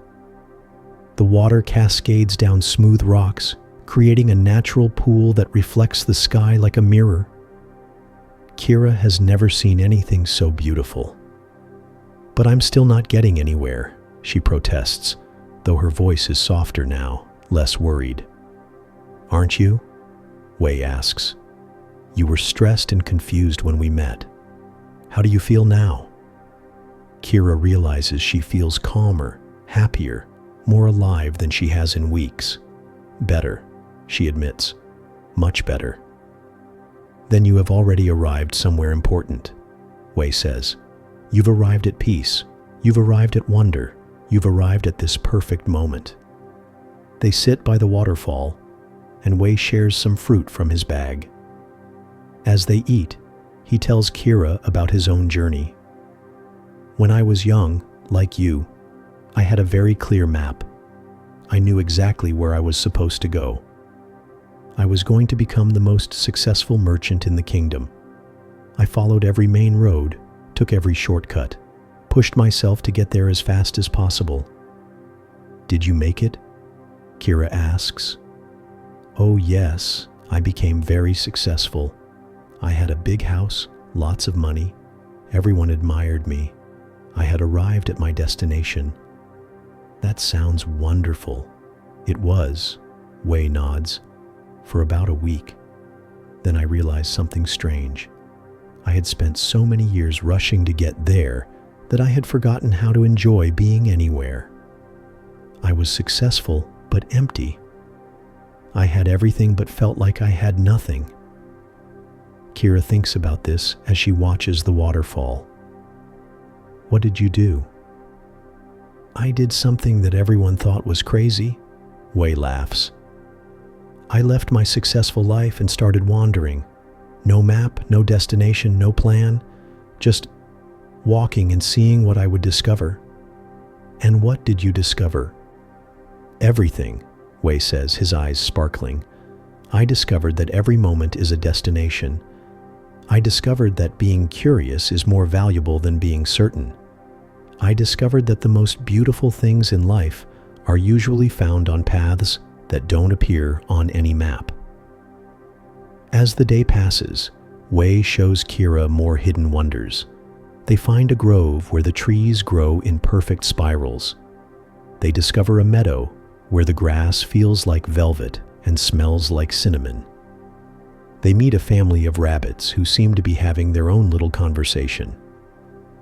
I never would have found any of this if I hadn't gotten lost, Kira marvels. That's the secret, Wei says. Sometimes getting lost is the only way to find what you're really looking for. But what about everyone's expectations? What about arriving somewhere important? Wei stops walking and looks at Kira with gentle eyes. What if the most important place you can arrive is at understanding yourself? What if the greatest success is learning to be happy wherever you are? What if the real destination is becoming someone who can find joy and wonder along any path? As evening approaches, they reach the top of a small hill. From here, they can see for miles in every direction. There are forests and rivers, mountains and valleys, and many different paths winding through the landscape. Look, Wei says, pointing to all the different routes visible below them. Every path leads somewhere. Some are fast, some are slow, some are crowded, some are empty, some are easy, some are challenging. But here's the secret that nobody talks about. They all lead to the same place eventually. Where? Kira asks. To the end of your journey through life. And when you get there, what will matter most is not which path you took or how fast you traveled. What will matter is who you became along the way and how much beauty you noticed during your travels. Kira feels something shift inside her heart. The anxious, worried feeling she's been carrying begins to melt away like ice in warm water. So, being lost, she says slowly, is just another way of exploring, Wei finishes. When you don't know where you're going, you're free to discover places you never would have chosen to visit. You're open to surprises. You're present in each moment instead of rushing toward some future moment. They sit together as the sun sets, painting the sky in shades of orange, pink, and purple. Kira realizes she feels more alive, more herself than she has in months. I think I understand now, she says. I was so worried about getting to the right destination that I forgot to enjoy traveling. I was so focused on the future that I missed the present. And now? Wei asks. Now I think maybe I don't need to know where I'm going. Maybe I just need to trust that wherever I am is exactly where I need to be. As stars begin to appear in the darkening sky, Wei prepares to continue on his own journey. Before he leaves, he gives Kira a small compass. But I thought you said I didn't need a map, Kira says, confused. You don't, Wei smiles. This compass doesn't point north, it points to wonder. Whenever you feel lost or scared, look at it. It will remind you that every direction leads to something amazing if you walk with an open heart and curious eyes. Kira looks at the compass. Instead of pointing to magnetic north, the needle points to joy, adventure, peace, discovery, and love. Thank you, she says, hugging Wei goodbye. I don't feel lost anymore. I feel free. As Wei disappears down the hill, Kira looks around at the world spread out before her. She could go any direction. She could take any path. And for the first time in her life, instead of feeling scared by all the choices, she feels excited. She pulls out her old map one more time, then carefully folds it and puts it in her backpack. She won't throw it away. Maps can be useful sometimes, but she won't let it control her journey either. Tomorrow, she decides, she'll pick a direction that calls to her heart. Maybe she'll follow a butterfly or a stream. Maybe she'll climb a mountain just to see what's on the other side. Maybe she'll take the path that looks the most interesting, even if she has no idea where it leads. Because now she understands the greatest secret of all. The journey itself is the destination. Every step is an arrival. Every moment is exactly where she's supposed to be. As you walk back down the hill with Kira, you feel the same sense of freedom and peace. You understand now that being lost isn't something to fear. It's something to celebrate. It means you're open to discovery. It means you're free to explore. It means you're alive to possibilities you never imagined. The stars shine brighter. The night air smells sweeter. And every step feels like a small adventure. You're not lost anymore. You're exactly where you need to be, walking toward whatever wonderful surprise tomorrow will bring. And that, you realize with a smile, is the most beautiful destination of all. Story 15. The Blacksmith of Character. Close your eyes and breathe slowly. Let's walk together down a dusty path toward the sound of hammering. Can you hear it? Clang, clang, clang. The rhythmic beating grows louder as we approach a small building with orange light dancing through its windows. Sparks fly out like tiny shooting stars, and the air smells of metal and coal. This is Master Chen's forge. He's been working here for 40 years, and people say he doesn't just shape metal, he shapes souls. Let's step inside. The heat hits your face like opening an oven, but it's not uncomfortable. It's warm and alive. Master Chen stands at his anvil, his weathered hands holding a piece of glowing red metal. His hair is silver, and his eyes sparkle like the sparks around him. "Welcome," he says without looking up. "Perfect timing. I'm making something very special today." You watch as he places the red-hot metal back into the fire. The flames dance higher, hungry and bright. "Tell me," he says, pumping the bellows to make the fire even hotter, "what do you think happens when I put this iron in the fire?" You might think it gets hurt or damaged, but Master Chen smiles. Look closer. He pulls the metal out with his long tongs. It's glowing like a sunset, soft and malleable. With gentle but firm strikes of his hammer, he begins to shape it. Each hit creates a shower of sparks, like golden rain falling to the floor. "This iron was hard and brittle before," he explains, between hammer strikes. "Useless for making anything beautiful or strong. But the fire, the fire changes everything." Clang, clang, clang. The rhythm is almost like a heartbeat. "You see," Master Chen continues, "the iron doesn't become weaker in the fire. It becomes ready to transform. The heat doesn't destroy. It prepares." He dips the glowing metal into a bucket of water. Hiss! Steam rises like a dragon's breath, and the cooling makes it even stronger than before. As the steam clears, you see he's created something beautiful. A small butterfly, its wings spread wide, made entirely of iron, but looking like it could fly away at any moment. "Sit here beside me," Master Chen says, patting a wooden stool. "Let me tell you about another kind of fire." You settle in, and he continues working on another piece of metal. The warmth from the forge makes you feel safe and sleepy. "Many years ago," he begins, A young man came to see me. His name was Liu, and he was very sad. He had lost his job, his girlfriend had left him, and his father was sick. "Master Chen," he said, "why is life so hard? Why do bad things keep happening to me?" The blacksmith pauses in his work. I showed Liu my forge, just like I'm showing you.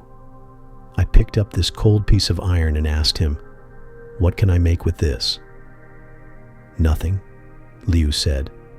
"It's too hard. You can't bend it or shape it." "Exactly," I told him. "But watch what happens when it goes through the fire." Master Chen puts another piece of metal into the flames. You watch it slowly change from gray to red to bright orange. I explained to Liu that we are like this iron. When everything is easy and comfortable, we stay the same shape. We don't grow. We don't become stronger or more beautiful.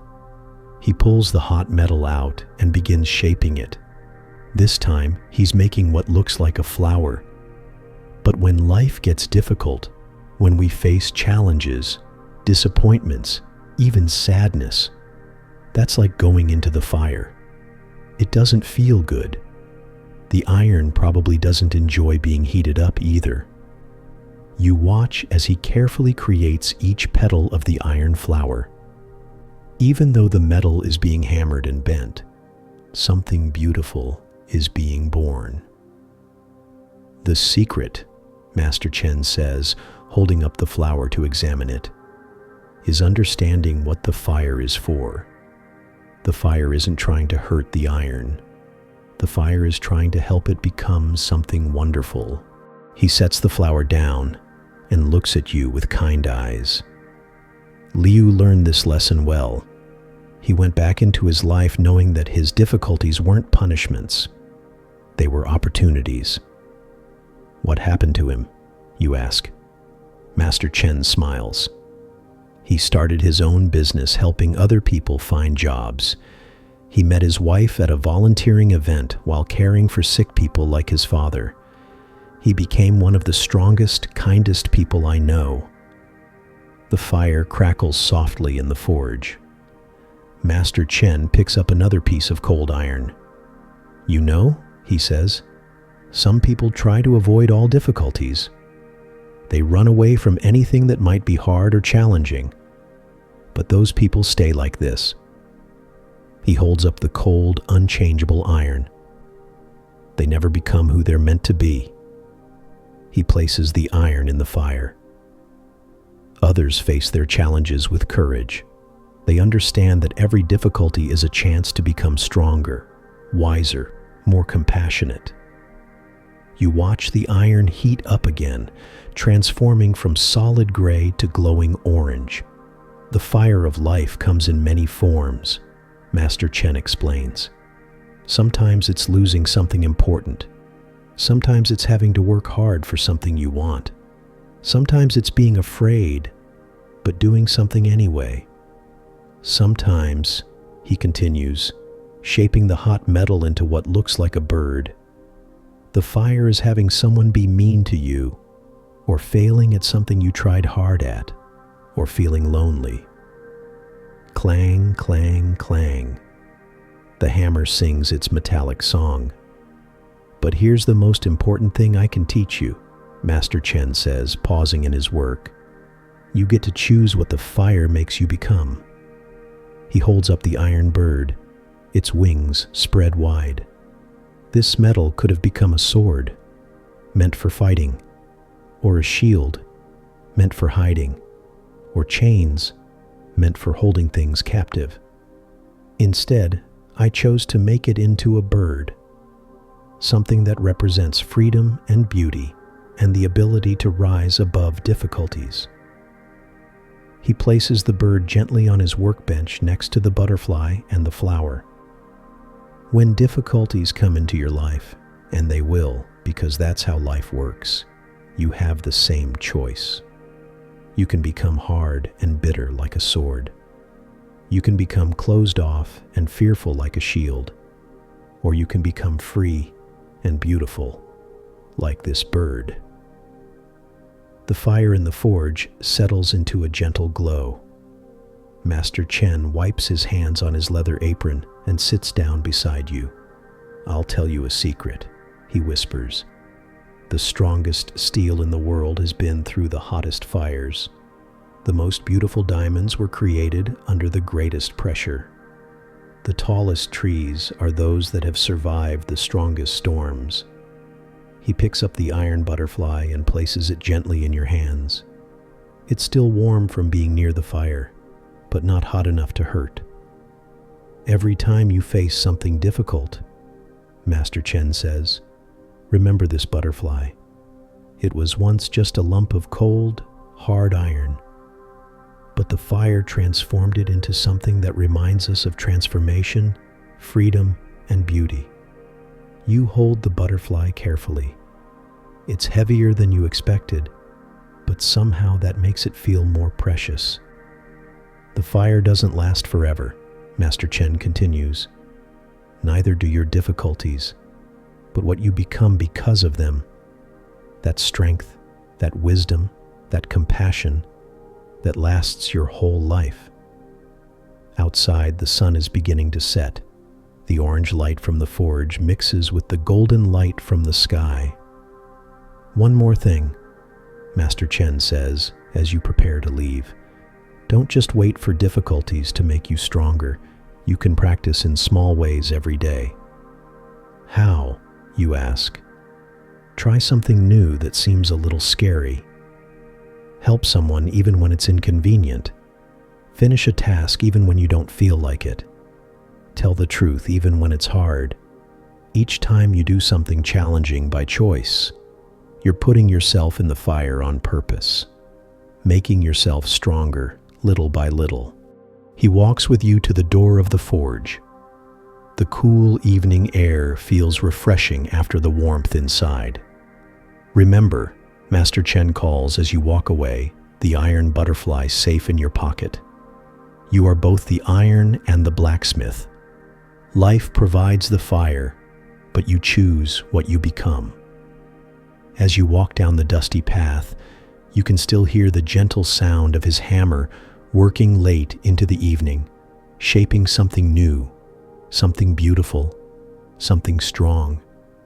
And you understand now that every challenge you'll ever face is just another chance to discover how amazing you can become. Take a deep breath. Feel the strength growing inside you, ready for whatever comes next. Story 16, The Night Sky's Greatest Lesson. Breathe slowly and let your mind become quiet. We're going somewhere very special tonight. The day has been long and busy, full of noise and rushing and thinking about 100 different things. But now, as the last light fades from the sky, you find yourself walking up a gentle hill, leaving all that busyness behind. Your feet whisper through the tall grass. The air is cool and clean, carrying the scent of wildflowers and that special smell that comes just after sunset. With each step up the hill, the sounds of the busy world below grow quieter and quieter. At the top of the hill, there's a large flat rock that seems like it was placed there just for sitting and looking up at the sky. You're not alone. There's someone else here, a young girl named May who comes to this spot every clear night. "Hello," she says softly, not taking her eyes off the sky. "I was hoping someone would join me tonight. The stars have so much to show us." You settle down on the warm rock beside her. It still holds the heat from the day's sunshine. As you look up, you gasp. Away from all the lights of the town below, the sky is absolutely magical. Thousands and thousands of stars sparkle like diamonds scattered on black velvet. The Milky Way stretches across the sky like a river of light. You've never seen anything so beautiful. "It's amazing, isn't it?" May whispers. "And this is just what we can see from our tiny spot on Earth." She points to a bright star almost directly overhead, That's Vega. The light we're seeing from that star started traveling toward us 25 years ago. We're literally looking back in time. You lie back on the rock and let the vastness wash over you. The silence is so deep, you can hear your own heartbeat. I come here whenever I feel too big or too small, May says, lying back beside you. Does that sound strange? What do you mean? You ask. Well, she says, sometimes during the day, my problems feel enormous, like when I had a fight with my best friend, or when I was worried about my mom being sick, or when I felt scared about starting at a new school. Those problems felt like they were the biggest, most important things in the universe. She pauses, and you can see the starlight reflecting in her eyes. But then I come here, she continues, and I look up at all this, and I realize how tiny those problems actually are compared to the vastness of everything. A shooting star streaks across the sky, bright and quick, gone in a flash. Did you see that? May whispers excitedly. That was probably just a tiny piece of space dust, smaller than a grain of rice. But it created that beautiful light show for us. You watch the sky, hoping to see another one. But then, May continues, sometimes I feel too small, like I don't matter. Like I'm just one person on one planet in one solar system in one galaxy among billions of galaxies. Like nothing I do could possibly make a difference. She sits up and hugs her knees. That's when the stars teach me their most important lesson. Which is, May reaches into her backpack and pulls out a small telescope. Here, look at this star cluster through here. You peer through the telescope.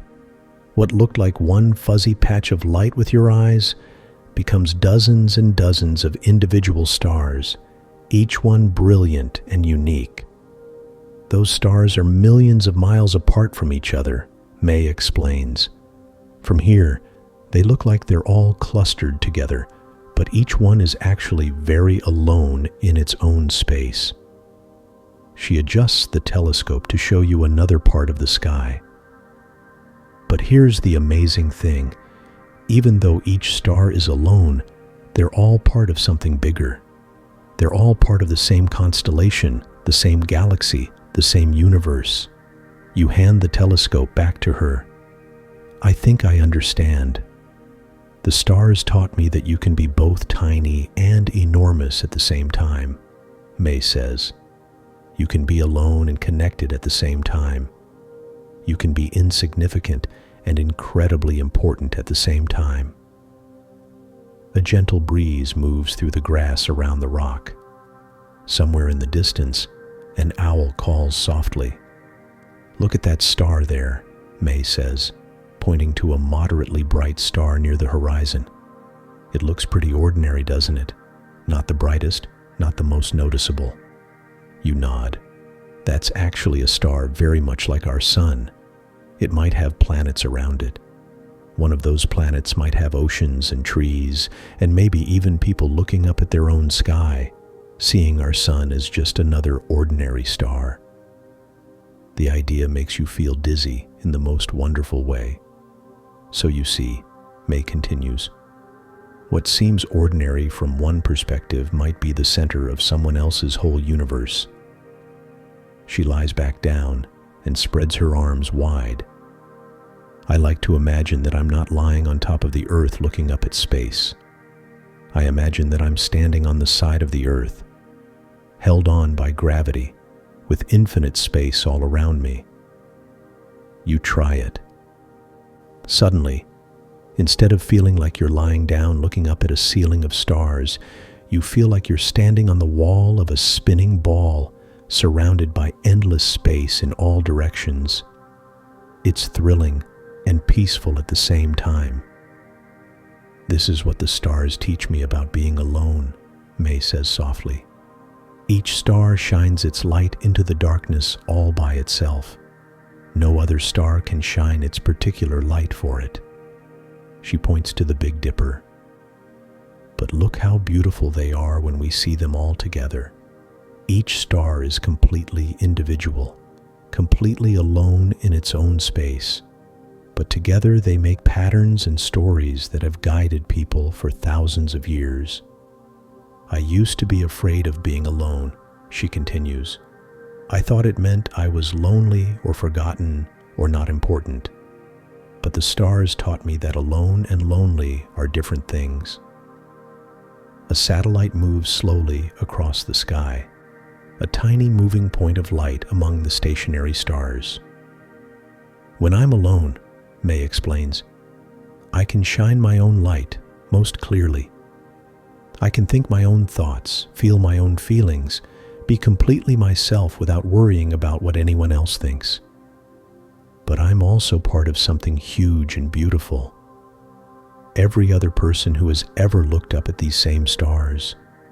We're all connected by wonder, by curiosity, by this feeling of being small and large at the same time. The moon begins to rise in the east, casting a gentle silver light across the hilltop. My grandmother used to tell me, May says, that we are made of star stuff. The calcium in our bones, the iron in our blood, the oxygen we breathe, all of it was created inside stars billions of years ago. She holds up her hand against the starry sky. So, in a very real way, we're not separate from all this vastness. We are the universe looking back at itself. You hold up your own hand, trying to grasp this amazing idea.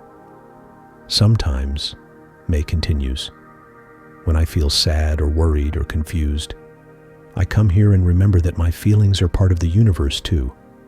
My happiness, my sadness, my fear, my love, all of it is the universe experiencing itself through me. That makes even difficult feelings seem important somehow, you say. Exactly. May sits up with excitement, then remembers to keep her voice soft. If the universe is having the experience of sadness through me, then my job isn't to push the sadness away. My job is to feel it fully, to let the universe learn what sadness feels like through my heart. The night air is getting cooler, but somehow you feel warmer, as if the starlight itself is wrapping around you like a blanket. And when I'm happy, May continues, I let myself feel that fully too. I imagine my joy adding to all the joy that has ever existed anywhere in the universe. She points to the Milky Way stretching overhead. Our galaxy has about 100 billion stars, and there are at least 100 billion other galaxies. That means there are about 10,000 stars out there. The number is so large you can't even imagine it. And in all of that vastness, May says, in all of those trillions and trillions of stars and planets and possibilities, there is only one you. There has never been another you, and there never will be another you. So you are both incredibly tiny. One person among billions on one planet among trillions, and incredibly precious because you're the only one of you that will ever exist. A second shooting star streaks across the sky, and you both make wishes. What did you wish for? You ask. May smiles. I wish to remember this feeling always. This feeling of being perfectly alone and perfectly connected at the same time. You lie back on the rock again. The stars seem even brighter now, as if they're responding to your attention. The stars are always there, May says softly. Even during the day when we can't see them, even when clouds cover them, even in the city where other lights make them hard to find. They're always shining, always connected to us, always reminding us of our place in everything. So when you feel too small, remember you're made of star stuff, and your thoughts and feelings are the universe experiencing itself. And when you feel too big, remember you're one small light in an infinite ocean of lights, each one precious and necessary. The moon is higher now, bright enough to cast shadows. May starts packing up her telescope. I come here almost every night, she says, but I never get tired of it. Every night the sky looks a little different. The stars move across the heavens. The moon changes shape. The planets dance their slow dance among the constellations. It reminds me that everything is always changing, always moving, always becoming something new, including me. As you walk back down the hill together, the grass silver in the moonlight, May shares one last thought. My favorite thing about the stars, she says, is that they teach me how to be comfortable with mystery. We don't understand most of what we see up there. Dark matter, black holes, the edge of the universe. What it all means, we don't know. And that's okay. In fact, it's wonderful. It means there's always more to discover, more to wonder about, more to explore. At the bottom of the hill, where your paths separate, May gives you something small and smooth. It's a piece of meteorite, an actual piece of space that fell to Earth.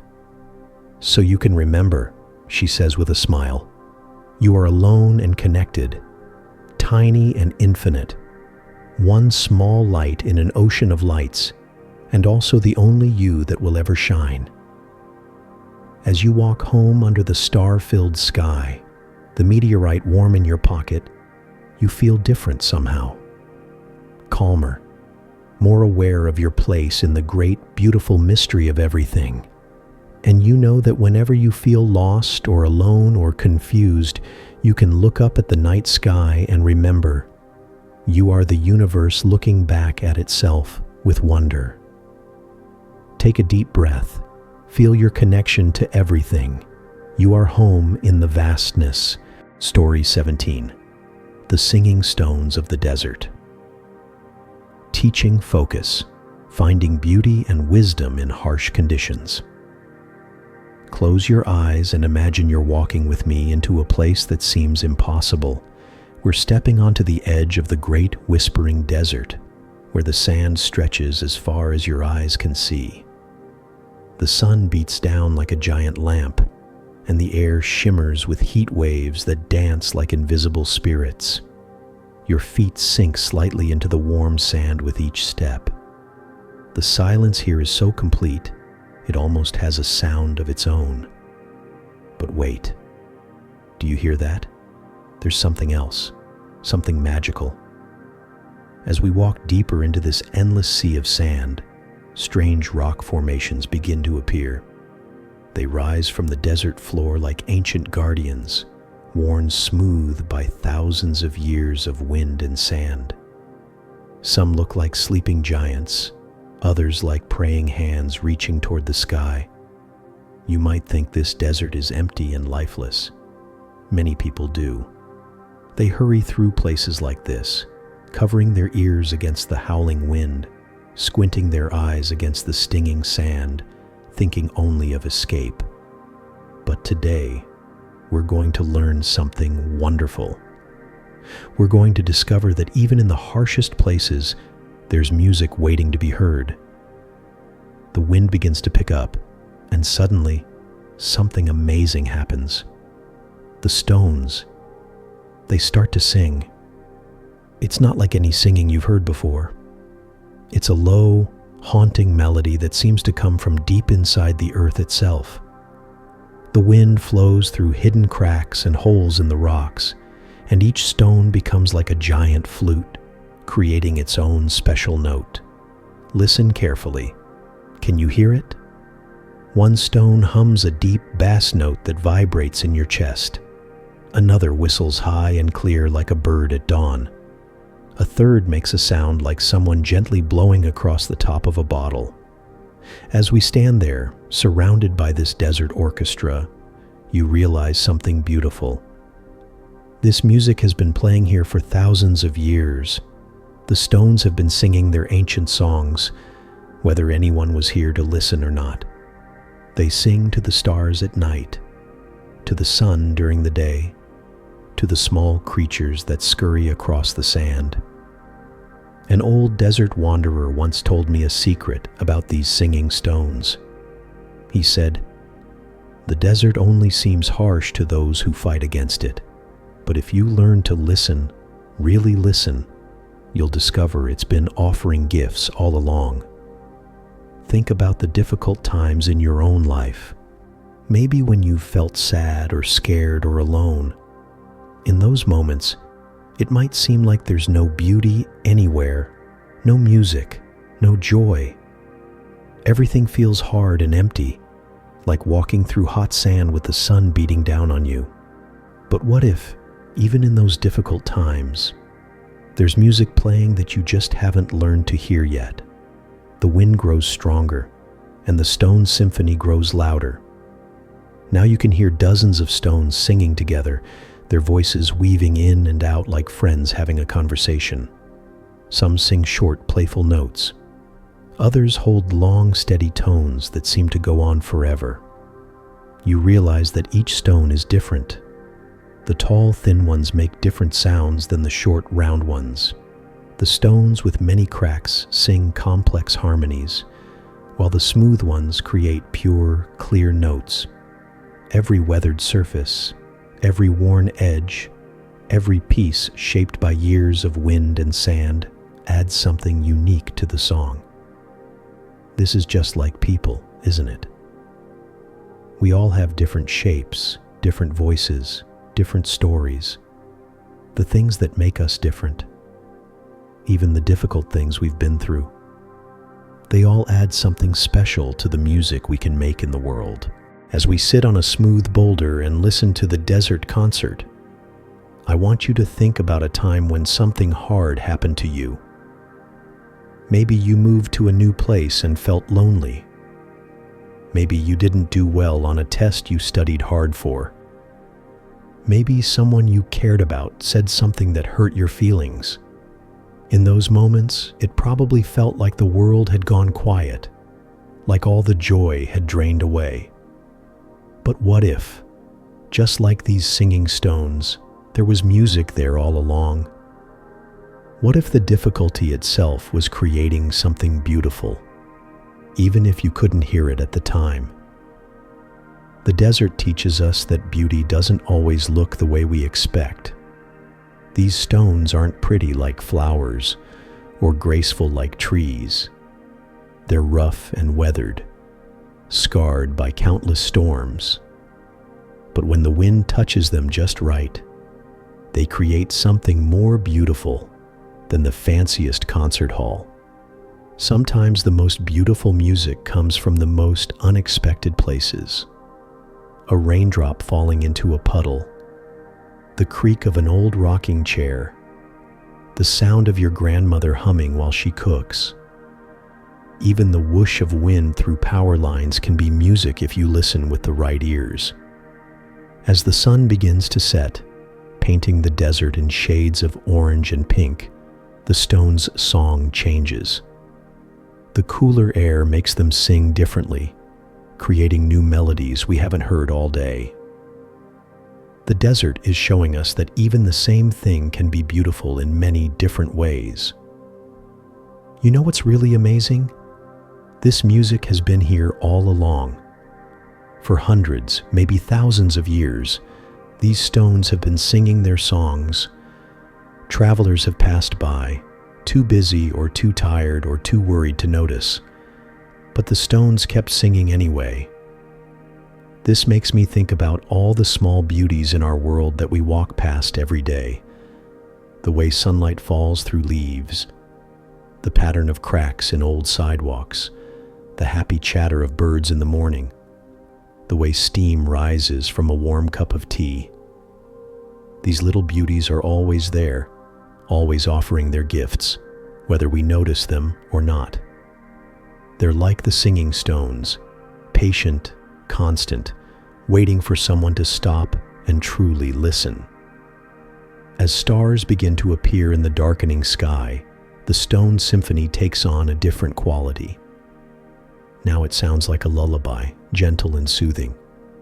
The harsh desert of daytime has become a place of peace and wonder. You start to understand something important. The desert wasn't really harsh at all. It was just different. It asked you to listen in a new way, to look for beauty in unexpected forms. Once you learned its language, it welcomed you with open arms and shared its most precious secrets. This is what wisdom looks like. Not avoiding difficult places, but learning to find the gifts they offer. Not running away from challenges, but discovering what they might teach us. Not covering our ears when life gets loud and confusing, but learning to hear the music that's always playing underneath. As we prepare to leave this magical place, the stones sing us one final song. It's a melody that seems to say, thank you. Thank you for stopping, for listening, for understanding that beauty can be found anywhere if you have the right eyes to see and the right ears to hear. Take this lesson with you as you go back into your everyday world. Remember that even when things feel difficult or scary or sad, there might be music playing that you just haven't learned to hear yet. Remember that your own rough edges, your own weathered places, might be exactly what the world needs to create something beautiful. The next time you face something hard, instead of covering your ears and rushing through it, try to listen. What song might be hidden there, waiting for you to discover it? What beauty might be trying to show itself to you in a new way? Because here's the secret the singing stones want you to know. There is always music playing. Always. You just have to learn how to listen. Story 18. The Mirror That Showed Only Truth.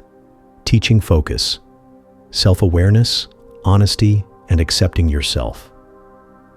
Deep in the heart of an ancient forest, hidden away from busy roads and crowded cities, stands a temple that most people never find. It's not because it's trying to hide, it's because most people are looking for something else. Come with me now. We're walking down a winding path covered in soft moss that feels like nature's carpet under our feet.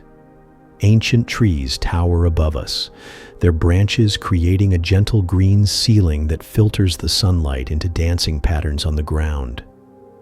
You can hear the forest breathing around us, the gentle rustle of leaves, the distant call of birds, the soft babble of a hidden stream. Everything here feels peaceful, like the whole world has slowed down just for us. As we round a bend in the path, there it is. The temple rises before us, not grand and imposing like the temples in movies, but simple and welcoming. It's built from stones that look like they grew right out of the earth itself, covered partly in soft green moss and delicate vines. What makes this temple special isn't its size or the precious metals decorating its walls. What makes it special is what waits inside, something that has helped people understand themselves for thousands of years. We climb the worn stone steps, each one smooth from countless footsteps of people who came here seeking something they couldn't find anywhere else. The heavy wooden door creaks gently as we push it open, and we step into cool, dim light. The inside of the temple is simple and peaceful. Candles flicker softly in the corners, casting dancing shadows on the walls. The air smells faintly of sandalwood and something else, something clean and fresh like morning dew. And there, in the center of the room, stands the reason people have been coming here for centuries. It's a mirror, but not like any mirror you've ever seen. The frame is made from silver that seems to glow with its own inner light. Strange symbols are carved around the edges, not letters or words from any language you know, but shapes that somehow feel familiar, like you've seen them in dreams. But the most unusual thing about this mirror is what it shows, or rather, what it doesn't show. When most people first look into it, they see nothing at all, just a silvery, cloudy surface, like looking into fog. That's because this mirror doesn't show what you look like on the outside. It only shows the truth of who you really are on the inside. Many people have stood before this mirror and seen nothing, then walked away disappointed. They were looking for their reflection, their hair, their clothes, their face. But this mirror isn't interested in those things. This mirror only shows truth. And truth, real truth about ourselves, sometimes takes courage to see. Let me tell you about Maya, a young girl who found this temple many years ago. She had been walking through the forest, feeling sad and confused about herself. At school, other kids teased her for being too quiet. At home, her parents worried that she wasn't outgoing enough. Everyone seemed to have opinions about who she should be. When Maya first looked in the mirror, she saw nothing but swirling mist. She was about to turn away when she heard a gentle voice, not from outside, but from somewhere deep inside her own heart. "What are you afraid to see?" the voice asked quietly. Maya realized she was afraid to see all the things other people said were wrong with her. She was afraid to see someone who was too shy, too different, too much of this, or not enough of that. But as she stood there longer, breathing slowly and letting her heart calm down, something began to appear in the mirror. First, she saw kindness.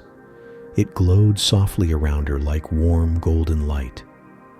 She remembered how she always noticed when someone was sad and tried to help them feel better. She remembered how she was always gentle with animals and small children. Then she saw wisdom. It sparkled in her eyes like starlight.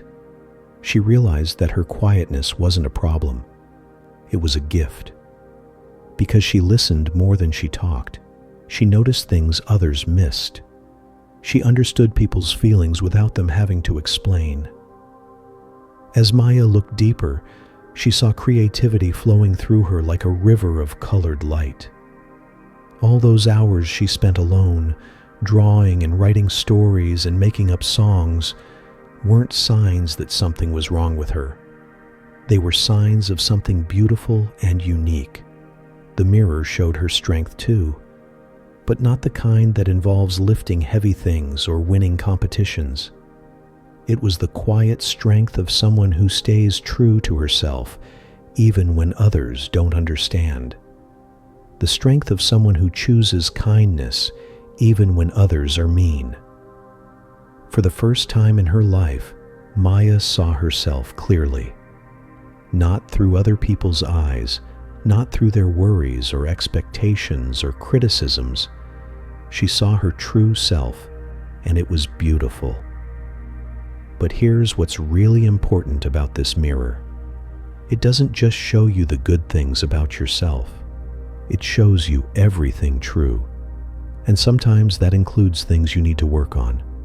Let me tell you about Jin, a boy who came to the mirror feeling very proud of himself.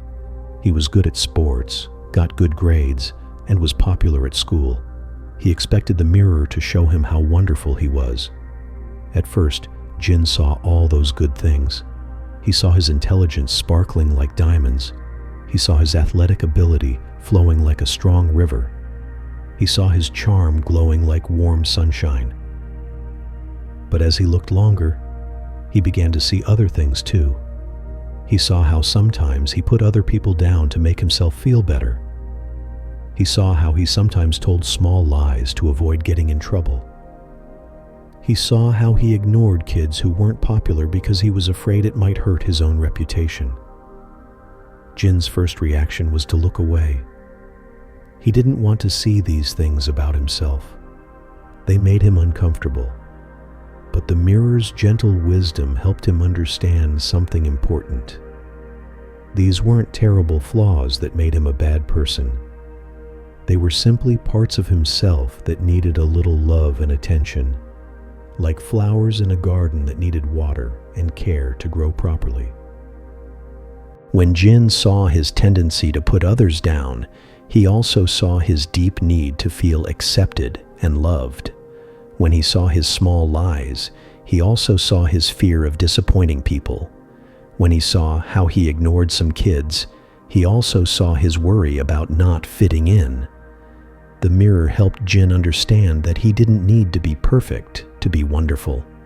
He just needed to be honest about who he was, both the light parts and the shadow parts, so he could choose to grow in the directions that felt right. This is the gift the mirror offers to everyone who looks into it with an honest heart. It doesn't show you who you should be or who other people want you to be. It shows you who you actually are right now in all your complicated, beautiful, imperfect humanity. Some people see great kindness in themselves, but also see that sometimes they forget to be kind to themselves. Others see wonderful creativity, but also see fear that stops them from sharing their gifts. Still, others see deep wisdom, but also see that sometimes they use that wisdom to judge rather than understand. The mirror teaches us that we are all mixtures of light and shadow, strength and softness, wisdom and foolishness. And that's not just okay. It's exactly how we're supposed to be. You see, the mirror knows a secret that many people forget. You don't have to be perfect to be worthy of love. You don't have to fix everything about yourself before you can be happy. You don't have to become someone else to be enough. You are enough right now, exactly as you are. This doesn't mean you can't grow or change or learn new things. It just means that your worth as a person isn't dependent on being flawless. A tree doesn't have to be perfect to be a good tree. A bird doesn't have to sing perfectly to bring joy to the world. And you don't have to be perfect to be exactly who you're meant to be. As you stand before this magical mirror in your imagination, what do you think you might see? Maybe you'd see your sense of humor bubbling up like a fountain of joy. Maybe you'd see your curiosity glowing like a bright lantern, always ready to learn new things. Maybe you'd see your loyalty to your friends wrapping around you like a warm cloak. You might also see things that challenge you. Maybe you'd see worry buzzing around you like busy bees, reminding you that you care deeply about things. Maybe you'd see impatience flickering like a small flame, showing you that you have big dreams and want to see them happen quickly. Maybe you'd see sadness flowing through you like a gentle river, proving that you have a tender heart that feels things deeply. All of these things, the easy parts and the challenging parts, they all belong to you. They're all part of your unique and beautiful truth. The wisest people who have ever looked into this mirror understand something wonderful. The things we think are our biggest problems are often connected to our greatest gifts. The person who worries a lot might also be someone who cares deeply and thinks carefully before making decisions. The person who gets angry sometimes might also be someone who stands up for what's right and protects people who need help. The person who feels sad often might also be someone who understands other people's pain and offers comfort when it's needed. As our time with the mirror comes to an end, you begin to understand its greatest lesson. The mirror doesn't show you the truth, so you can judge yourself harshly. It shows you the truth, so you can love yourself completely. When you see all of who you are, the easy parts and the challenging parts, the light and the shadows, the strengths and the growing edges, you can finally stop pretending to be someone else. You can finally stop trying to hide parts of yourself or fix things that don't need fixing. You can simply be who you are, with kindness toward yourself and excitement about all the ways you might grow. As we leave the temple and walk back through the peaceful forest, you carry this gift with you.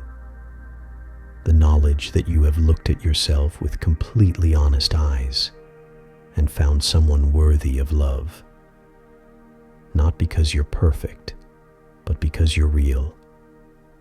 Not because you have no challenges, but because you're brave enough to see them clearly. Not because you have everything figured out, but because you're willing to keep learning and growing.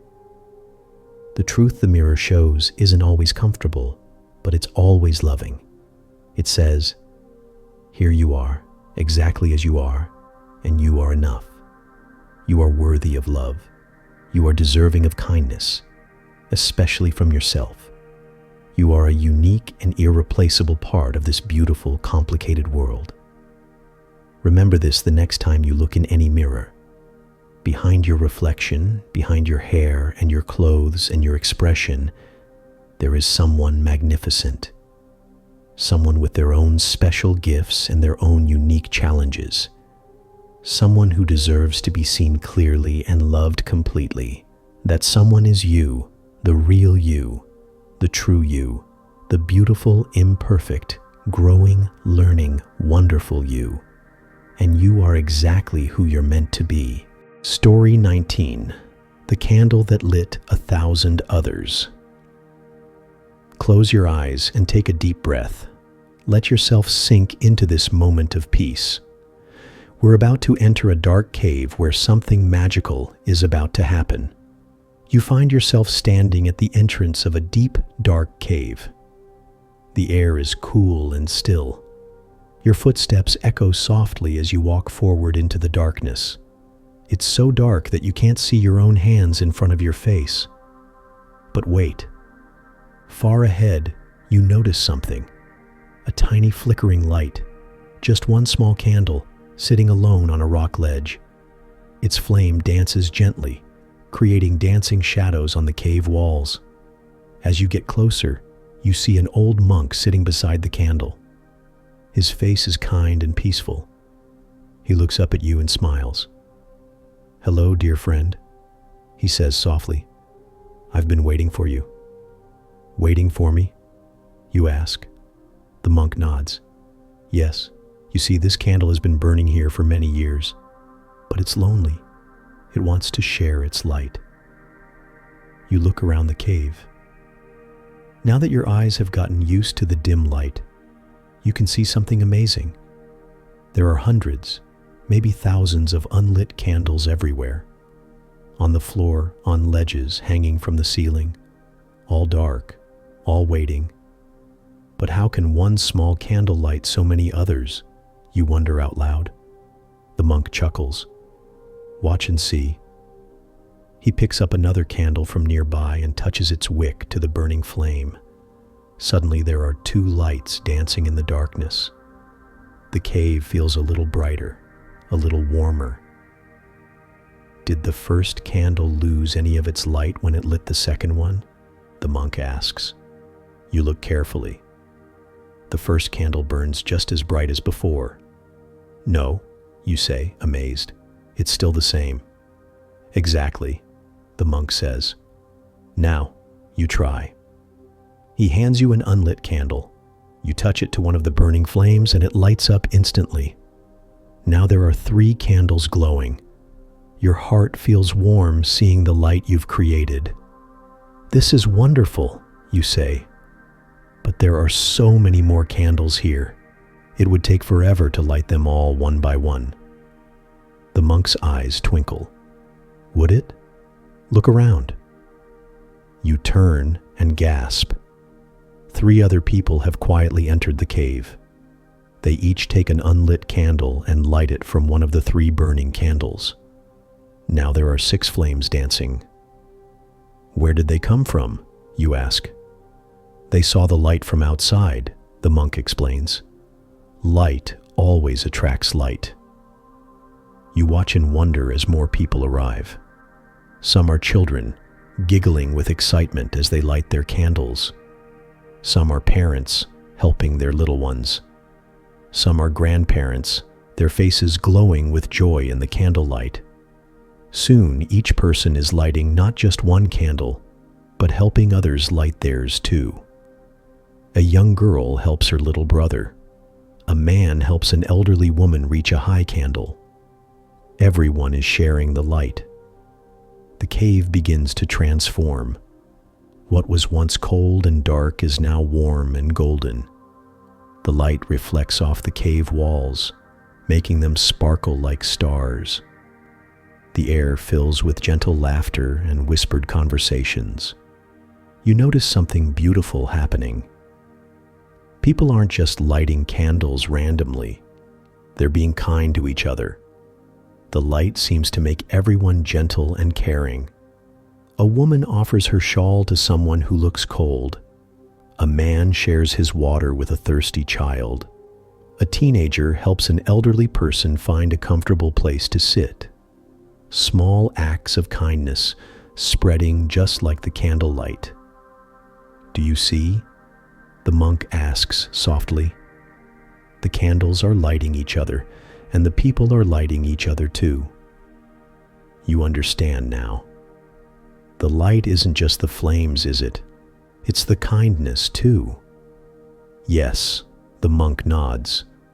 When you share your light, your kindness, your wisdom, your love, you don't lose any of it. You only create more. Hours seem to pass, though time feels different in this magical place.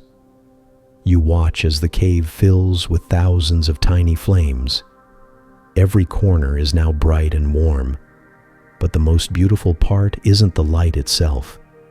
It's seeing how happy everyone is, how connected they feel. A little boy tugs on your shirt. "Thank you," he whispers.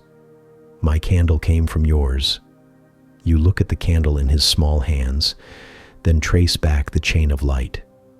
Your candle lit his mother's candle, and she lit his.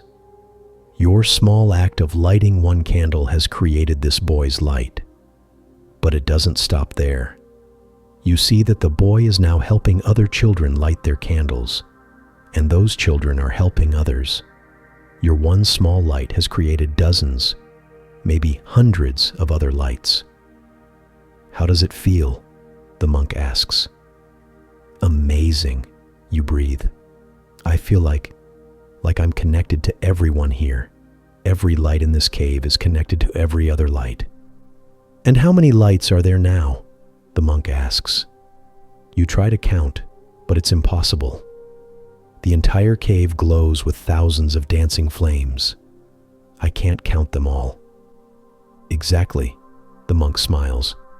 "When you share your light, it grows beyond what you can imagine. One candle became two, two became four, four became eight, and now..." He gestures around the beautiful, bright cave. "Now we have created something magnificent together." You spend more time walking through the cave, talking with people, sharing stories, helping others light new candles. You realize that some people came here sad or worried, but the light and the kindness of others has helped them feel better. An old woman tells you she came here feeling very alone. "But now," she says, holding her bright candle, "I feel like I'm part of something beautiful." A young man says he came feeling angry about something that happened at work. But helping others light their candles, he says, it made me remember what's really important. You see a mother with her teenage daughter. They seemed to be arguing when they first arrived, but now they're working together, lighting candles side by side, talking softly and smiling. The light heals hearts too, you whisper to yourself. As you prepare to leave this magical cave, the monk approaches you one more time. He's holding a special lantern with a bright flame inside. "Take this with you," he says. "Keep this light burning in your daily life." "But what if it goes out?" You worry. The monk points around the cave. "Look at all these people. They all have light now too. If your flame ever grows dim, you can always come back and light it again from someone else's candle. Or better yet, someone who learned about light from you might come and relight yours. You accept the lantern carefully. Its warm glow feels like holding a piece of the sun. Remember, the monk says gently, every time you're kind to someone, every time you help someone, every time you share wisdom or love or hope, you're lighting another candle. You're making the world brighter. You walk toward the cave entrance, but now it's not dark and scary like when you came in. The light from all the candles behind you lights up the path. And you're not leaving empty-handed. You're carrying light with you. As you step outside into the world, you can see that it's nighttime. But somehow, everything looks different now. You notice lights in windows of houses, families spending time together. You see streetlights guiding people safely home. You see the warm glow from a cafe where friends are laughing together. All these lights, you realize, are like candles too. Each one represents someone sharing something good with others. You think about tomorrow. Maybe you'll smile at a stranger who looks sad. Maybe you'll help someone who's struggling. Maybe you'll share something you've learned with someone who needs to know it. Each of these will be like lighting a new candle. And who knows, that person might then light someone else's candle. And the light will keep spreading, just like in the cave. You look down at your lantern, glowing steadily in your hands. You're not just carrying light. You are light. You have the power to brighten the world, one small act of kindness at a time. The monk's voice echoes softly in your mind. One candle lit 1,000 others, and those 1,000 will light 1,000,000 more. You are part of an endless chain of light that stretches across the world and through time itself. As you walk home under the stars, you feel peaceful and powerful at the same time. You know that your life matters. Every good thing you do creates ripples of light that spread far beyond what you can see. Take a deep breath and feel this truth in your heart. You are a light in this world, and your light will kindle other lights forever and ever. Story 20. The Circle That Had No Beginning. Let your breathing slow down even more now. We're approaching our final journey together. Allow yourself to feel completely relaxed as we explore the most mysterious and beautiful truth of all. You find yourself standing in a vast desert at sunset. The sand stretches endlessly in all directions, painted gold and orange by the dying light. The air is perfectly still, and the only sound is your own gentle breathing. In front of you, drawn in the sand, is a perfect circle. It's not large, maybe 10 feet across, but something about it captures your attention completely. The line is smooth and precise, as if it were drawn by the most careful hand in the world. An old teacher sits beside the circle. Her hair is silver white, and her eyes hold the depth of someone who has seen many, many years. She gestures for you to sit beside her. "Welcome, dear friend," she says in a voice like gentle wind. "I've been drawing circles in this sand for 40 years. You look at the circle again. But this one looks perfect. How long did it take you to draw?" She smiles mysteriously. "That's a very interesting question. How long do you think it took?" You study the circle carefully. The line is so smooth, so even. Hours? Days? "Look closer," she suggests. "Not with your eyes, with your heart." You stare at the circle, and something strange begins to happen. The line seems to shimmer slightly in the fading light. You blink and look again. "I can't find where it starts," you say, puzzled. "Can't you?" the teacher asks. "Walk around it. Find the beginning." You stand up and begin walking slowly around the circle. You examine every inch of the line carefully, but no matter how hard you look, you can't find where the line begins or where it ends. It's just continuous. This is impossible, you say. Everything has to start somewhere. Does it? The teacher asks. Come, step into the circle. You hesitate for a moment, then carefully step over the line and into the center of the circle. The moment your feet touch the sand inside, something extraordinary happens. The world around you begins to change. The desert doesn't disappear, but it becomes more.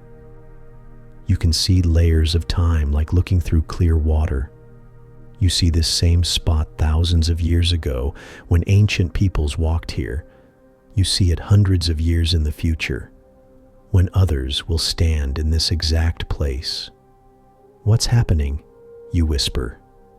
You're seeing the truth, the teacher says softly. The circle has no beginning, because nothing really has a beginning. Everything is connected to everything else. You look down at your feet.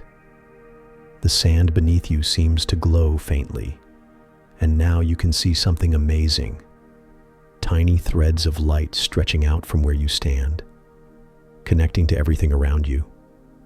One thread stretches to the teacher, another to a bird flying overhead, another to a flower blooming miles away. Thread after thread, stretching out in all directions, connecting you to the entire world. Do you see? The teacher asks. You are connected to everything that was, everything that is, and everything that will be. You turn in a slow circle, watching the threads of light. But how can that be? Sit down, the teacher suggests gently. Let me tell you a story about water. You sit cross-legged in the center of the circle. The threads of light continue to dance around you like the most beautiful spiderweb ever made. Once, the teacher begins, a drop of water fell from a cloud into the ocean. The drop said, "Now I am lost. I was a drop. But now I am part of this vast ocean. Where did I go?" But an old wave laughed gently and said, "Little drop, you haven't disappeared. You've just remembered what you always were. You came from the ocean, and now you're home. And when you rise up as mist and become a cloud again, you'll still be the same water, just in a different form." You think about this. So the drop never really ended? Never, the teacher confirms. It just changed forms, and you, dear friend, are like that drop of water. You think you are separate, but you are part of something much, much larger. As she speaks, you notice that the threads of light connecting you to everything are pulsing gently, like a heartbeat. No, you realize with amazement, they are heartbeats. You're feeling the rhythm of life itself. Feel your heartbeat, the teacher suggests. You put your hand on your chest and feel the steady thump, thump, thump, thump. Now feel the earth's heartbeat, she says. You place your other hand on the sand. At first you don't feel anything, but gradually you begin to sense a much slower, deeper rhythm. The breathing of the earth itself.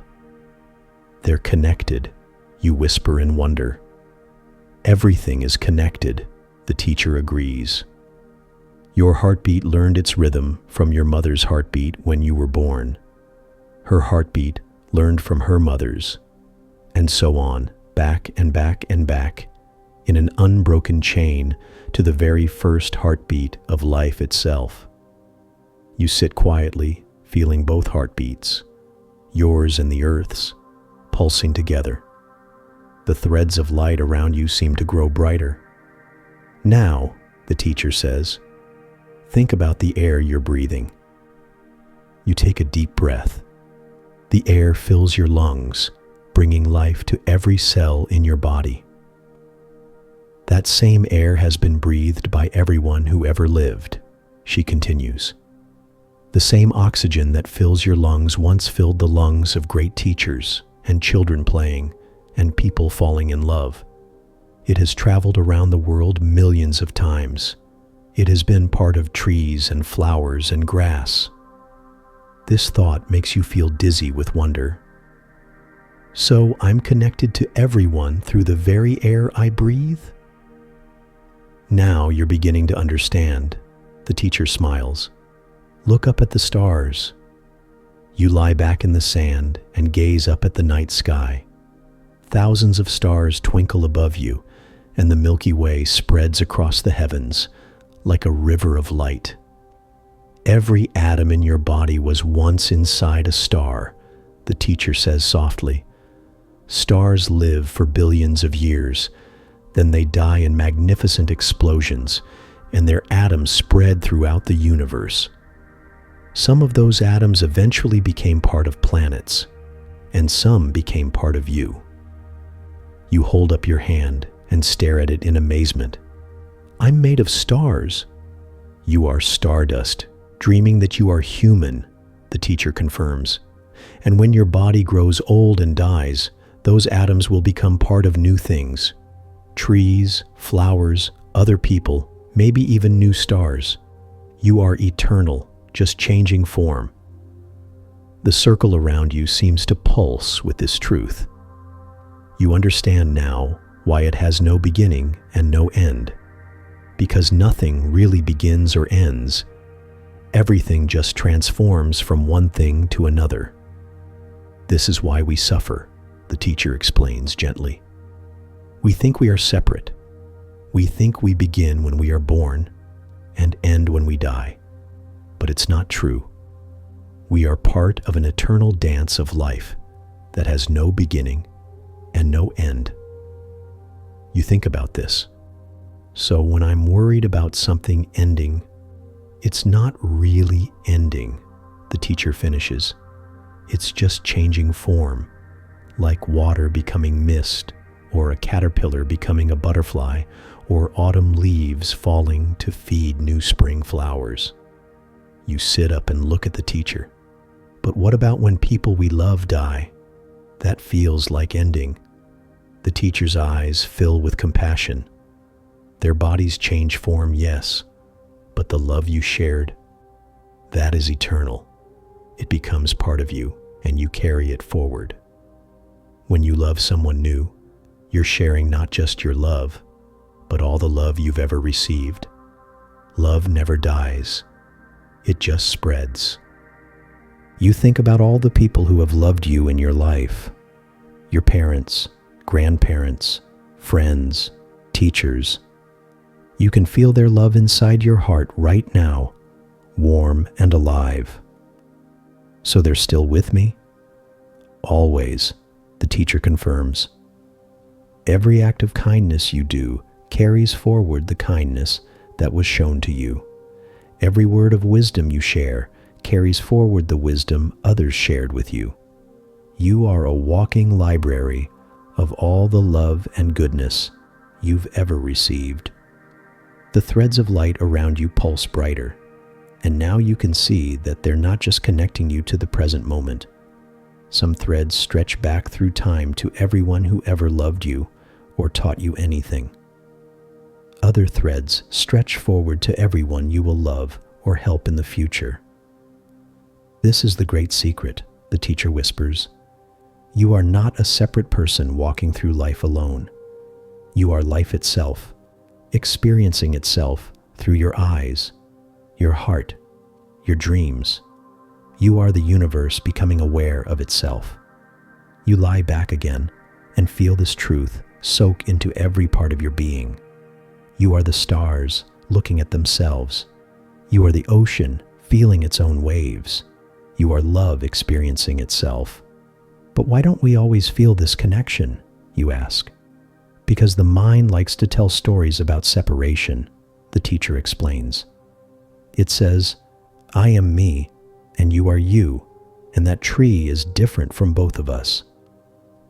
But this is just a story, useful sometimes, but not the deepest truth.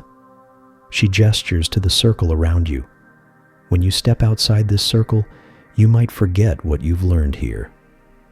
The world will seem separate again, but now you know the secret. Whenever you feel alone or afraid, remember the circle with no beginning. Remember that you are connected to everything. You spend a few more minutes lying in the center of the circle, feeling the threads of light, feeling your connection to all of life. The peace is so deep, it feels like coming home after a very long journey. How do I take this feeling with me, you ask? Practice seeing the connections, the teacher suggests. When you eat, remember that your food comes from the sun and soil and rain. When you breathe, remember you're sharing air with everyone on earth. When you feel love, remember it's the same love that has always existed, just flowing through you. And when other people seem difficult or different, remember they are made of the same stardust as you. They breathe the same air. Their hearts beat with the same rhythm. They are you, experiencing life from a different point of view. As you prepare to leave the circle, you realize you're not the same person who stepped into it. You feel bigger somehow, more connected, more peaceful. Will the circle still be here tomorrow? You ask. The teacher smiles. This circle will blow away in the wind, but the truth it represents will remain forever. And now you carry that truth inside you. You step carefully over the line and back into the regular world. The desert looks the same, but you see it differently now.